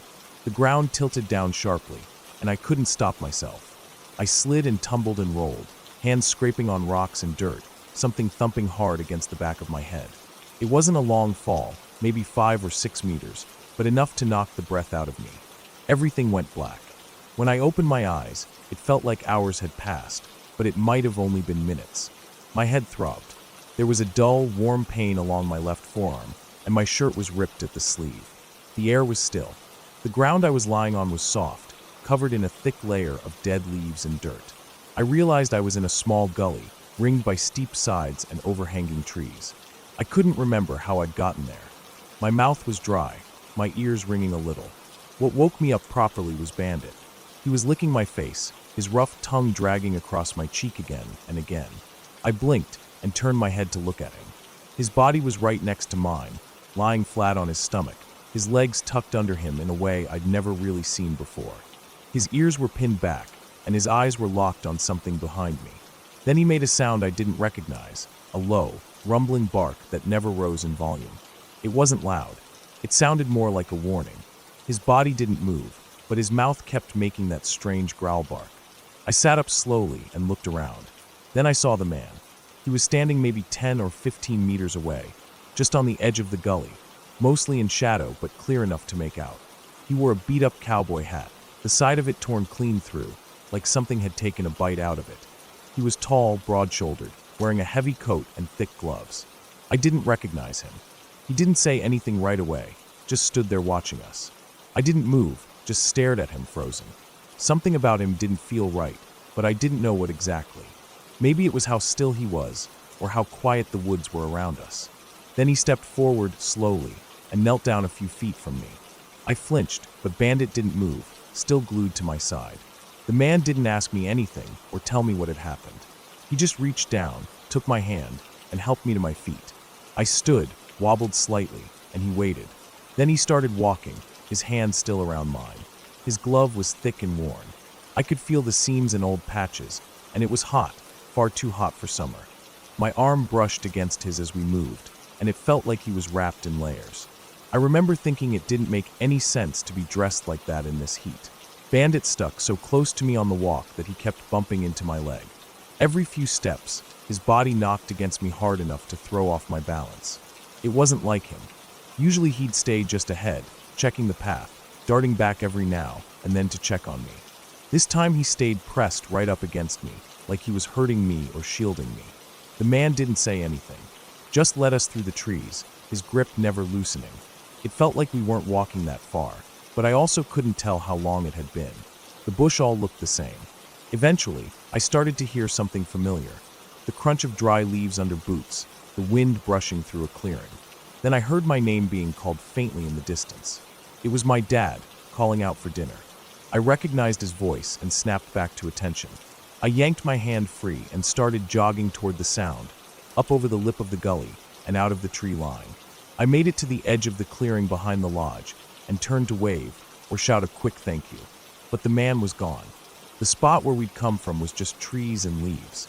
No sign of footsteps, no sound. Just stillness. I ran up the hill toward the lodge. Dad was standing on the porch, a cigarette in his hand, scanning the tree-line. He didn't seem overly worried, just confused as to where I'd been. I didn't tell him much, just that I got lost a little bit and tripped. He didn't ask any more than that. We went inside. Bandit followed, quieter than usual. It wasn't until a few days later that I saw the picture. We were in the town supermarket, one of those all-purpose general stores that sold everything from canned beans to farming tools. It was run by this older woman with thick glasses and a loud laugh. My mom was chatting with her near the register, and I wandered down one of the side aisles.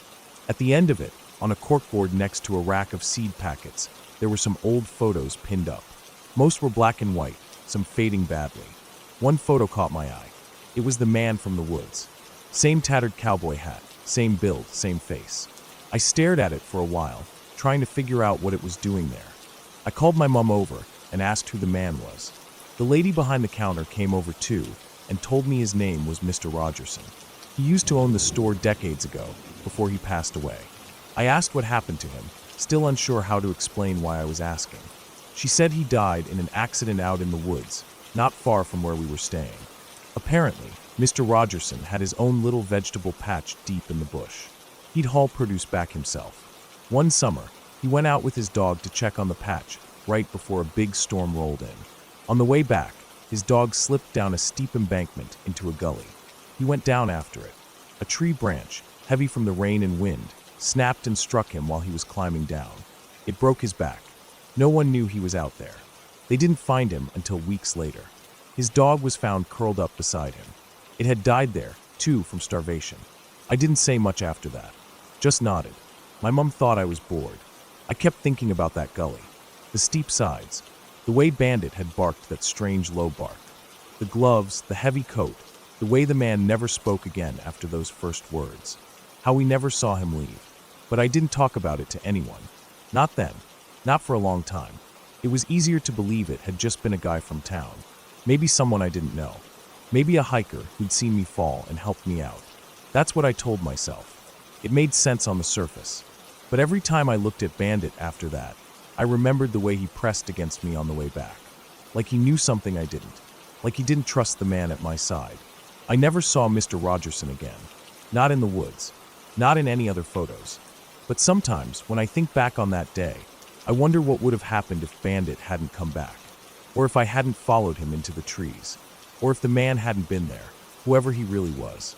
But most of all, I think about how it all ended, about how I walked out of that gully dirty and scraped, with my dog by my side, about how I got home safe. No ghosts, no fairy tales, just a boy, a dog, and a man who maybe didn't want anyone else to end up alone at the bottom of a gully like he did.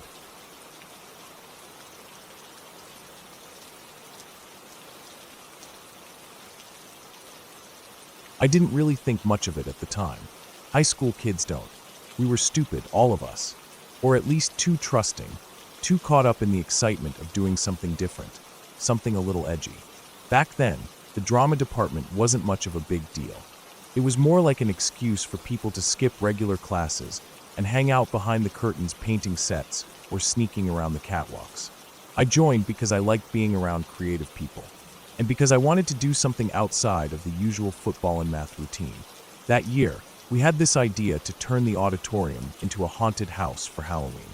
Not just the stage, but the whole place. The dressing rooms, the hallways behind the stage, the little storage closet nobody ever used. Someone even dragged a fog machine down from the lighting booth, and we rigged up some of the old strobe lights from a previous production to flash during the jump scares. It wasn't amazing. Honestly, it was pretty janky. We didn't have a real budget. We used whatever props were lying around and whatever costumes people could bring from home. Someone's mom had an old clown outfit. There were a few skeleton decorations left over from a past Halloween dance. A bunch of us wore masks or face paint. We mostly relied on the atmosphere. Dim lights, weird music playing from an old boombox, and people jumping out from behind curtains to yell. What made it interesting was that we were allowed to run it ourselves. No teachers watching over our shoulders, no real safety checks. We had a sign-up sheet at the front of the school that said, "Enter if you dare," and charged $1 or $2 per person. People came in groups, little kids with their parents, middle schoolers, even other high school students who just wanted to kill time. We had one area in the haunted house that we wanted to make look like a real execution scene. It was based on a play we'd done earlier that year. I forget the name now, but it had this hanging scene in it. The kind where someone gets hung on stage in front of an audience, but doesn't actually die. The tech crew had rigged up a system with a strong harness and a wire bolted into the ceiling above the stage. The actor would wear the harness under their clothes, and the noose was just for show. It didn't tighten when you dropped. At least, that was the idea. After the play ended, the harness setup stayed. Somebody had left the cable and the noose dangling from above the stage. I remember walking past it every day for a week afterward, just swaying there, and nobody had bothered to take it down. I guess it became invisible after a while. When we were brainstorming ideas for the haunted house, someone, I think it was Josh, suggested we bring it back. "Let's hang somebody," he said, like it was no big deal. "Make it look real, like they've been hanging there all night." We all laughed. It sounded cool, gross and dramatic and perfect for Halloween. Naturally, I volunteered. I wasn't afraid of heights. I trusted the rigging. I knew how it worked, and I thought it'd be funny. I had this bright green dinosaur costume, a cheap one-piece thing with a tail and floppy claws, and this rubber mask with big googly eyes. I added a plastic pumpkin candy bucket and decided my character would be a trick-or-treater who had wandered into the wrong house and got executed by whoever was running the haunted house. It was supposed to be funny in a dark, stupid kind of way. The first couple of hours went fine. I'd climb up a short ladder behind the curtain, put on the harness, wrap the noose around my neck, and let myself hang. Not literally hanging, of course. The harness held all my weight. The noose just sat there, looking tight but doing nothing. I'd keep my body limp, arms drooping down, legs slack. People walked through, looked up, and whispered stuff like, "Is that real?" or "Oh my God." Some laughed. Some looked freaked out. A few kids started crying. I didn't say anything. I just dangled there, breathing slow, trying to stay as still as possible. Every now and then, I'd shift to keep the blood from pooling in my legs. I could only last about 10 or 15 minutes at a time before I'd lower myself down and take a break. What I didn't notice, what none of us noticed, was what happened during one of those breaks. It must have been near the middle of the evening, maybe around 7:30 or so. I stepped down off the ladder and went backstage to drink some water and adjust the harness because it had started to ride up and dig into places I didn't want to think about. It wasn't the most comfortable thing. I was sweaty under the costume, the rubber mask was getting damp, and my back was sore from trying to hold still in that weird dangling position. While I was gone, a group of kids, probably some other drama students, or maybe just a few guys from the football team who were helping with crowd control, decided to mess around. I didn't see it happen, but I heard about it later. Apparently, they grabbed the cable and used the noose to swing themselves across the stage like it was some kind of rope swing, which was incredibly stupid. Not just because of how dangerous it was, but because that noose wasn't built to be used like that. It wasn't just some prop rope. It was thick, real, coarse fiber, designed to look authentic. And while the part that connected to the cable was secure, the loop, the actual noose part, wasn't supposed to be pulled tight. But they must have done it hard enough, over and over, that it slowly tightened. Not the way a proper noose cinches up instantly, but enough that it no longer fell loose around your neck. It held its shape. I didn't know that. So when I came back a few minutes later, I did what I always did. I grabbed the mask, put it over my head, stepped up on the ladder, clipped my harness onto the cable, and slipped the noose around my neck. I didn't even check it. Why would I? It had worked fine all night. I remember shifting a little to get into position, adjusting the candy bucket so it hung right, taking a deep breath. Then I stepped off the ladder. Instantly, I knew something was wrong. The pressure around my neck hit fast, sharp and choking, like someone had punched me in the throat and then started squeezing. The noose didn't slip down the way it used to. It gripped, tightened. The harness was holding my weight, yes, but now the rope was pressing in too, squeezing the sides of my neck and the front of my throat at the same time. At first, I thought maybe I'd just twisted wrong, that maybe I needed to shift and the rope would loosen. But it didn't. The rubber mask made it worse. It was pressing against my face, suffocating me. My breath bounced back into my mouth, hot and stale. My chest started to spasm. I couldn't swallow. My tongue felt thick. I tried to reach up with one hand to pull the rope away from my neck, but the angle was wrong and my arm wouldn't move right. The weight of my body was dragging everything down, making it impossible to get any leverage. I kicked once hard, but all it did was send a jolt through the harness and make the pain worse. I couldn't yell. I couldn't even cough. The weirdest part was how quickly everything started to fade, not in a panicked, fast-motion way, but the opposite. Slow, like I was falling asleep. A warm, heavy sleep. The panic only lasted a few seconds, then it started to feel, not good exactly, but numb, detached. I felt lightheaded. My ears buzzed. My vision tunneled. I was floating, somehow, even though I knew I was dangling. That's when it hit me. I was going to die. Right there, on stage, in front of everyone. And nobody would know. They'd walk through, see the hanging dinosaur, think it was part of the act. Maybe they'd laugh. Maybe they'd take pictures. They wouldn't realize I was dead. Not until hours later, when someone finally turned on the lights and found me cold and blue and slack-jawed inside a sweaty green costume. The thought snapped me out of it. I flailed blindly. My foot found the edge of the ladder. Slipped. Found it again. I pushed, shoved myself up, reached out and grabbed the top rung. My fingers were shaking. Weak. I didn't have strength. I had fear. That was all. I pulled. Climbed. My knees hit the steps hard. I got one hand around the noose and tried to tug it loose. It barely moved. I was gasping now, short, wheezy, wet breaths. Somehow, I managed to get it over my chin, then my nose, then off my head. I dropped it and collapsed against the ladder, hugging it like it was the only solid thing in the world. My hands were tingling. My head throbbed. I was sweating so much the costume felt soaked. My throat burned like I'd swallowed fire. I unclipped the harness, stumbled down, and walked backstage without looking at anyone. No one noticed. Nobody said anything. They thought I was just taking another break.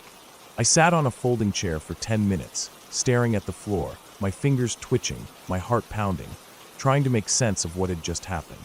Eventually, I stood up, peeled off the costume, stuffed the mask into a bag, and left. I didn't go back to the haunted house. I didn't tell anyone that night.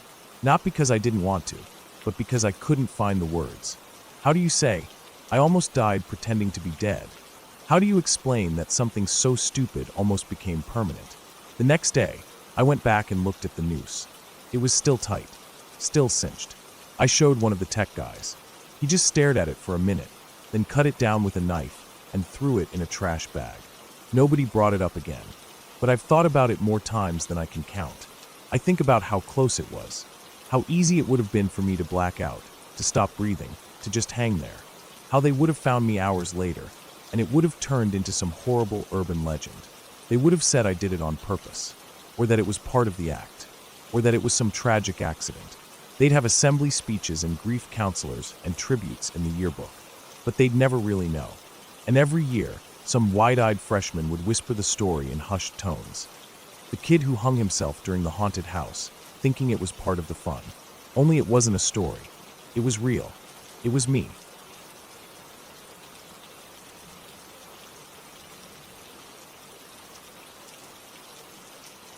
I never really thought anything would happen that day. It started like every other day off from work, quiet, slow, uneventful. I had taken a few days for myself, drove out to a small mountain town that was mostly empty in the off-season. The kind of place that gets tourists in the summer, but is forgotten once the cold months creep in. That's what I wanted, quiet. I booked a remote cabin through a rental site. It was basic. No Wi-Fi, barely any cell reception, no neighbors in sight. Just trees, an old logging road, and the sound of wind moving through the tall pines. I arrived early in the afternoon. The air had a sharp chill, and the sky was already starting to get darker, even though it was only around 3 p.m. The cabin was small, one room, a wood stove, a bed, a tiny kitchenette, and a bathroom that barely fit a shower and toilet. Outside, there was a fire pit, a few rotting stumps, and a path that looked like it hadn't been walked in months, maybe more. I dropped my bag on the bed, cracked open the window to let the musty air out, and went back to the car to bring in my groceries, mostly canned stuff, jerky, trail mix, and a few bottles of water. I had no plans to hike, no plans to go exploring. I just wanted to sit with a book, warm by the stove, and not hear another human voice for a few days. But it didn't stay quiet for long. It started with a sound, a sharp crack, like a branch snapping, just as the sun dipped behind the trees. I had just finished lighting a fire in the wood stove and was lying on the bed staring at the ceiling. At first, I didn't think much of it. Trees make noise. Wind pushes through and knocks branches loose. Animals move through the brush. It was the woods, after all. But then I heard it again. This time closer. Another crack, and then a heavy shifting noise, like something big stepping on dry leaves, then stopping. I sat up, listening. I didn't move. I didn't call out or try to see anything through the window. I just sat there and listened.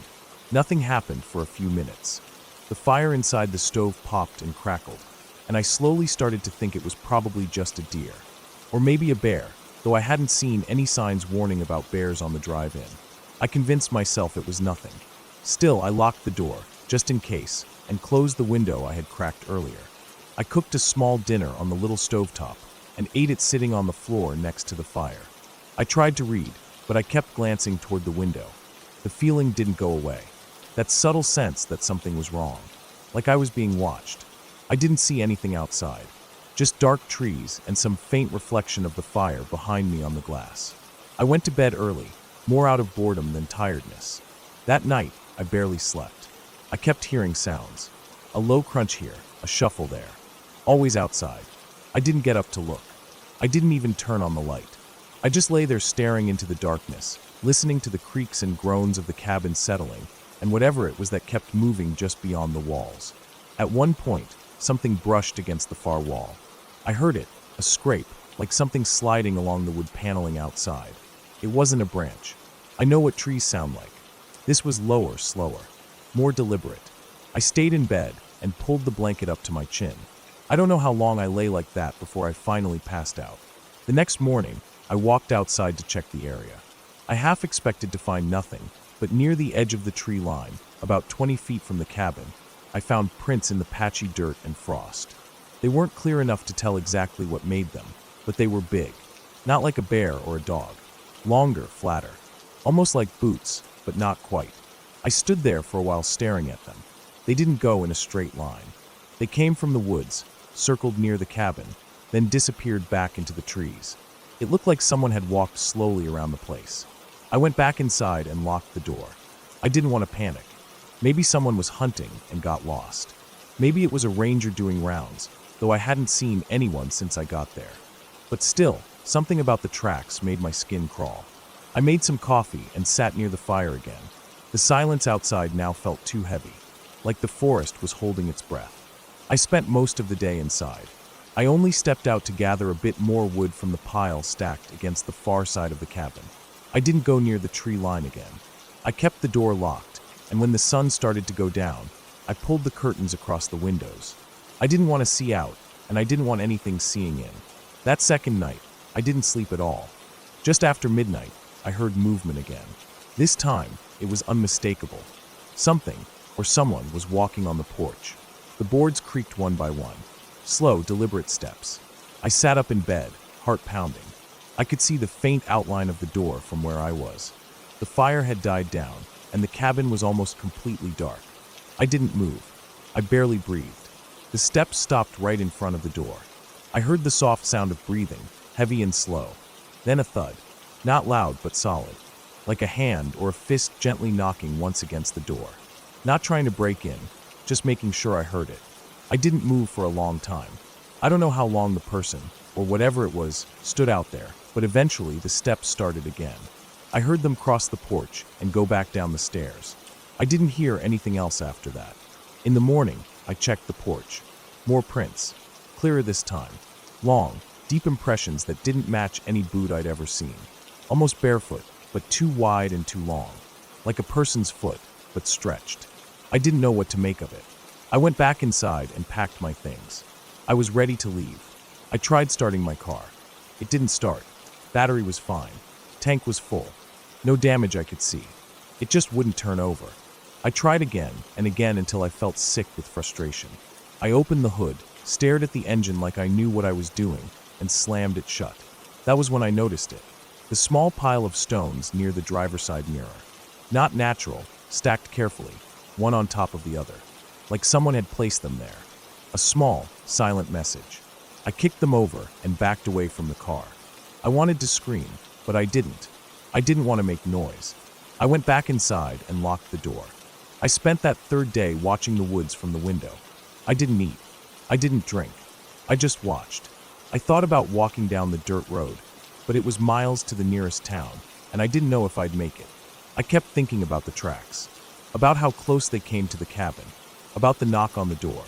The night came again, faster than I wanted it to. I didn't light a fire. I didn't want to be seen. I lay on the floor, far from the windows, wrapped in a blanket listening. Around 2 a.m., I heard the sound again. But this time it didn't start with footsteps. It started with breathing, right outside the window. Not heavy or angry, just steady, calm, like someone standing inches away from the glass, watching. Then came the scrape. Long, slow, like fingers moving down the window pane. I held my breath. My heart was racing so fast I thought it might give out. The scraping stopped, then came another knock. This time not on the door, on the wall. Just one knock. Then silence.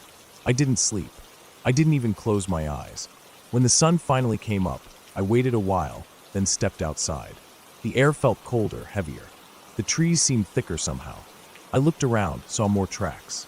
This time there were several sets. 3, maybe 4. All coming from different directions, all circling the cabin, all leading back into the woods. I knew I couldn't stay another night. I gathered my things, grabbed my emergency beacon from the bag, something I hadn't touched since I bought it, and walked halfway up the nearest hill to get some reception. I pressed the button, then waited.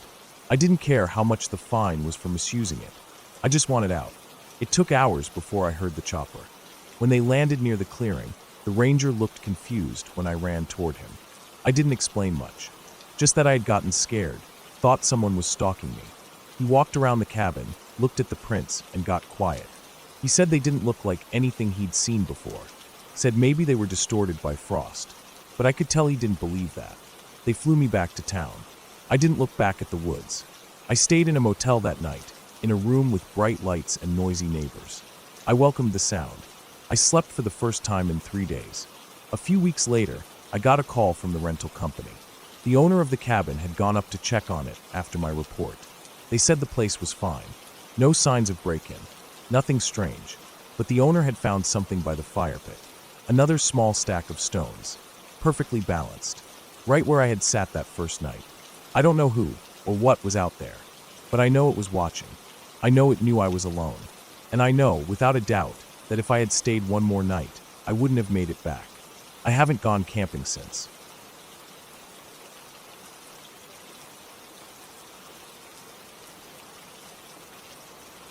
It started with a wrong turn. I had taken a few days off work to clear my head, and I figured a solo hiking trip in a quiet, lesser-known park would be a good way to reset. Nothing extreme, just a few hours' drive from the city.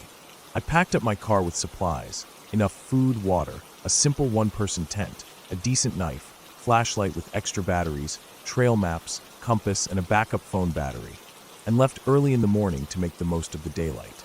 The area I chose was a forest preserve I found online. It was remote enough that I figured it wouldn't be crowded, but not so remote that I couldn't get help if I needed it. There were marked trails, several clearings marked for camping, and even a small ranger station at the entrance. It felt safe. I had hiked alone before, though never in such a quiet place. I liked the silence. I liked hearing nothing but the sound of my own boots crunching leaves. The first few hours went exactly as I had hoped. I parked at the trailhead, signed into the logbook outside the ranger cabin, and headed out. It was late September, and the forest had started to change colors. Golden leaves clung to branches, and some littered the trail in thick, rustling patches. I had no particular destination in mind, just a general loop that would take me to a clearing I'd seen on the map, where I planned to set up camp. About 4 hours in, I came to a fork in the trail that wasn't marked on my map. Both paths were narrow, but the one to the left looked slightly more worn. I paused, checked my compass, then decided to take the left trail, figuring it probably looped back to the main one eventually. I didn't think much of it. Sometimes trail maintenance fell behind, and unofficial paths formed. I just kept walking. The trail began to slope downward gradually. At first, it was subtle, but over time, I realized I had descended quite a bit. The trees grew denser. The air got cooler. The light filtered through differently. My GPS signal began to flicker. I assumed it was just the tree cover. Still, I made a mental note to turn back soon. I walked for another 10 minutes and came across a small stream, shallow and fast-moving, with stones that looked crossable. I stopped to refill my bottle and decided this was a good place to turn around. I looked at my map again, trying to figure out exactly where I was, but nothing lined up perfectly. That bothered me, but not enough to panic. I marked a tree with my knife, so I'd know I was back on the same trail, then started heading back. Only, after about 20 minutes, the trail didn't look familiar anymore. I hadn't seen the marked tree. I figured I must have veered off a bit. I turned around, retraced my steps, and kept an eye out for the gash I'd left on the bark. Nothing. That was the first real moment I felt something in my gut shift. I wasn't lost yet, but I was off course. I checked my phone again, but there was still no signal. I held the map under the fading light and tried to match anything around me to a feature on it. A bend in the stream, a rock outcropping, anything, but nothing matched. The worst part was the feeling that I was circling myself, even though I thought I was going straight. The sun dipped lower, and I knew I wouldn't find my way back to the main trail before dark. I decided to set up camp where I was. I had enough supplies for the night. The ground wasn't great, uneven and soft in places, but I cleared a small patch, pitched the tent, and lit my portable camp stove for a hot meal. The forest was quiet that night. Too quiet. No wind, no rustling, no insects. I tried not to let it bother me, but it did. I told myself it was just because the air had gotten colder. Still, I didn't sleep well. I kept waking up at odd hours, listening. I thought I heard footsteps at one point, but told myself it was probably a deer or a raccoon. Nothing touched the tent. I stayed inside until morning. When light came, it didn't bring much comfort. A low mist hung between the trees, and the air felt heavier. I packed up quickly and started walking again, this time with more urgency. I didn't care about the map anymore. I just wanted to find a road or even a logging path, anything that would lead to help. But the forest didn't cooperate. Every path I thought I saw faded out within minutes. The compass needle spun slightly, as if it couldn't make up its mind. At one point, I realized I had been walking in a circle. I came across my own boot prints in a muddy patch. By mid-afternoon, I was frustrated and starting to feel the edge of panic. My water was low. I had food, but it wouldn't last forever. I kept walking, hoping, but never finding a way out. Around what I guessed was 4 p.m., I found something strange. It was a rope, a thick, frayed rope hanging from a tree, about 8 feet off the ground. Not a swing, not a noose, just a loop, hanging, swaying slightly, though there was no wind. It looked old. The bark around where it was tied had grown around part of it, like it had been there for years. I didn't like it. It felt wrong. But I kept going. Soon after, I started noticing other things. Scratches on trees. Not claw marks, but deliberate cuts, wide and deep, in patterns that didn't mean anything to me. Some trees had strips of bark peeled clean off, leaving pale wood exposed. Others had small piles of stones stacked at their bases. I counted 7 of those piles in the space of a few hundred feet. Always 3 stones. Always neat. This wasn't just nature. Someone had been here. Recently. I couldn't tell if that was good or bad. Later that day, I came across what looked like a hunting blind. It was just a wooden platform lashed between 2 trees, maybe 10 feet off the ground. It looked abandoned and old, but it was human-made. I climbed up and looked around, hoping to spot a road or a trail from the higher vantage point, but all I saw were more trees. Still, I felt better up there. It was dry, flat, and out of reach from animals. I decided to sleep there for the night. That night was worse. I was dozing off when I heard it. Heavy footsteps below. Not quick, not animal-like. Measured, heavy, like boots on soft ground. I held my breath and didn't move. The steps came closer, then stopped directly under the platform. I heard breathing. Not animal breathing. Human. Deep, steady breaths. I didn't dare look. I stayed still for what felt like hours. Eventually, the breathing stopped. The steps moved away, slowly, fading into the dark. I didn't sleep after that. At first light, I climbed down, legs shaking. There were boot prints in the dirt below. Not mine. Larger, wider. Going in a straight line, not wandering like mine had been. I followed them. They led deeper into the woods. I knew it was a risk, but I didn't care anymore. Whoever it was, they had to know the way out, or at least be going somewhere. The tracks were easy to follow at first, but they got faint in some places. I lost them more than once, had to double back. After maybe 3 hours, I found where they ended. A cabin. It was small, 1 story, and looked like it had been built decades ago. The windows were shuttered with mismatched wood. The door was shut but not locked. I knocked. No answer. I waited, then tried the handle. It opened. Inside, it smelled of dirt and smoke. The floor was covered in leaves and dust. A rusted pot sat on a cold stove. A single cot stood in the corner, with a moth-eaten blanket. There was no power. No sign of recent use. But someone had been here recently. There were footprints in the dust. Fresh. I didn't stay long. I took a rusted canteen I found and filled it at a nearby creek, then kept walking. Behind the cabin, I found what looked like an old road. Overgrown, barely visible, but straight. Man-made. I followed it. That road saved me. After several more miles, just before sunset, I saw the first sign of civilization. A rusted metal fence, and beyond it, a small cabin with smoke rising from the chimney. An old couple lived there, caretakers for a long-abandoned logging site. They called the authorities. It took another day to get back to the ranger station where I had signed in. Search and rescue had been looking for me. I had been gone 5 days. The strangest part was this. The trail I had taken, the one with the fork, rangers told me there was no fork. That trail was maintained and had no splits for at least 6 miles. They said I must have wandered off without realizing it. Got disoriented. But I know what I saw. I know I took a left at that fork. I remember the angle of it, the slope, the feel of the ground. They also said there were no cabins in that section of the forest. Not for miles. Not for decades. I don't argue anymore. I got out. I was lucky. That's all that matters now. But sometimes I think about those footsteps under the blind. The breathing, the rope, the scratches, and the feeling that I was never really alone out there. That forest isn't just quiet. It's watching.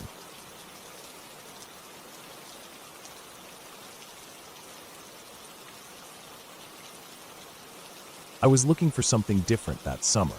Not a vacation, not a weekend trip. I needed to get away from people for a while. I didn't want noise, I didn't want obligations, and I didn't want anyone calling me to go out. I had been getting tired of the routine.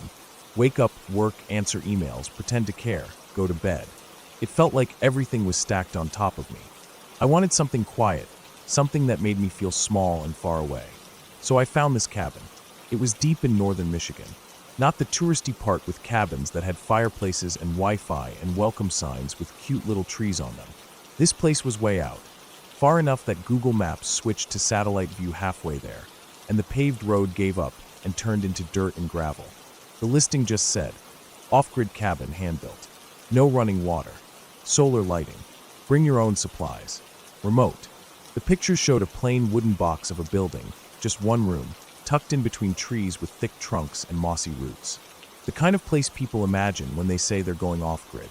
I booked it for 12 days. The drive out was long and dull, then long and tense. Once I passed the last town with a gas station, the road narrowed, and every turn made me wonder if I'd missed something. The cabin's directions were a set of typed instructions from the owner, with notes like turn right at the dead pine tree with the yellow blaze, and ignore the private property sign nailed to the birch. It's just an old marker. It felt like I was being led somewhere forgotten.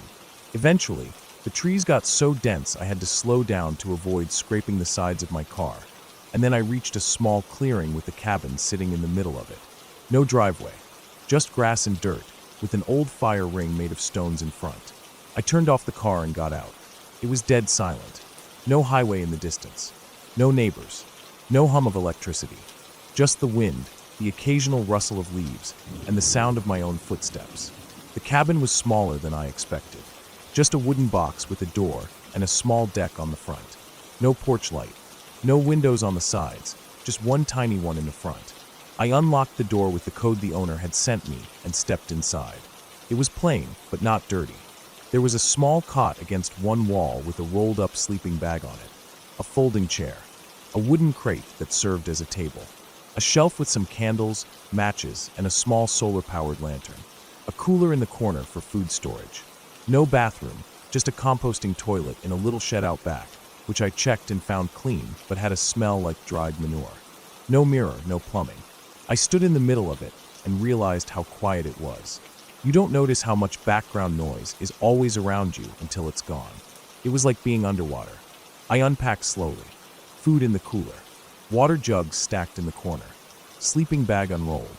I had a few books, a notepad, and some pens.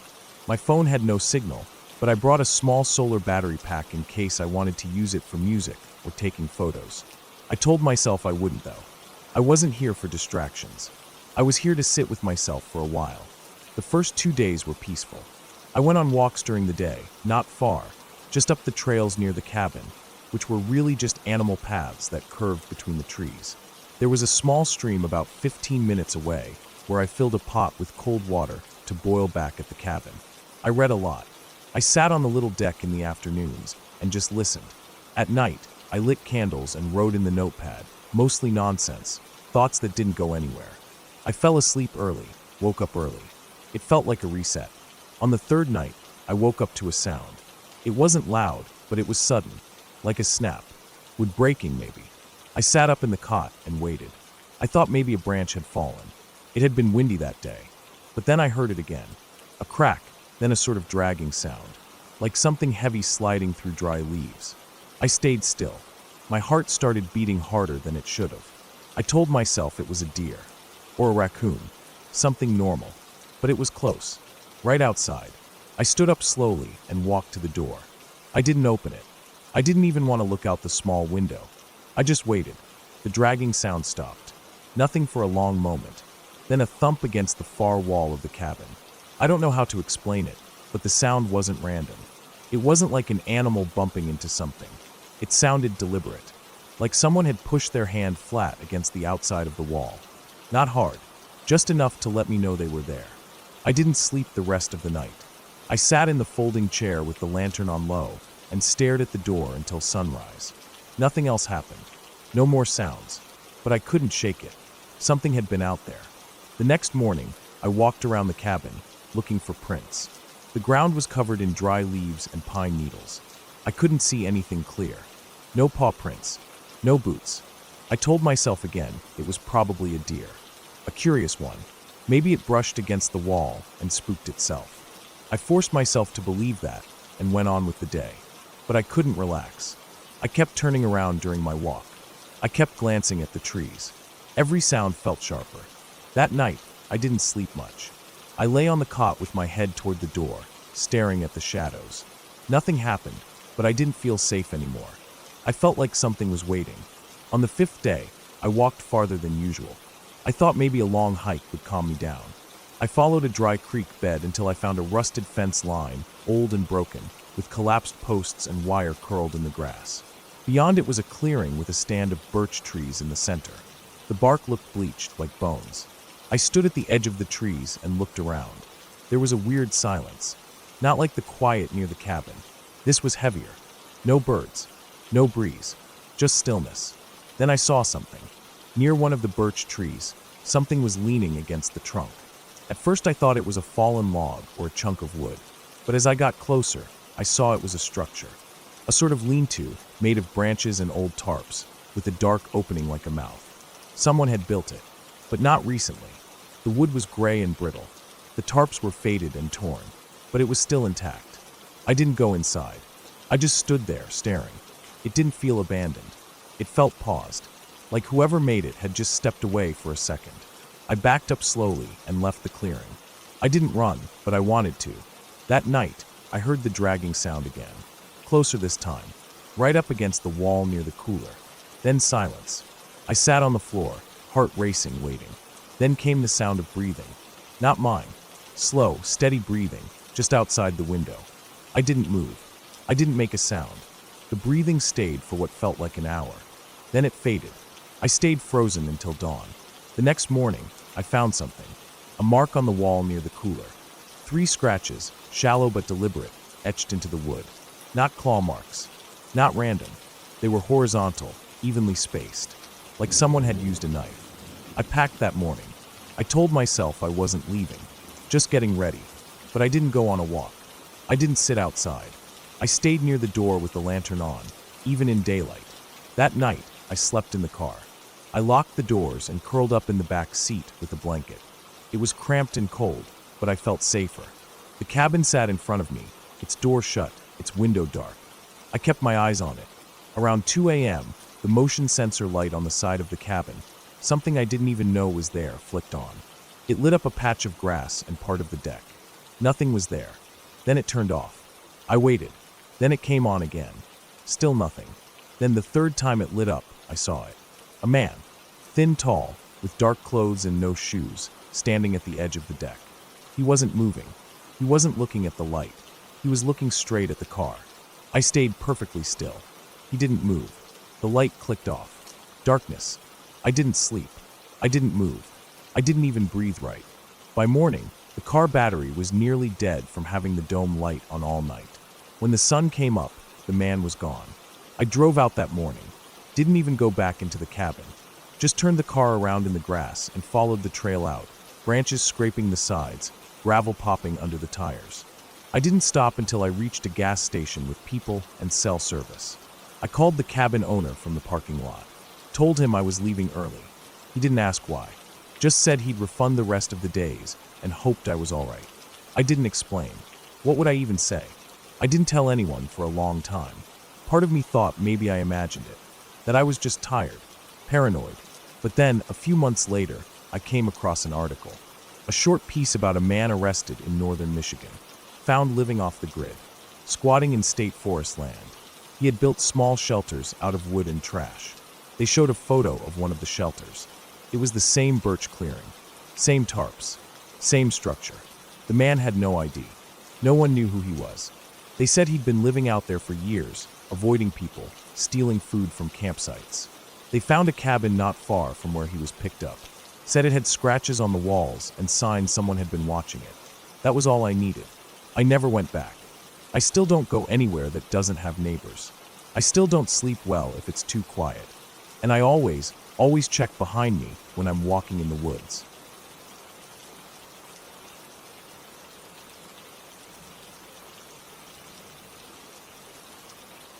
I don't know if I'll ever go back to that place. I told myself it was just bad timing, wrong place, whatever. But no matter how many excuses I come up with, the way it all happened still plays in my head every night. I see it in the shower, on long drives, even when I'm doing something normal like cooking dinner or waiting in line at the grocery store. It never leaves me. I think a part of me stayed behind that day, buried somewhere in that dry, rocky dirt, still trying to make sense of what really happened. It started simple. I had taken a week off work. My mind was cluttered. I was tired of the noise, the city traffic, the blue light from my phone constantly buzzing with emails and messages I didn't care about. I needed a break. I needed silence. So I packed up my gear and drove east. I didn't tell many people where I was going, just that I'd be out of range for a few days. I found a spot online, a remote hiking trail about 6 hours from where I lived. Not many reviews. Not a popular destination. That's exactly what I was looking for. I left early in the morning, before the sun came up. The highway was empty most of the way, and I only stopped twice, to fill up the tank and grab some gas station snacks. The farther I drove, the less I saw. Towns got smaller, signs more spread out, the roads narrower. I finally reached a dusty turnoff that looked more like a forgotten tractor path than an actual road, but the GPS insisted that was the way. So I followed it. The path led me deeper into rolling hills and scrubland. Dry trees, loose rocks, not much shade. The kind of place where rattlesnakes probably outnumber people. After about 40 minutes of slow, careful driving on the dirt road, I reached the trailhead. There was no parking lot, just a flattened patch of earth with a faded wooden sign half swallowed by weeds. I parked, got out, stretched my legs, and looked around. There was nothing. No buildings, no people, no other cars. Just the land, wide and quiet. I should have turned around then. I should have seen the isolation as a warning. But I didn't. I felt good. The silence was exactly what I wanted. I loaded my pack, checked the straps, tightened my boots, and started walking. The trail was narrow, sometimes hard to follow, but the dry brush was low enough to see the worn path most of the time. I hiked for maybe 4 hours before I found a decent spot to set up camp. A small clearing beside a rocky ridge, with enough open sky to stargaze and enough coverage to block the wind. I set up my tent, rolled out my sleeping bag, and collected some dry wood for a fire later that night. There was no signal out there. I checked just once, then put my phone away. I didn't want to see it again anyway. The sun was still high when I finished everything. I had the whole afternoon ahead of me, but I didn't feel like walking anymore. So I just sat. For hours I listened. The wind in the dry grass. The distant screech of some hawk circling above. Insects clicking in the brush. Nothing else. No engines. No voices. No sirens or TVs or slamming doors. It was peaceful, in a way that almost made my chest ache. Night came fast out there. 1 second the sky was pink and orange, and the next it was deep blue. I lit the fire and boiled some water for noodles. Ate straight from the pot. My eyes stayed on the shadows around me. When you're out there alone, your mind starts playing tricks. Every rustle sounds like something big. Every shape in the dark could be something moving, but nothing ever got too close. I stayed up for a while watching the flames, then climbed into my tent and zipped myself in. I woke up a few times during the night. Not from sounds, just from the cold. It got colder than I expected. I hadn't packed the best gear.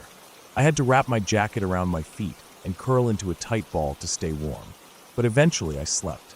The next morning, I decided to explore the ridge above camp.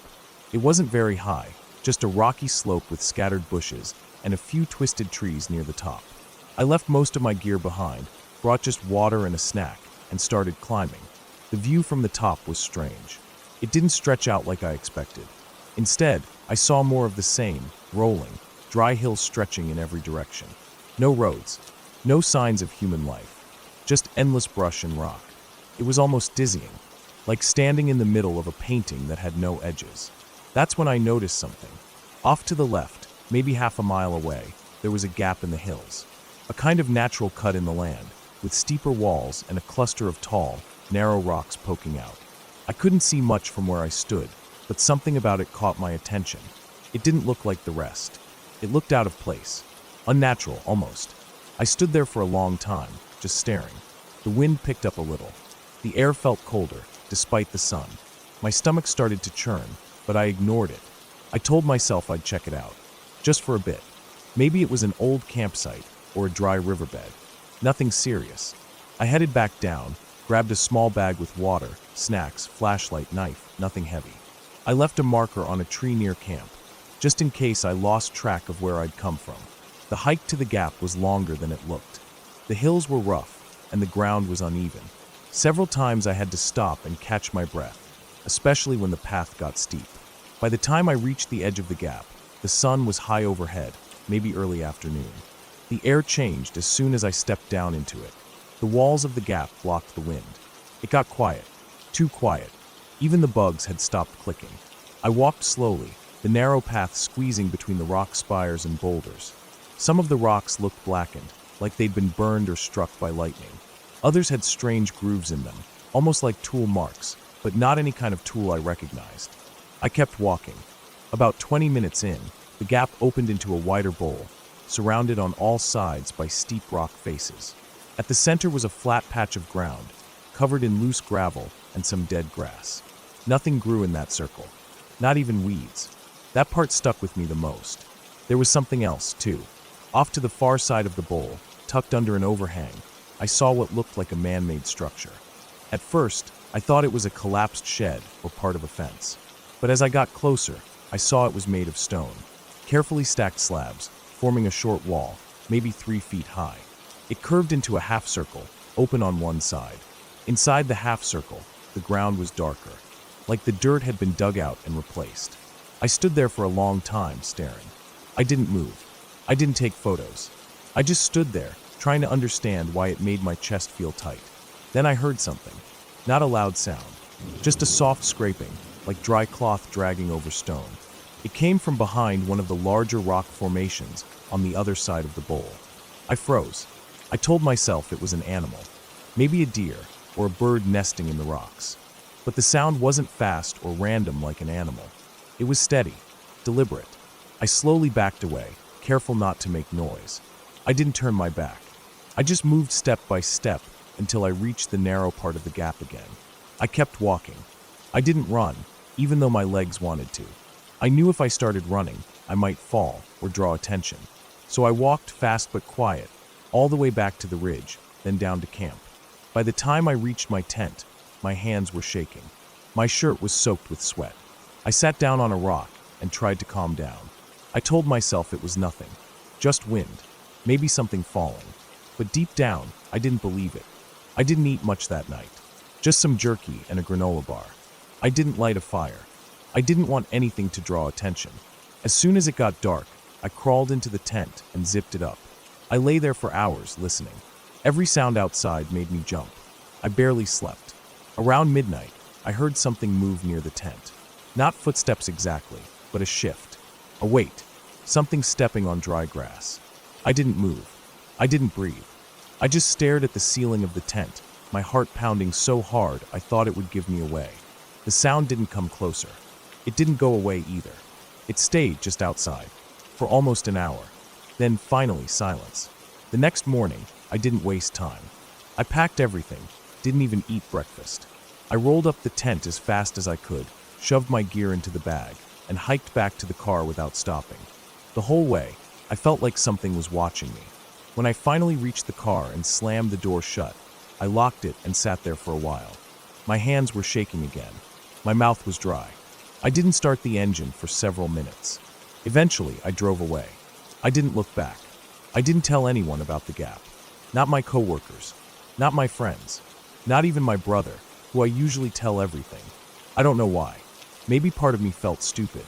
Maybe I didn't want anyone to think I was losing it. But I know what I felt out there. Something had been watching me. Something was in that bowl. And the part that keeps me up at night, when I got home and unpacked my gear, I found something strange in my backpack. A rock.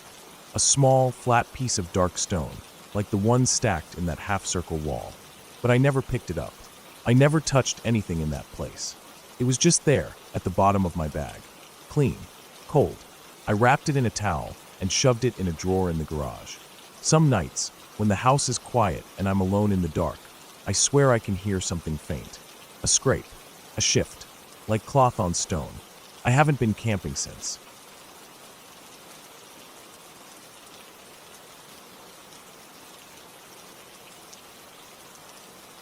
I had never been truly afraid of silence until that weekend.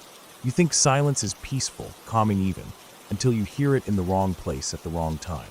That's when it becomes loud, crushing, almost violent. I was used to quiet, at least the kind that comes with my job. I work in wildlife monitoring, part-time with a private conservation company. Most of the time it's just short hikes, game camera setups, tracking collar data checks, sometimes setting traps to collect hair samples. Nothing dangerous, just slow, detailed work. That weekend was a solo assignment in the foothills east of the Cascades. The company had a small outpost cabin there, just a square one-room thing built decades ago for logging, now used as a monitoring base. The area wasn't even that remote by backcountry standards, roughly 7 miles off a service road and about 5 miles from the nearest ranger station. I had hiked further before. The plan was simple. Hike in Friday morning, stay until Sunday, check the 2 cameras in the draw, collect the sample kits from the Pine Ridge, and set up a temporary sound sensor near the creek. Just 3 days. I left around 6 a.m. Friday, parked near the gate, and hiked in. The trail was thin but easy to follow. The forest there was denser than usual, not tall old-growth trees, but clusters of thick pines and underbrush that grew close together. There were game trails crisscrossing the human trail in several places, mostly deer from what I could tell. The first 2 miles were uneventful. Around mile 3, I saw the first weird thing. There was a tree blocking part of the trail, but it didn't look natural. It had been cut, not by a saw, but hacked down, maybe with a machete or axe. And it was dragged, not fallen. I could see the trench marks in the dirt, the way the roots had been twisted, the awkward way the trunk angled against the slope. It wasn't blocking the trail entirely, just bent over it like someone wanted to obscure part of it, not close it off. I remember pausing there longer than I usually would, staring at it, just trying to make sense of it. I kept moving. I told myself it was probably just a hunter or some local playing games. I passed the tree and didn't see anything else strange until I reached the cabin. The cabin looked fine. Basic. Log frame, metal roof, a wood-burning stove, a cot, a desk, and some old shelving. No power, no plumbing, just a water barrel and a few jugs. There was a hand-cranked radio inside and a clipboard with old check-in logs, which I added my name to. I unpacked my gear, ate a cold meal, and went to work. The cameras were about a mile apart, along the draw east of the cabin. I reached the first one easily, swapped the memory card, and checked the mount. Everything was fine. The second camera took longer. It was further into the thicket, and the trail to it wasn't maintained. I had to move slowly, ducking branches, checking for snakes. I was about 200 feet from the camera when I noticed something off in the dirt, drag marks, like something heavy had been pulled. At first, I thought it might be an animal carcass, but when I followed the drag for a few feet, it just ended. No blood, no hair, no prints. Just a section of disturbed earth that looked like something had been pulled backwards, then lifted.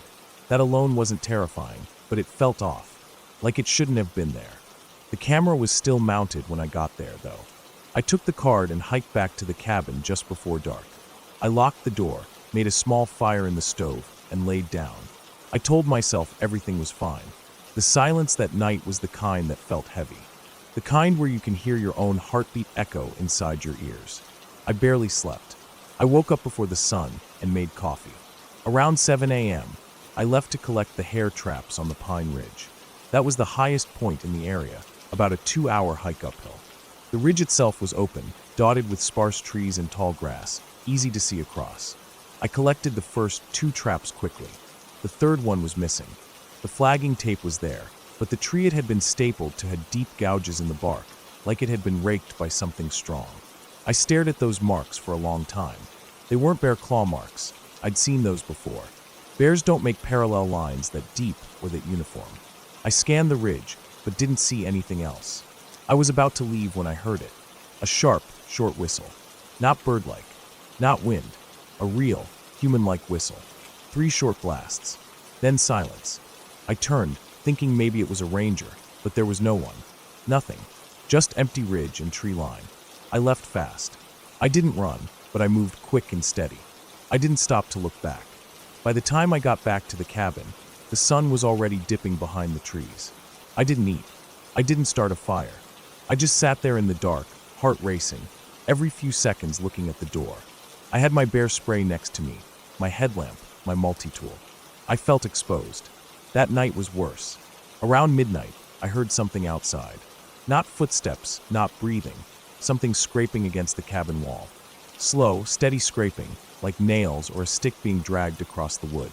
It lasted maybe 30 seconds. Then silence. I waited, trying to slow my breathing. After a while, I built up the nerve to peek through the slats in the boarded-up window. Nothing. Just moonlight on trees. In the morning, I found marks on the outside wall. Long, thin scratches. Too high for an animal. I decided then I wasn't staying another night. I packed fast, skipped breakfast, and left. But I didn't take the main trail back. I decided to cut across the creek and loop around, thinking maybe I'd avoid whoever, or whatever, had been near the cabin. That decision nearly killed me.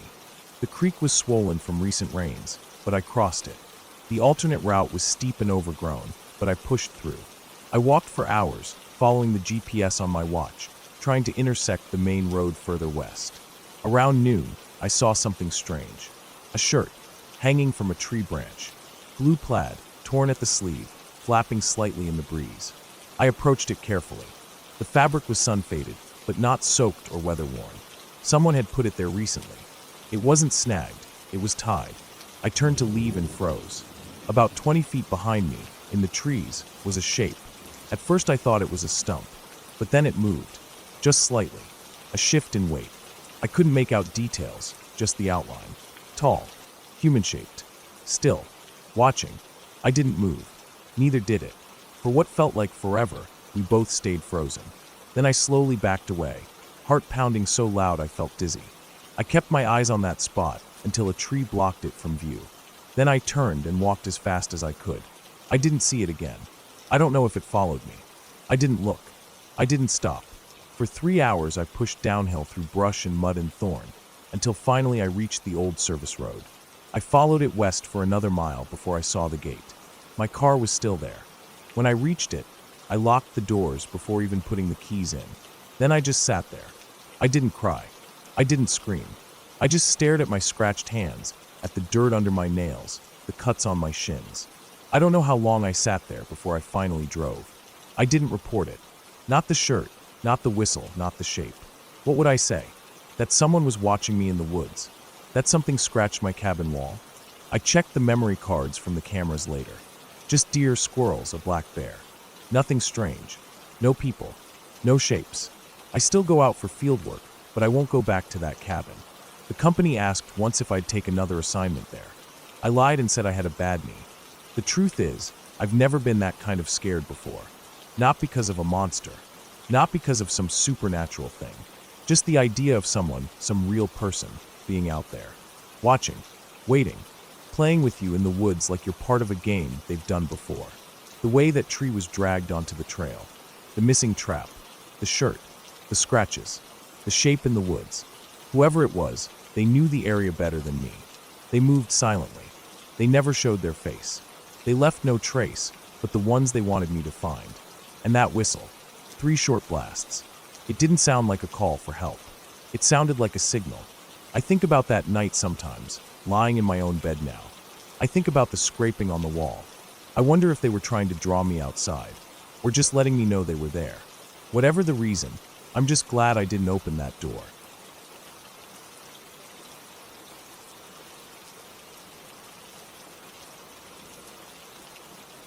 I never planned to go that deep into the woods. I'd hiked a lot in my life, sure, but I always stuck to known trails or national parks. This time, though, I made a mistake. I decided to explore an area I'd only read about on a few forums. Somewhere remote, hardly ever visited, no marked trails, and barely any phone signal. I thought it'd be peaceful. I thought it'd be a way to reset my head after a rough couple of months at work.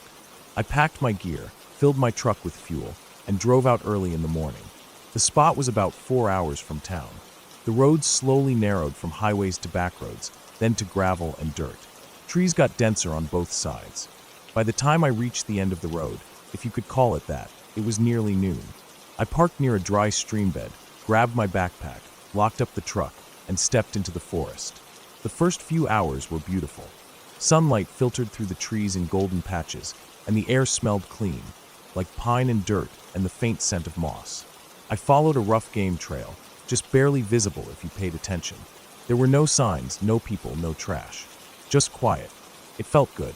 The noise in my head started to settle down. I hiked for about 6 miles before I found a decent clearing.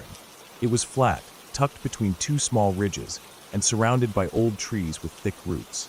I set up camp, pitched my tent, gathered wood for a fire later, and checked my gear. Everything was in order. I had enough food for 3 days, a water filter, a decent knife, headlamp, first aid kit, and even a flare gun in case I needed help. That first night was normal. I lit a small fire, boiled water for my dehydrated meal, and sat on a log while I ate. It was quiet, but not too quiet. I heard the usual sounds: wind through the trees, the distant call of an owl, maybe a coyote further out. I turned in early, zipped up the tent, and drifted off to sleep without any trouble. The second day I went deeper. I left most of my gear at camp and took a smaller pack with snacks, my water filter, compass, and a few essentials. My plan was just to follow the terrain and see how far I could go without getting lost. Around midday, I reached a narrow valley that dropped down sharply between two ridges. I stood at the top for a while looking down. The trees were packed tightly at the bottom, almost like a wall of green. Something about it made me feel uneasy, but I ignored it. I'd come to get away from stress, not feed my own nerves. I went down the slope carefully, grabbing tree trunks and roots to keep from sliding. The ground was soft and covered in leaves. At the bottom, it was cooler. The sun didn't reach through as well, and the air felt heavier. I wandered for a while, but didn't go much further. Eventually, I turned around and climbed back up. By the time I got back to camp, it was late afternoon. That night, things changed. After eating, I sat by the fire again. The wind had died down, and it felt more still than the night before. I noticed fewer animal sounds. No owls, no distant howls. Just the crackle of the fire. I remember thinking it felt too quiet, like everything had gone somewhere. I tried to shrug it off. I put out the fire and crawled into my tent. The fabric walls blocked most of the view, but I left the rainfly half open for air. I lay there for a long time, staring at the dim shape of the trees outside. Then, sometime after midnight, I heard something. It was footsteps. Not fast or loud, but steady. Crunch, pause. Crunch, pause. Moving through the underbrush, maybe 50 feet from the tent. I held my breath. My first thought was that it might be a deer, or maybe a bear. I sat up slowly and reached for the knife I kept by my sleeping bag. The sound moved closer. Crunch. Pause. A branch snapped. Not loud, but close. I didn't move. I just listened. Whatever it was circling the camp. I heard it move to one side, then behind me, then further out again. It never came right up to the tent. Just stayed at that distance. I stayed frozen, holding the knife, until the sounds finally faded. When morning came, I got up and walked the perimeter of my camp. I didn't see anything obvious. No tracks, no broken branches. But the air still felt wrong. Heavier. Like something had shifted. I packed my day bag again, but this time I stayed closer. I didn't want to go back down that valley. I followed the ridge instead, keeping my bearings tight. After a few hours, I turned back and returned to camp early. I sat by the cold fire pit, sharpening my knife, trying not to let my imagination get the best of me. That evening I made sure everything was secured. Food bag hung high in a tree. Fire out. Tent zipped. I crawled into my sleeping bag early and tried to sleep, but I kept waking up. Every time I thought I heard a sound, something snapping or rustling, I'd freeze and listen, but it always went quiet. I don't think I got more than a few hours of broken sleep. The next morning, I made a decision. I was going to leave a day early. I didn't feel safe. Something wasn't right, and I didn't want to risk it. I packed up quickly, made sure I left no trash or trace, and started back the way I came. I only made it about 2 miles before I realized I wasn't alone. I was moving fast, following the rough trail I'd come in on. Trees were familiar, landmarks looked the same, but something felt off. I kept stopping to listen. I had the sense someone, or something, was behind me. Not close, but not far either.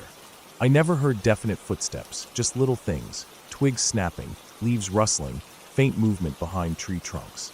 I didn't see anyone, but I felt it. That crawling pressure on the back of your neck when you know you're being watched. I sped up. My heart was pounding, and I kept checking behind me. Still no one. Still that feeling. I told myself I was being paranoid, but I didn't stop. I just kept moving, forcing myself to put one boot in front of the other. Then I heard it. A cough. It was quick, low, and muffled, but definitely human. Not an animal. Not wind. A dry, low cough from maybe 30 yards back. I stopped cold. My chest went tight, and I stood there, breathing shallow, listening. Nothing. Total silence again.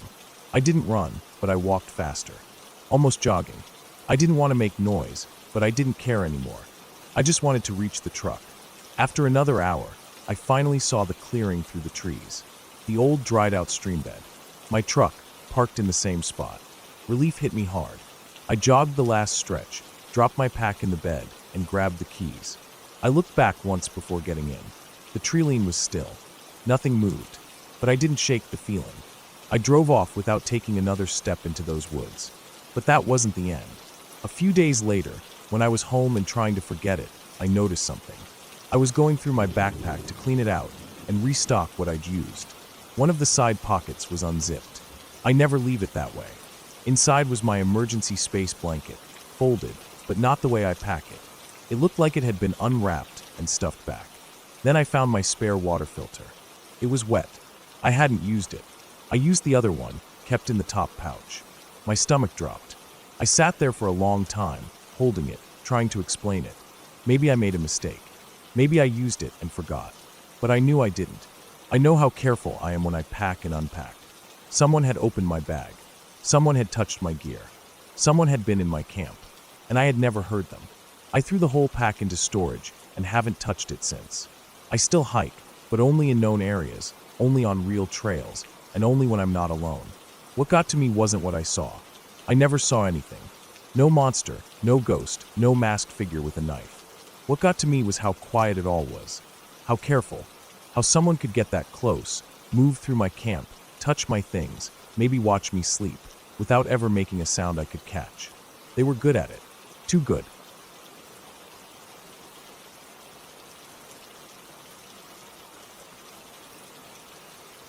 I woke up before the sun.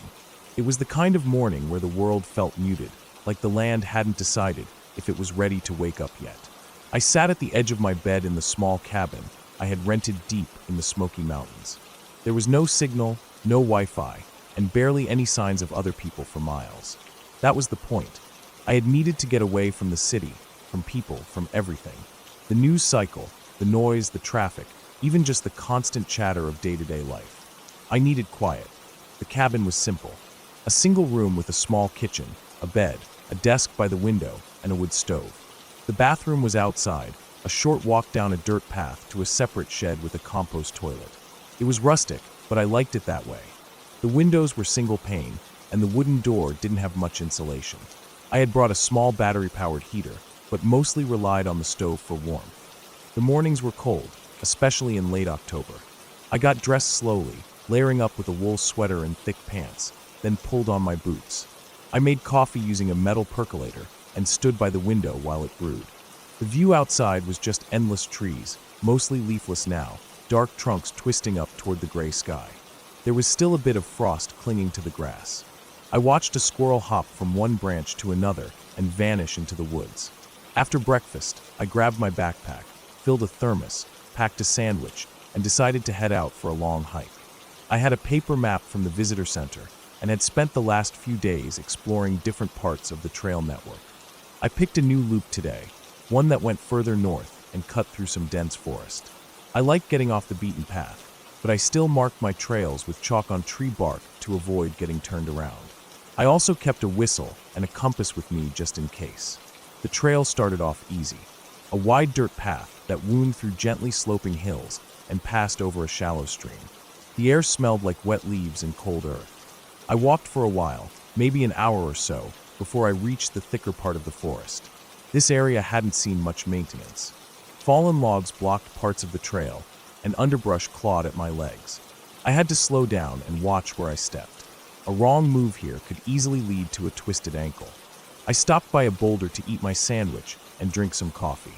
It was quiet. I mean really quiet. No birds, no rustling, just wind moving lazily through the trees. It wasn't peaceful anymore. It felt like everything had gone still.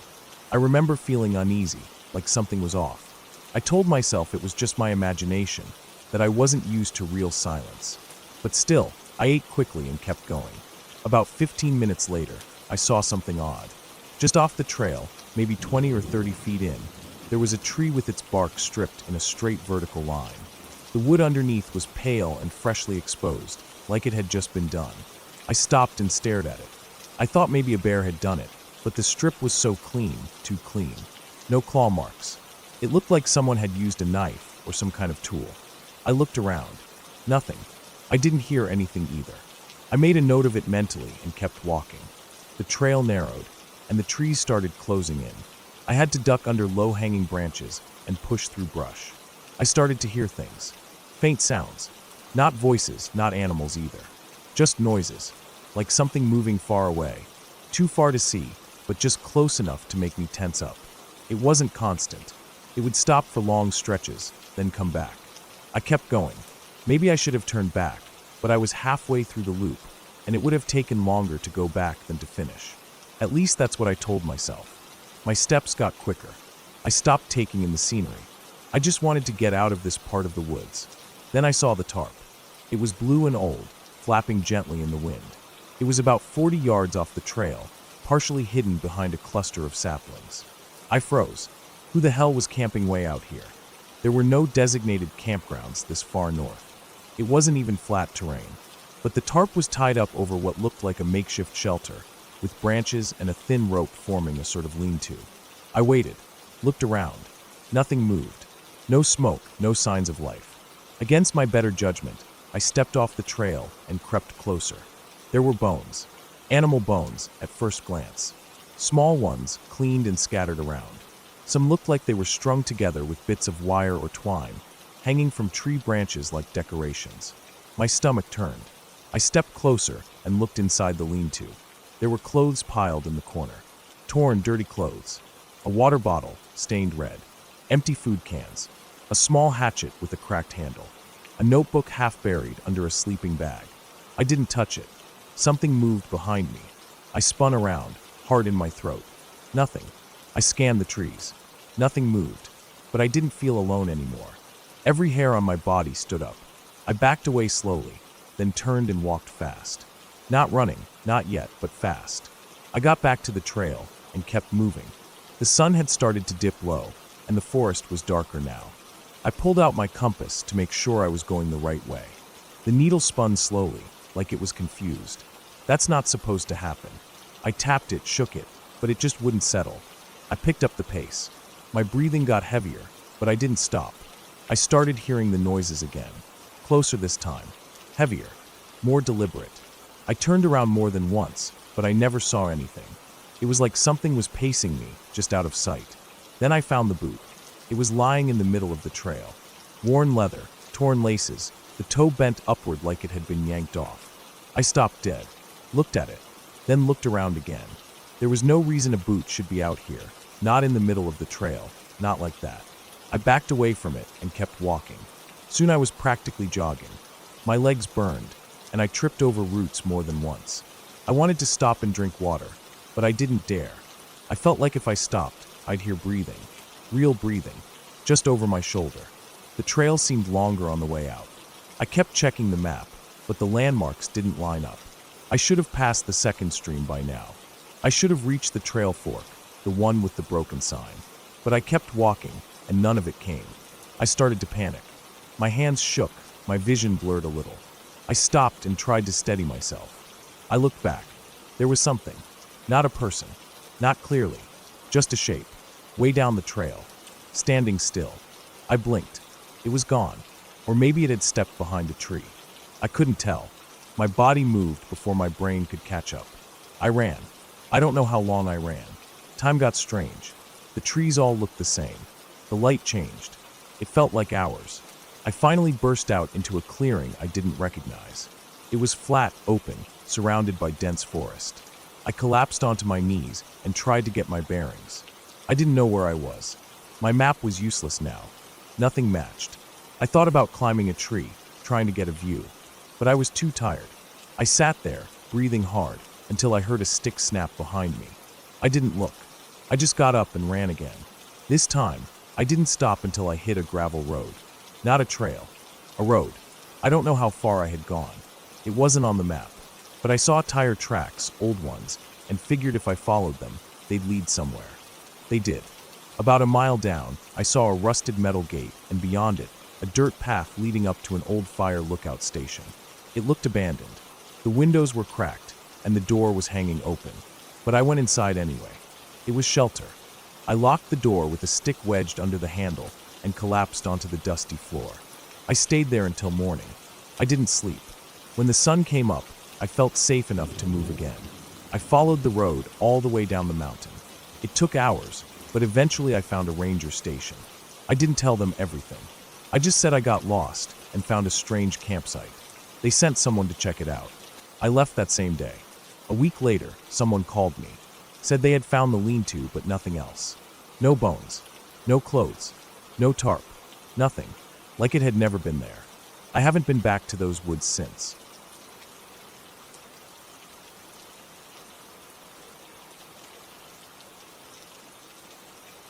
I woke to the sound of sharp scratching against the window pane, the kind of sound that feels alive, as if tiny hands are clawing at glass. I lay there, the thin sheets of the bed shivering where my legs met the frame, heart trying to catch its breath in my chest. Outside, darkness pressed against the panes, uninterrupted by street lamp or distant glow. I told myself it was nothing, just wind. But the sound came again, precise and deliberate. I slipped from the bed, feet cold on the hardwood floor. The house was silent except for that scratching and the low hum of the refrigerator in the kitchen. I crept toward the window, breathing shallow, palms damp against the wall. When I peered out, nothing but darkness. My breath fogged the glass. The sound stopped. I stared until my eyes ached, then backed away slowly. Over the next several hours, that noise returned at odd times. At 2 a.m, I heard scraping along the side of the house near the back door. At 3, a thud against the roof above my bedroom. I forced myself not to imagine someone up there. Footsteps over the shingles. I'd walk the house in the daylight, check for break-ins, tell myself my mind played tricks. But I barely slept. I started to notice small signs. A scuffed shoe print on the mud by the porch, too large to be mine. A sliver of torn fabric stuck on the latch of the basement window.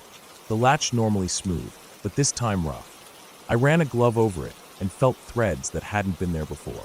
Someone had tried to open that window. I knew that because the latch felt pressed outward slightly, as if pushed from outside. Each night, the fear deepened. I began sleeping with the bedroom light on. I kept my phone in hand, flashlight app ready. I placed chairs under doorknobs, jammed the closet door with weights. My hunger faded. I ate toast cold, half-heartedly. The sweet taste of coffee turned bitter. I watched the corners of rooms, half expecting movement. During the day, I walked the perimeter of the house. I measured distances, checked that locks worked smoothly. In the yard, I found more shoe scuffs, the prints faint in the dew. I didn't call the police. I told myself it would seem silly without real proof. But I was scared, on edge every time a car door slammed 2 blocks away. On the 3rd night, the scratching turned into banging. Something hammered against the front door. My heart thundered. I lifted the blinds at the living room window, peering onto the porch. A dark shape ducked behind a pillar. I couldn't see features, just a heavy form in dark clothing. I swallowed. The intruder hammered the door again, low confident strikes, the wood trembling. I pressed against a wall, phone in hand.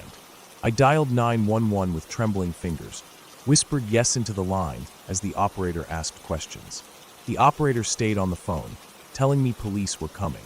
I counted off seconds as the shape crept around the side of the house. I watched the light of the hallway flicker as footsteps passed behind me. I dared not move. Eventually the pounding stopped. Silence pressed in. I stayed on the phone, voice trembling. Outside, I heard a soft rustling as footsteps moved away. Then nothing. I waited for sirens, but none came. My phone battery died. I stayed on speaker without hearing anything more. Dawn arrived slow and gray. I peeked outside. No sign of broken wood, no footprints on the porch. I felt empty and worn. At breakfast, I forced down oatmeal. I looked out the kitchen window at the backyard. The grass was limp from dew. No footprints, no damage. I felt I was losing my mind, maybe imagining it all. But I still felt watched. I started putting cameras around the house by night 4. I found cheap ones online that sent video to my phone. I hung one near the front door, another pointed at the basement window, a third in the backyard, all connected to motion alerts. I left lights on outside. I slept in clothes in case I needed to run. Night came again. At midnight, my phone buzzed. Motion detected at the backyard camera. I looked at the live feed. A tall figure moved near the hedge at the edge of the lawn. They wore dark clothes, head bent low. The figure bent closer to the basement window, placed a gloved hand on the frame, fingers clasped around the edge. The window rattled, then began to open slowly. I felt a wave of sick dread. I dialed 911 again, voice choking. I could make out a body entering through the window, sliding in, crouching. The window shifted, then slid back down. The figure moved into the basement. I heard movement in the video. Voices low, steps, something sliding on concrete. My heart hammered. The police came. Within 5 minutes, miles of sirens. They burst in, stormed the house, heavy boots behind me. I stayed frozen on the stairs. They secured the place. In the basement, they found a man crouched by the water heater, bag beside him with lock-picking tools, a phone, cash. He was alone. He looked startled. They handcuffed him and let him out. I stood trembling. He told them he had watched my routine. He knew I slept late. He'd planned to steal cash and jewelry. He tried windows first. He'd pried open the basement window. He said I made it difficult. Lights, cameras, noise. They asked me questions about the prints, the scraps of torn fabric. The police logger noted everything carefully. They assured me they'd file charges and patrol the block. They told me to keep the cameras, get new locks, change my routine. They said I'd done while calling 911. I felt shaken but relieved. In the days afterward, the terror faded. I replaced locks, had a security system installed. I changed curtains, sleep patterns. I got a friend to stay for a night or two while I slept properly again. I began to eat full meals, regained appetite for coffee, for conversation. I stood in the dim kitchen and cried quietly. The fear drained from me, replaced with exhaustion. Life slowly returned. I ventured back into normal routine. I went grocery shopping, waved at neighbors, left windows open for a cool breeze. I checked the camera footage and deleted the clips, but kept the clips of that night stored offline, salted away. I felt stronger, more alert. Weeks later, I walked to the backyard at dusk. Crickets chirped, and the air held a faint chill. I looked at the basement window, now reinforced with bars inside and better locks. I felt safe in a way I had never known before. I remembered the shape at the hedge, the footsteps near the house, the scratching at the front door. I reminded myself that it was over. I had done everything I needed to do. I had protected myself. I slept well that night. I held the covers tight, but without dread. When morning came, I woke to sunlight on my face and a sense of calm that had been absent for days. The house felt mine again. The silence was peaceful. The memory of fear lingered like a fading echo, but it no longer controlled me. Because I took action. I stayed calm enough to document, to alert, to protect. And in that clarity, I found safety. The ending of that chapter wasn't triumphant in some spectacular way, but it was clear, solid. I survived. I reclaimed my home, and I rest now in the certainty that I made it safe again.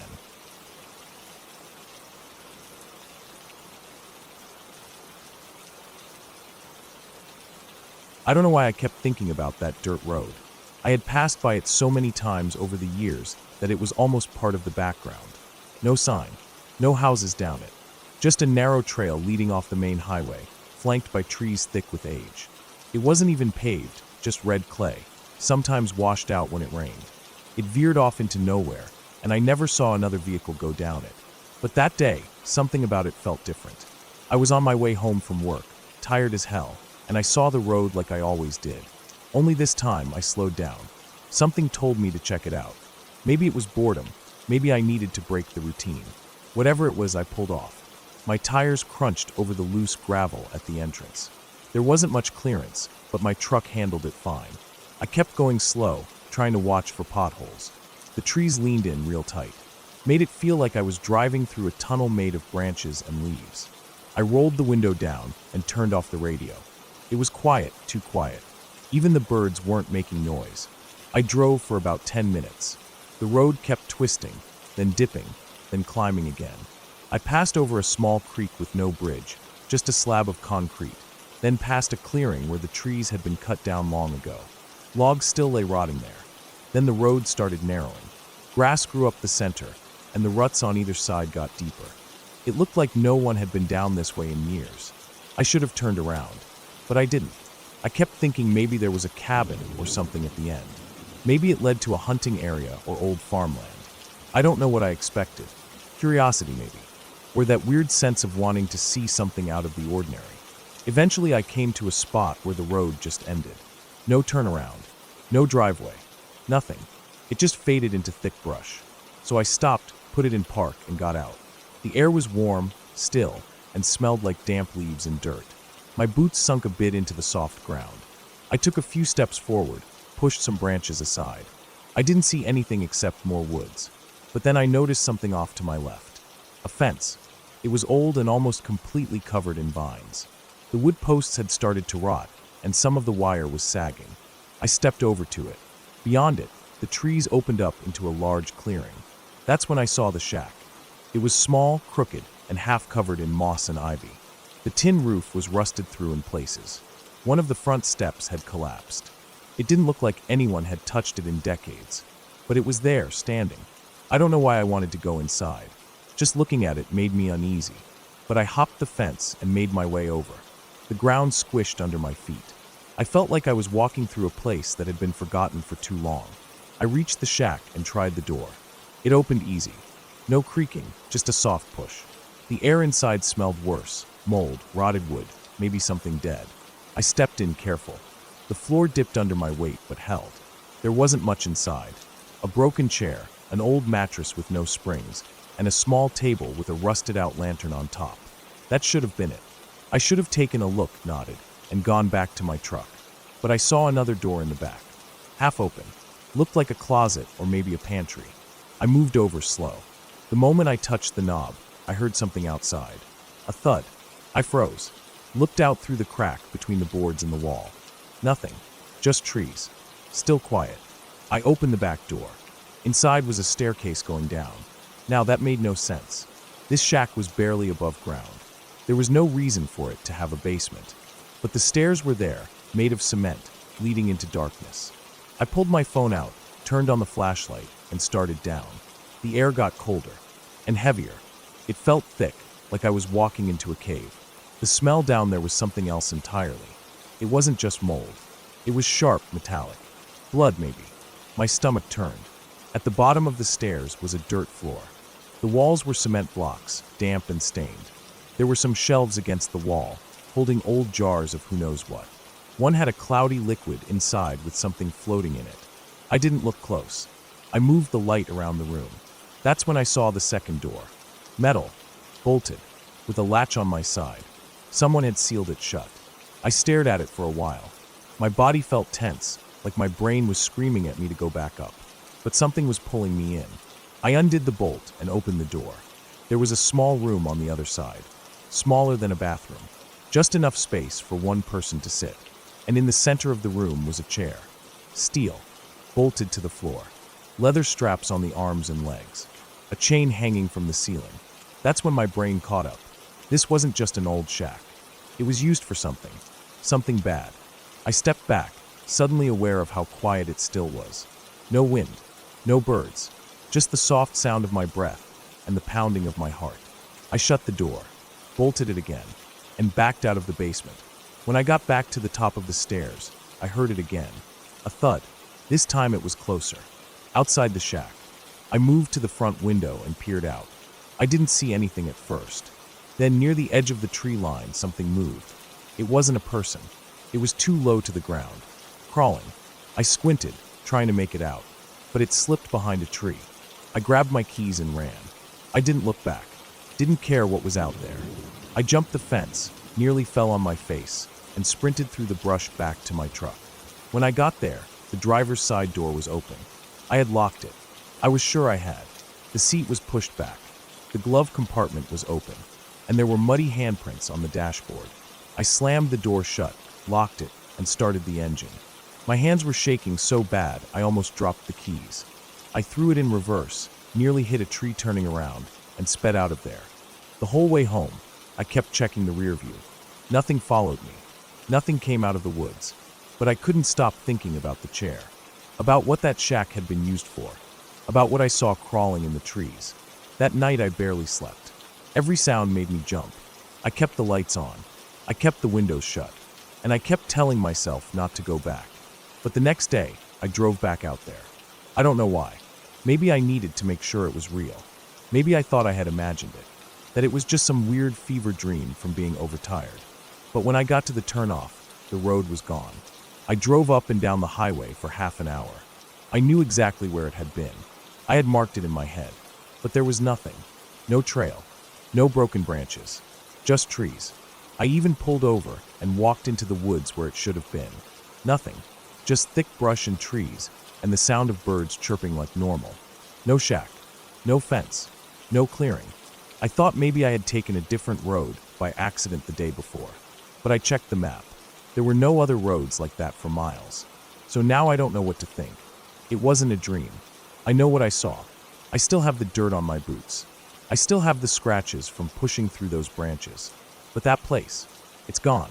And sometimes when I sit in my truck, I think about the seat being pushed back, the glove box open, those muddy prints, like someone had been waiting, watching, and I keep wondering what would have happened if I had stayed longer, or if I had opened that metal door just a few minutes later, or worse, if I had gotten back to the shack and the door was already closed again.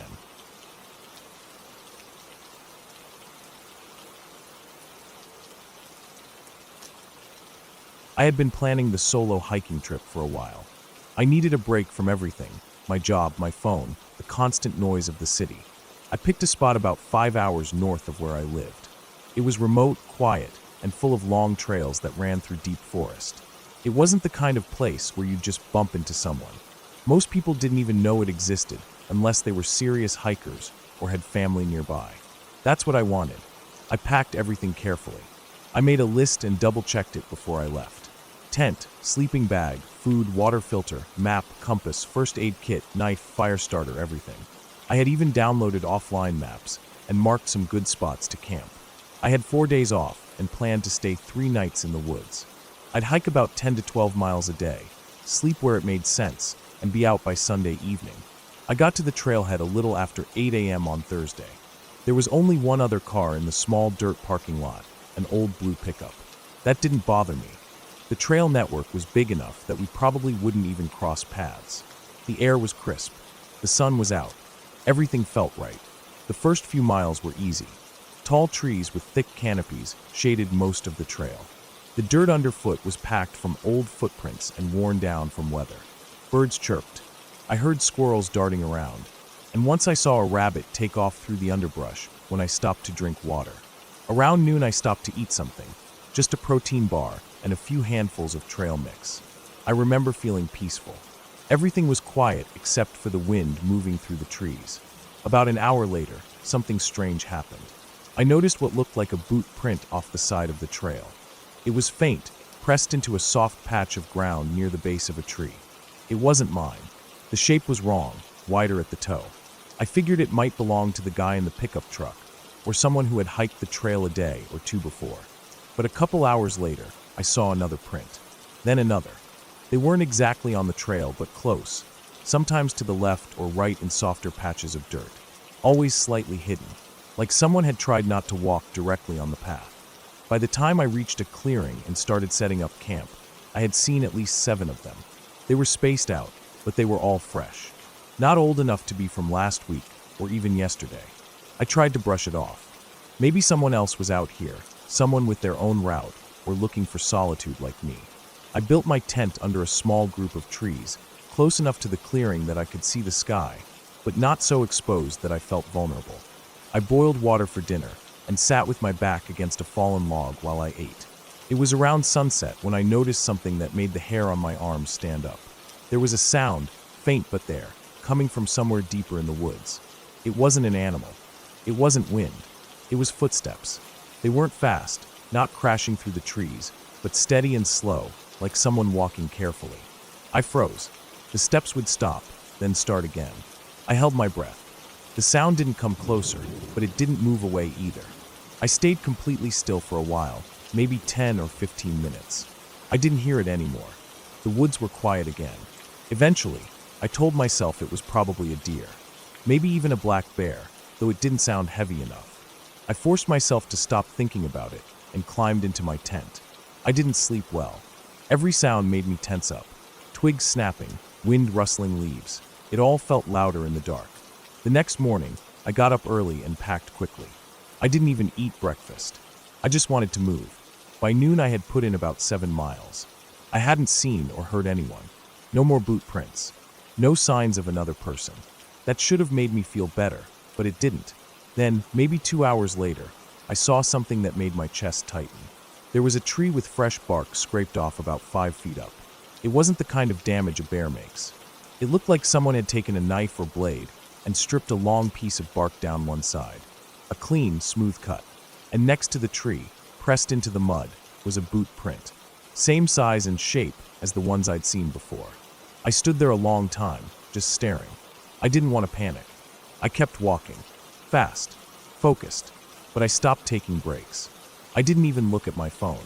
When it started getting dark, I found a spot to camp that was off the trail, maybe 50 yards into the trees. I didn't build a fire. I ate cold food and kept everything quiet. I even zipped up my sleeping bag before sunset. I wanted to be ready. That night was worse. Around 2 a.m., I woke up. Something had made a sound outside. A crunch, maybe a step, directly on a dry patch of ground. I didn't move. I didn't breathe. I heard it again, closer now. A deliberate, single step. Then silence. Then one more. It stopped again. I was frozen. My heart felt like it was pounding inside my ears. I waited like that, motionless, for what felt like hours. The sound never came again. Eventually, when the first light of morning pushed through the trees, I unzipped the tent and peeked out. Nothing, but I found footprints. Clear ones. They came from the woods, stopped about 10 feet from my tent, then turned and went back the way they came. I don't think I even took time to eat or think. I just packed up and got moving. I didn't care if my socks were wet or if I had blisters. I wanted out. I wanted to be near people again. I checked my map. The fastest way back to the parking lot was to follow the trail east for another 10 miles. It would be tight to make it before dark, but I didn't want to spend another night out there. The whole day I was on edge. Every crack in the woods made me spin around. I stopped to listen every few minutes. At one point, I swear I heard someone moving parallel to me, off trail, keeping pace. They weren't trying to hide, but they weren't trying to be seen either. I never saw them. I never heard a voice, but the pattern was too perfect. When I sped up, it sped up. When I slowed down, it did too. By the time I reached the parking lot, the sun had just dipped behind the trees. I half expected the blue pickup truck to still be there, but it wasn't. Only my car was left. I didn't waste a second. I threw my gear in the back seat, locked the doors, and started the engine. I didn't relax until I saw the glow of the first gas station an hour later. When I got home, I took a long shower, then sat on my bed for a while. I didn't even unpack right away. For the next week, I kept checking my front door at night. I'd wake up randomly and listen. I never called the police. I didn't have a name, a face, or anything more than boot prints and sounds in the trees. What could I even tell them? I wasn't hurt. I didn't lose anything.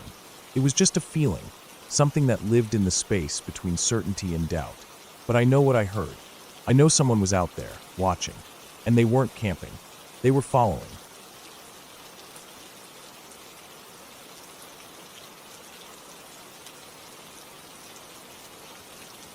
I was working the afternoon shift that day, stationed in the lobby of the HSBC building in downtown Vancouver. I'd done this job long enough to know the rhythm of the place.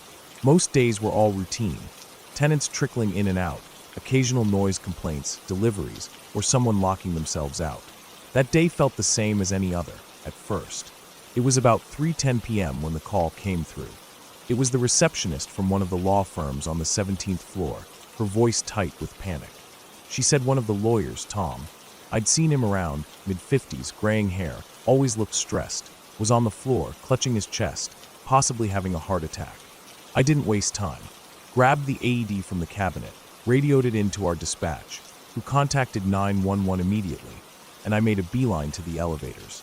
The ride up felt longer than usual, even though I hit express. I kept staring at the AED in my hands, mentally running through my first aid training. When the elevator doors opened, a young guy in a button-up shirt was waiting, waving frantically. "This way," he mouthed, pointing down the hallway. We jogged down the carpeted corridor to their reception area, and there was Tom, sprawled on the floor near the break room, pale and soaked with sweat. His dress shirt was unbuttoned halfway, chest heaving, and his face was drawn with pain. He wasn't unconscious, but he didn't look far from it. I dropped beside him, telling the others to give us space. I did a quick check. No visible trauma, but his skin was clammy, his pulse was rapid, and his breathing shallow. Classic signs of a myocardial infarction. I stayed there with him, comforting him as best I could, prepping the AED in case he coded before the paramedics got there. He kept saying how much his chest hurt, how he couldn't breathe properly. His eyes were wide, like he was trying to focus on something far away. I stayed calm, talking to him, making sure he stayed conscious. It took less than 5 minutes, but it felt like 30 before the paramedics burst out of the elevator with their gear. They took over quickly. I stepped back and began doing my part, recording the time they arrived, who was present, noting details for the report. While they worked on Tom, he kept mumbling. At first it was the usual panic talk. He didn't want to die, he hadn't written his will, he needed to call someone. But then something shifted in his expression. He looked past the medics, up toward the ceiling. His whole body tensed. His eyes were locked on something above them, not around them, not behind them, above. Like he was seeing something coming down at him. He went rigid, his jaw clenched tight, and his already pale face drained even more color. Then he started trying to push himself backward, scooting weakly along the floor like he was trying to escape something. He wasn't responding to the medics anymore. He just kept looking upward, wide-eyed, shaking his head. Then came the scream. Loud, ragged. I don't fucking believe it. No. No and no. And then silence. His body went slack. The monitor flatlined. The medics scrambled to resuscitate him, but nothing worked. After several attempts, they called it. Dead. 3:33 p.m. I stayed behind to wrap up the paperwork while they loaded him out. The rest of his office was in shock. No one spoke. I tried not to think too hard about that last moment. The panic in his face, the direction he was looking. It didn't sit right. It felt wrong, unnatural, not in a ghost way. Just something about how his brain processed his last few seconds alive, like he saw something real that broke him. A memory? A realization? But I didn't dwell on it too much. You see a lot in this job. I told myself maybe it was oxygen deprivation, hallucinations. Brains do funny things under stress. I went home that night and slept heavy. Next morning, I was back in at noon for another shift. A week passed. Then something else happened. It was just after 10 p.m. on a Wednesday. I was posted at another high-rise nearby, a newly finished building, residential this time, sleek design, glass everything, ultra-modern. It had been built where an older office tower once stood, one I vaguely remember being torn down about 3 years ago. I wasn't on regular rotation there, but the assigned guard called in sick, so I filled in. It was a quiet shift. Most residents were either out or tucked in for the night. I was doing rounds when a woman approached me in the lobby. Late 30s maybe, curly dark hair, glasses, looking exhausted. She had the look of someone teetering on the edge. She told me she'd just moved in 4 days ago, on Friday. Her apartment was on the 12th floor. Said everything was fine at first. She was unpacking, getting settled, until that night. Around 10 p.m., someone started banging hard against her door. Not knocking, banging. Like someone trying to force their way in. She called out, and the noise stopped. Nothing else happened. The hallway was empty when she looked through the peephole. Then it happened again. That same night, close to midnight, the doorknob began rattling. Like someone was trying keys that didn't work or twisting the handle aggressively. She yelled again. Silence followed. She called security, but the night guard at the time couldn't find anyone. Saturday, same pattern. Door banging. Doorknob rattling. Now it was Wednesday night, and she was fed up. I told her I'd go up with her to check things out. We rode the elevator to the 12th floor. I walked the hall first while she stayed near the elevator. It was empty, lights on, carpeted, clean. No strange sounds, no people loitering. Her door looked perfectly normal. No scratches, nothing to suggest forced entry. She opened her suite for me. Everything inside looked fresh and untouched. Still some moving boxes by the wall. I stepped in, took a look around. Nothing out of place. She thanked me, said she appreciated it. I turned to leave, stepping back into the hallway. And that's when I saw her. An old woman, standing just a foot away from the door. She had gray-white hair pulled into a tight bun, wore an old-fashioned coat, thick wool, buttoned all the way up, and some kind of faded floral skirt underneath. Her shoes looked too big, like something borrowed. Her posture was rigid. She didn't blink. Her eyes kept shifting slowly from me to the resident behind me. Not saying anything. Not moving. I froze, took a step back. I won't lie, my heart kicked into overdrive. Something about her felt off, too stiff, too quiet. But I collected myself and tried to ask if she needed help. She said she was waiting for the elevator. Her voice was flat, dull. Right then the elevator dinged. She stepped inside. I tried to follow, just a split-second delay, but the doors closed right in my face. I stood there, blinking at the metal. I turned back to the resident and asked her to come downstairs with me to check the security footage. I thought maybe this was someone from a previous unit, a relative of a past tenant, someone with leftover access. If she still had a pass guard, it would explain how she got in. We got to the control room, and I pulled up the cameras for the 12th floor, rewound to just before I opened the door. We watched together. There I was, stepping out of the unit. I flinched slightly, like I'd seen something sudden. But the hallway? It was completely empty. I stepped back from the screen and rewound again, played it slower. Same thing. No one else visible. No figure. No old woman. Just me, flinching at nothing. We checked the elevator camera next. Footage was clear. Doors opened. No one entered. Doors closed again. I don't scare easily. I've dealt with everything from overdoses to drunks to people trying to slip past security checkpoints. But this messed with my head. I know what I saw. I remember every detail of her. The creases in her face, the faded buttons on her coat. She wasn't hazy or dreamlike. She was there. Real. Solid. But the camera said otherwise. I wrote up the report. Filed it. Told my supervisor. The next day, I asked the property manager if we had old records on past residents. She was reluctant at first, but eventually let me peek at some historical files. On that floor, Unit 1204, a woman named Margaret Simmons had lived there until 2019. Elderly. Alone. She passed away that summer, complications from a fall in her suite. No foul play. No next of kin listed.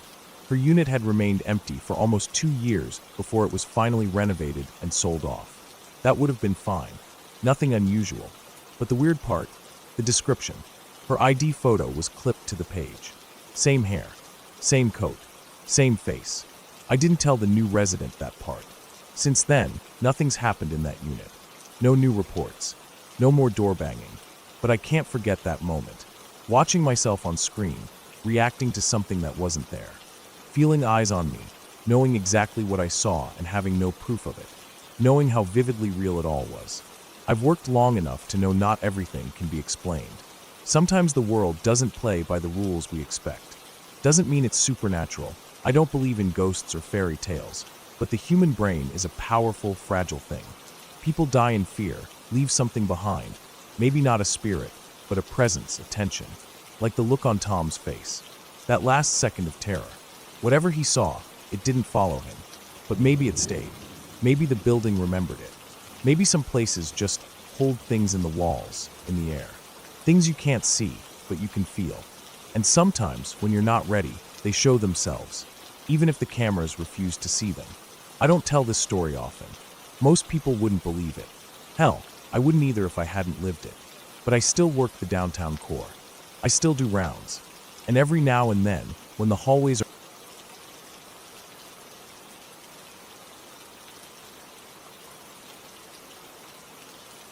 The house I lived in before this one was in a quiet neighborhood, tucked away behind tall oaks and a broken, rusted mailbox that leaned just slightly to one side. It didn't look like anything special, just another worn-down 2-bedroom home on a long stretch of road that barely got traffic. The outside was plain, a little weathered, with cracked concrete steps and chipped white paint that peeled like sunburnt skin. From the outside, it didn't scream anything unusual. If anything, it looked empty and sad. We got it for cheap. Too cheap. But at the time, I chalked it up to the market. That's what everyone always says when something is suspicious but legal. The market's weird right now. We had to redo the floors right after we moved in. Both the kitchen and the master bedroom had this soft, spongy give to them when you walked. Rotten wood. Water damage. You could smell it as soon as you opened the door. My husband at the time worked long shifts, leaving before the sun even thought about coming up. That left me in the house by myself most days. The rooms were empty, hollow, stripped to the beams. No furniture yet, no TV. Nothing to do but pace around or sit on overturned buckets like I was squatting in someone else's broken life. It was that master bedroom that hit me first. I didn't even sleep in it, not really. The moment he left for work that first early morning, around 4 a.m., I tried to go back to bed, but I couldn't. I lay there staring at the ceiling, but every inch of me was buzzing. Like my body could feel something it couldn't see. My chest got tight. Not just the kind of nervousness you get from being alone in a new place. This was something different, something worse. It was like every part of that room rejected me. The air was heavy, and the quiet wasn't empty, it was full. Like silence that's hiding something. I lasted maybe 10 minutes before I bolted out of there. I grabbed my dog, slammed the front door behind me, and locked it without even thinking. I got into my car and just sat there, shivering in the dark with the dog in the passenger seat, until the sky finally started to get light. I didn't go back in until I could see everything clearly. It didn't feel logical, but I didn't care. I couldn't go back in the dark. We eventually finished the floors, moved the furniture in, and I shifted into the other bedroom, the one across the house. My room. I tried to convince myself that I'd been stressed, that the pressure of the move, the chaos of renovations, being isolated in a big, unfamiliar house had gotten to me. People feel weird things under stress all the time. I told myself that over and over again, but the feeling in that room never left. I avoided it even during the day. I'd make excuses not to go in there. Sometimes I'd stand at the doorway, just staring in, telling myself I was being ridiculous. But I wouldn't take a step inside. A friend of mine and her husband moved in with us for a while. Both of our husbands were in the Marines, and they got sent out on a 2-week training rotation at the same time. That left the two of us in the house alone. At first, I was glad for the company. I figured having someone else around would help with the nerves, maybe reset the house somehow, make it feel more normal. The first night, she knocked on my door late, except she didn't even knock. She just rushed in, visibly shaken. She didn't have to say anything. I could see the look on her face. She ended up staying in my bed that night. I remember thinking she must have been sleepwalking or dreaming, because what she said made no sense. Something about her bed shaking. But then 5 minutes later, mine started too. It wasn't subtle either. It wasn't like the frame shifting or the house settling. The whole thing vibrated like it was bolted to a jackhammer. We didn't move. Neither of us made a sound. We just lay there, eyes wide, both of us too afraid to get up or even speak. After maybe 10 or 15 seconds, it stopped. It didn't fade out. It just stopped. The next night it happened again. Her room. Then mine. Every single night. Same feeling, same terrifying stillness afterward. After that, she refused to sleep in her own room, which I realized was the same room I had tried to sleep in the first night. The room that gave me that deep animal fear. She told me, without me ever saying a word, that the room made her skin crawl. She said she'd hear scratching noises coming from the closet, like fingernails dragging slowly down the inside of the door.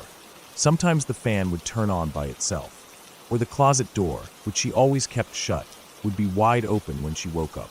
One night she told me she turned everything off, fan off, closet shut, and when she woke up an hour later, the fan was on full blast and the closet door had swung all the way open. She was shaking when she told me that. I didn't laugh. I believed her. I had no reason not to. Too many little things were adding up. We tried to write it off. Old wiring, weird construction. But the house was in good shape, at least structurally. We had everything looked at. Plumbing, electrical, HVAC. No problems. But things kept happening. Lights would flicker in just certain parts of the house. Her room. My bathroom. Once, both lights went out at the exact same time while she was in the bathroom and I was in the bedroom. We assumed a fuse blew, so we got up and walked through the hallway, flipping switches as we went. Every other room was fully lit. Every other outlet worked. It was only those two spaces, my room and the bathroom connected to it, that had gone completely dark. My dad's an electrician. I called him, thinking maybe we missed something.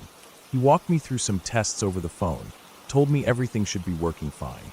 After almost 20 minutes of poking around, nothing changed. We left the hallway lights on and stayed away from that end of the house. But when we finally got the nerve to go back into my room, the lights were on. We hadn't flipped any switches. The lights weren't dim or flickering, they were just on, like they'd never turned off in the first place. Eventually, I decided to try filming. It was close to Halloween, and we figured why not. We'd been telling our friends the stories, and everyone kept telling us to record it. So I charged my old video camera to full battery and set it up on the kitchen table, facing down the hallway toward the bedrooms. We left the house completely empty that night. Nobody walked down the hallway for hours. The next morning we watched the tape. For the first few minutes, nothing happened. Then the picture started to distort, lines running through it, static, like interference. And then shadows started to pass along the walls. They didn't move like people. There was no clear shape, just smudges like someone walking through a fog. But there was nothing there. No one walked in front of the camera. The shadows just appeared and vanished. I thought maybe it was headlights from the street or something reflecting through the windows, but we checked. That wall had no windows. The only light source was the hallway light, and it stayed constant. That first recording lasted maybe 6 minutes. Even though the battery was fully charged, the camera died after that. Just shut off. We tried it again the next night with the same result. Fully charged, died within minutes. The footage always ended right when the hallway went dark. After that, we stopped trying to document anything. The feeling in the house was getting heavier, like whatever was there knew we were trying to expose it. Things would go missing: keys, phones, shoes.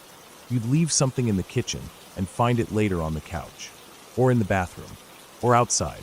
We tried to laugh it off. Months later, we had a bonfire out back. My ex-husband's friends were over, maybe 10 or 12 people, all crowded around the flames drinking beer and talking trash. Everything was normal, casual, loud. Someone went into the house to grab more drinks. A couple of the guys followed. Clark was the first one back out.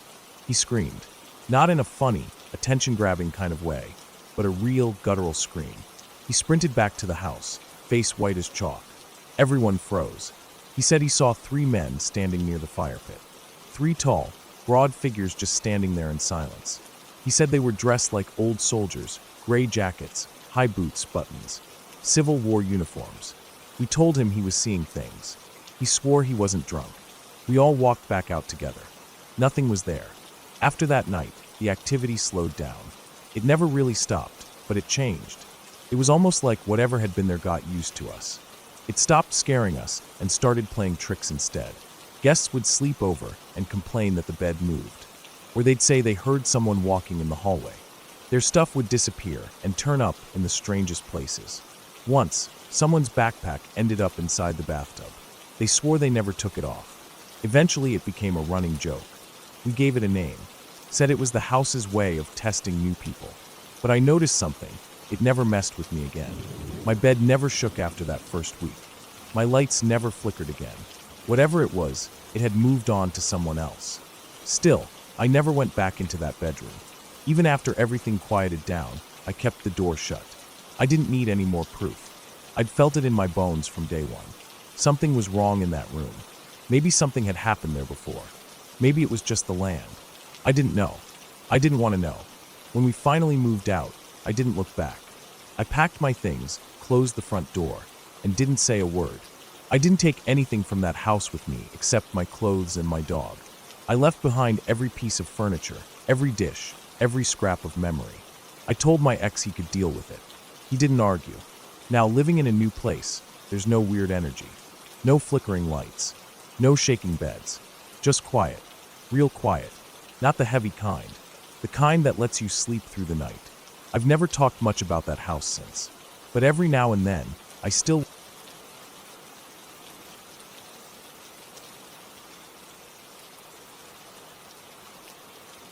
It started with a trip I hadn't planned to take.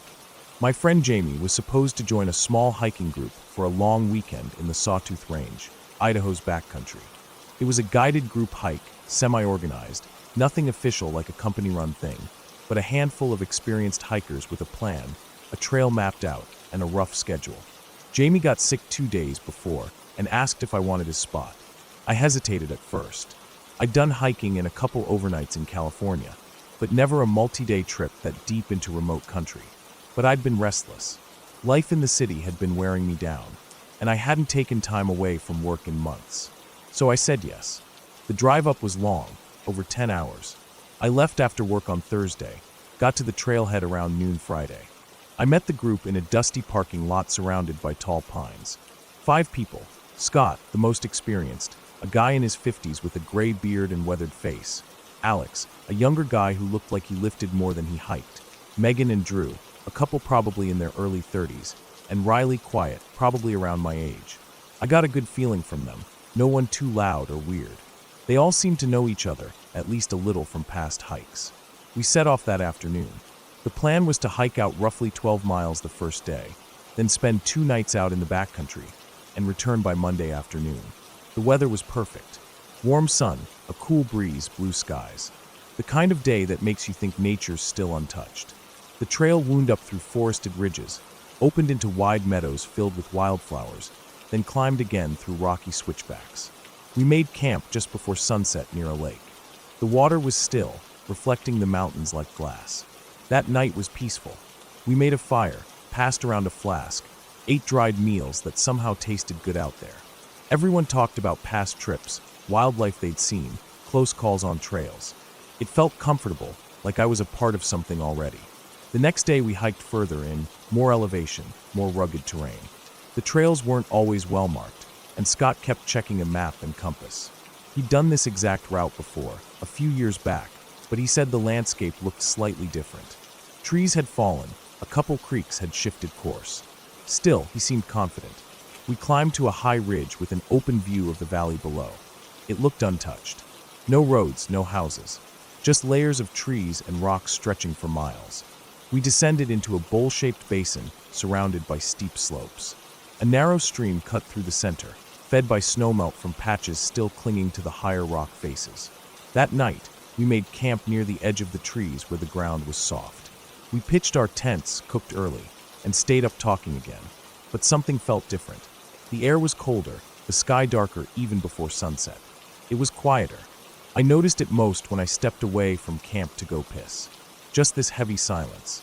No wind, no bird calls, nothing. Like everything was holding its breath. The next morning, things shifted. We packed up and planned to loop around and head back north toward the trailhead, a different route that would meet back with the main trail. It was supposed to be a longer route, more scenic, with fewer steep climbs. But around mid-morning, Scott slowed down. He checked the map again, then walked off trail a few yards, looking around. He said things didn't line up right. A small ridge we were supposed to pass over didn't show up where it should have. The stream we crossed was running in the wrong direction. We kept going, trusting Scott, but I started noticing things too. Trail markers were gone. Rocks and logs showed signs of old weathering, not fresh trail maintenance. A part of me wanted to believe we were still close to the original route, just veered a bit off. But we kept walking. For hours. The sun passed its peak. My legs started to ache. Everyone got quieter. There was no trail underfoot now, just soft ground, scattered branches, and old pine needles. Finally, Scott admitted we were off course. He looked worried in a quiet way, like someone used to having control who now didn't. He said we needed to head due north, and eventually we'd hit the main trail again. We still had enough food and water. No one panicked. We agreed to push a couple more miles before setting camp. But the terrain got worse. The forest thickened. Fallen trees slowed us down. Clusters of boulders forced us to climb awkwardly, sometimes crawling. We crossed several small creeks, unsure if they were the same ones or new branches. We lost track of direction. Scott still had his compass, but the terrain twisted so much, we couldn't keep a straight line. Shadows came earlier under the trees. We made camp again in silence, tension hanging over the group like a net. I ate in my tent that night. I didn't want to sit around the fire, listen to people pretend things were fine. I woke up just before dawn, cold, stomach unsettled. I stepped outside, zipped up my jacket. The fire pit was still. A mist hung low to the ground. That silence again, no birds, no wind, just that heavy, pressing stillness. I walked to the edge of the trees to stretch my legs, and I noticed tracks in the soft dirt. They weren't boot prints. They were narrow, long, and deep. Not quite like a bear. Almost like a bare foot, but larger. Not animal. Not right. I stared at them for a long time. I didn't say anything. Maybe I should have. Maybe someone else saw them too and said nothing. We packed up again, started moving. I felt eyes on me. Not from the group, from the trees, from the shadows between them. Every branch seemed to bend inward, like the forest itself was watching. I kept my head down, didn't speak much. By mid-afternoon, Riley twisted his ankle crossing a creek. Not badly, but enough that we had to slow down. Scott decided we'd camp early, try to make a full push the next day. We found a small clearing with space for tents. That night, I couldn't sleep. Something was walking through the trees around us. I heard it more than once. Slow steps, crunching twigs, then stillness again. I lay there, staring at the tent ceiling, heart pounding, waiting. But it never came closer. The next morning, Drew was gone. His tent was empty, unzipped halfway. His pack was still inside. Boots too. No signs of a struggle, no blood, nothing. Just gone. The group panicked. Megan cried. Scott tried to organize a search. We fanned out, calling his name, checking the area, but I already knew we wouldn't find him. You don't just vanish from your tent in the middle of the night. Not barefoot. Not without a sound. We should have turned around. Instead, we kept going. Scott said the best thing we could do was get out and alert authorities. But by then we had no signal. We hadn't for days. We pushed hard, made miles, but the terrain kept changing. Nothing looked familiar. I started marking trees with my knife. Small cuts at eye level. An hour later, I saw one of my marks again, on the opposite side of a tree. That wasn't possible, unless we were moving in circles. Megan stopped walking. She broke down, just sat down and refused to move. We waited with her, but it started getting dark again. Scott finally made the call. We'd leave our gear, pack only essentials, and move through the night. Try to get out of this place. That's when I knew something was deeply wrong, not just with the forest, but with us. That night, we hiked through dense brush, mostly in silence. Alex led with a headlamp. I followed behind, every sound feeling louder than it should have been. Somewhere ahead, a loud snap rang out. Not a twig, a thick branch. Alex stopped. We all did. I turned, scanning behind us. Then something crashed through the brush to our right. We ran. No one said anything. We just ran. I didn't look back. My legs burned. My lungs felt like they were tearing. We didn't stop until we found a dry ridge above a ravine. There we collapsed, gasping, shaking. We didn't speak until morning. Scott was gone too. Only 3 of us left now. Me, Megan, and Riley, who barely spoke. We were down to 1 filter and half a day of food each. No real idea where we were. My hands shook constantly. I started seeing things in the corners of my vision. Branches that looked like limbs, shadows that moved when I didn't. I wasn't sleeping anymore, not really. We followed a river, hoping it would lead to lower ground. That's when we saw the cabin. It looked abandoned, but intact. Built from old logs, half covered in moss, with a metal roof rusted from decades of rain. We approached cautiously, checked the door. It was unlocked. Inside, it was dusty but dry. A cot, an old stove, a broken table, and a trapdoor in the corner. We stayed the night there. Took shifts sleeping. I woke to Megan shaking me. She heard footsteps outside. Slow, deliberate. But when I listened, nothing. I wanted to scream. In the morning, the sun came out full. For the first time in days, we saw open sky. Birds chirped again. It felt like a curse lifting. We left the cabin and followed the river again, this time downhill. Hours later, we saw a dirt road. Faint tire tracks. I cried when I saw them. I didn't care if it was 30 more miles. We'd follow it. Late that evening, a white truck came up the road. A forestry worker heading out to check fire danger. We must have looked like hell, dirty, exhausted, wide-eyed. He gave us water, then radioed for help. We told him about Drew and Scott. He said search teams would be sent. They never found them. Not even a shred of clothing. No tracks. No blood. Nothing. We were told we must have gotten turned around. Panic set in, and they wandered off. I knew that wasn't true. I didn't believe it then, and I don't now.